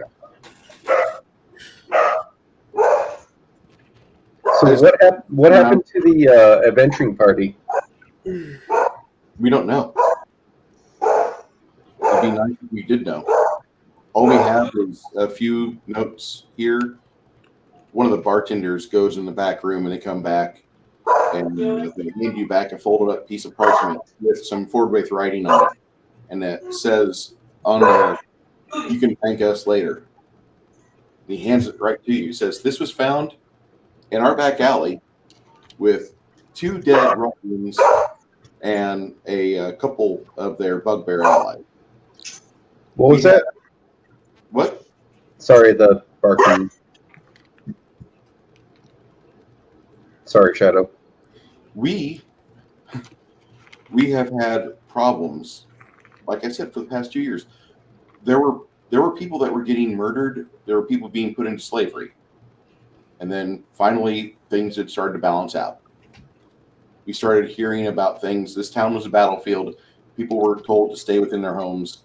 There were times where the town guard, we didn't know what side they were on. Town guard side, definitely. Nobody else's. We can have a moment to think about it. We're too busy trying to safeguard our families, making sure our kids are safe, making sure the doors are locked, making sure we have glass on the windows. They're not busted, broken open. There's not a situation to where we have actual threats. One of the waitresses, she says, there was an invasion in my home about maybe 5 months ago. And that was during the time where everything started to change. And it was a really rough endeavor outside my home after they had taken the items they wanted. There was a strike. There was a surgical strike from this group. And I think it was the Nine-Fingered, the thief that was leading the way. And he had his men take out 6 of them. It was pretty rough. And no, we don't know where they're at. We have no idea where they're at. We think they're actually under town in the sewers. Oh, God. The adventuring party that liberated us. And they worked with other adventuring parties to destabilize other parts of the city in order to make people uneasy and make the ruffians, they allied themselves and forced their way into the Guild of Traders and Coasters. And once they did that, they ran the economy. And they were the ones that took care of it. With like the mob. Do they wear like badges that look like wheels on their shoulders? Mm-hmm. Looks like a wagon wheel right here, left chest. Upper Right. pectoral area. But just like those 7 guys there, and all 7 of those guys look at this bartender pointing at him, and they're like, they're kind of unsettled. She's like, no, not you. You guys weren't the bad ones. And they're like, listen, we've got our own thing. We'll make a public statement about it whenever everything's cleaned up. And they nod.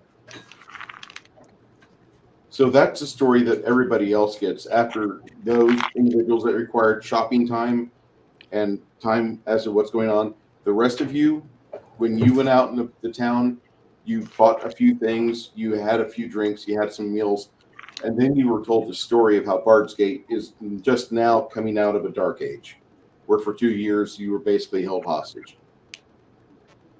But they weren't held hostage by the mob, by Another group had infiltrated the Union Guild and ran all the other guilds' commerces. Basically, the coasters and traders are the economy lubricant here in town. And this band of ruffians came in, used magic in every way possible to destabilize the upper staff of the coasters and traders, took them over, and then once they had secured that, they brought in their muscle. And there was like 1,500 people that were here that were pretty much on top of the guard, making sure the guard weren't getting on top of their activities. And they were pilfering the town, robbing it left and right.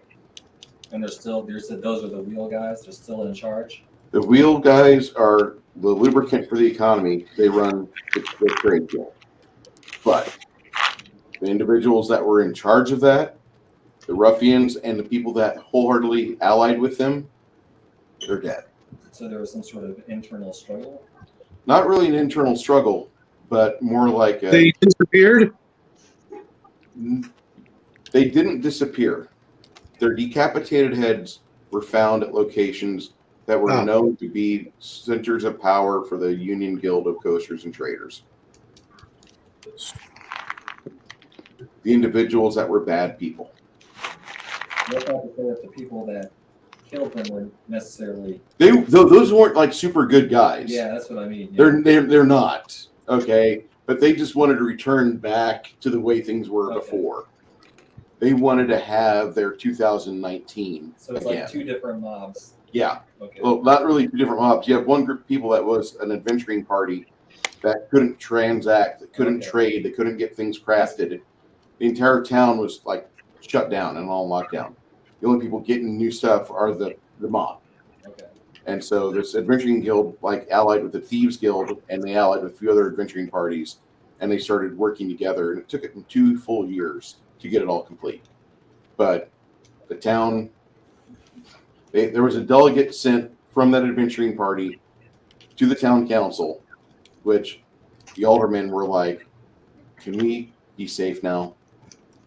There's been a lot of dead heads floating up in the river. We need to know, what can we expect? And all that the delegate said, all the diplomacy that was given from this adventuring party was, if we can have the town back for services, if we can use this town as a base of operations, if we cannot be unfairly targeted by merchants and financially raped over and over again, that'd be nice.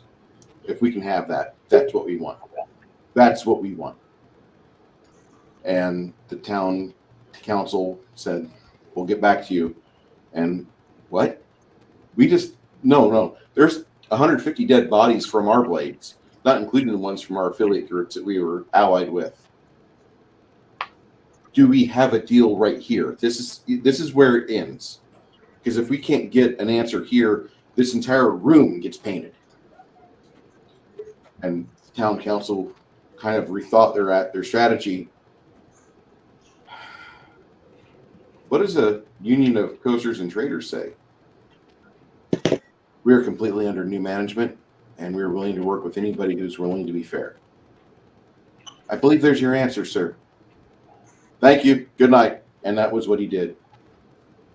They did exactly that. But for saying it sounded like it was almost like potentially 2 different neutral-ish Maybe one of them were so good. You know? One of them was definitely not good. The other one was Beneficial at the end of the day. yeah. At the end of the day, like being around them was beneficial, but man, you had a huge moral quandary right there. Not a job for the paladin. Yeah. I want to kind of end it on this note because the party's together at the end of 12 Candles. I think you guys did really good today. You did more than what I thought you would at a quicker pace because I was willing to go another 7 events on day 2 and potentially go into a day 3. You guys didn't do that. You guys got to event 1 on day 2 and we're like, we're going in. And you guys did it. You did what you were supposed to. I'm not going to be like, oh, well, let me move these pieces around and fuck you. No, you guys did well. I'm not asking for much more on that. The bad guys that were part of that, they did the things that they did, and they left some things behind, which over the course of the month, like if you go back, which you should, go back to Demo Mill and ask them, hey, how's the rebuilding effort? They'll be like, oh, hey, we got these items for you. And they'll give you that. Okay. Yeah, I will biff everybody back if that's what they want. I have no. I would say stay in town for like 3 or 4 days. That way, if you guys need like some items can be done in a week or so, you can do that. Yeah. Yeah. Well, I'll do my shopping list after the game is over, and I'll just send you what. I mean, exactly. There's no way I can feasibly carry around this much weight in gold. Most of us are probably going to have the same issue, and the gold doesn't do me any good. You know, Well, isn't there banks? There are banks that will sell you a gold bar which weighs 10 pounds, but it is worth every bit of. It's worth like 10,000 gold. It's got the stamp on it. I might go see if I can find several jewelry shops and just buy trade in gems. Okay. I mean, gems weigh a whole lot less than gold. With that, the stream ends, and I appreciate everybody that's here in the chat and everybody here in the panel. Thank you so much for letting me play with you again today. I've had a blast. It's a lot of fun, Bruce. So, my only question is it Saturday yet?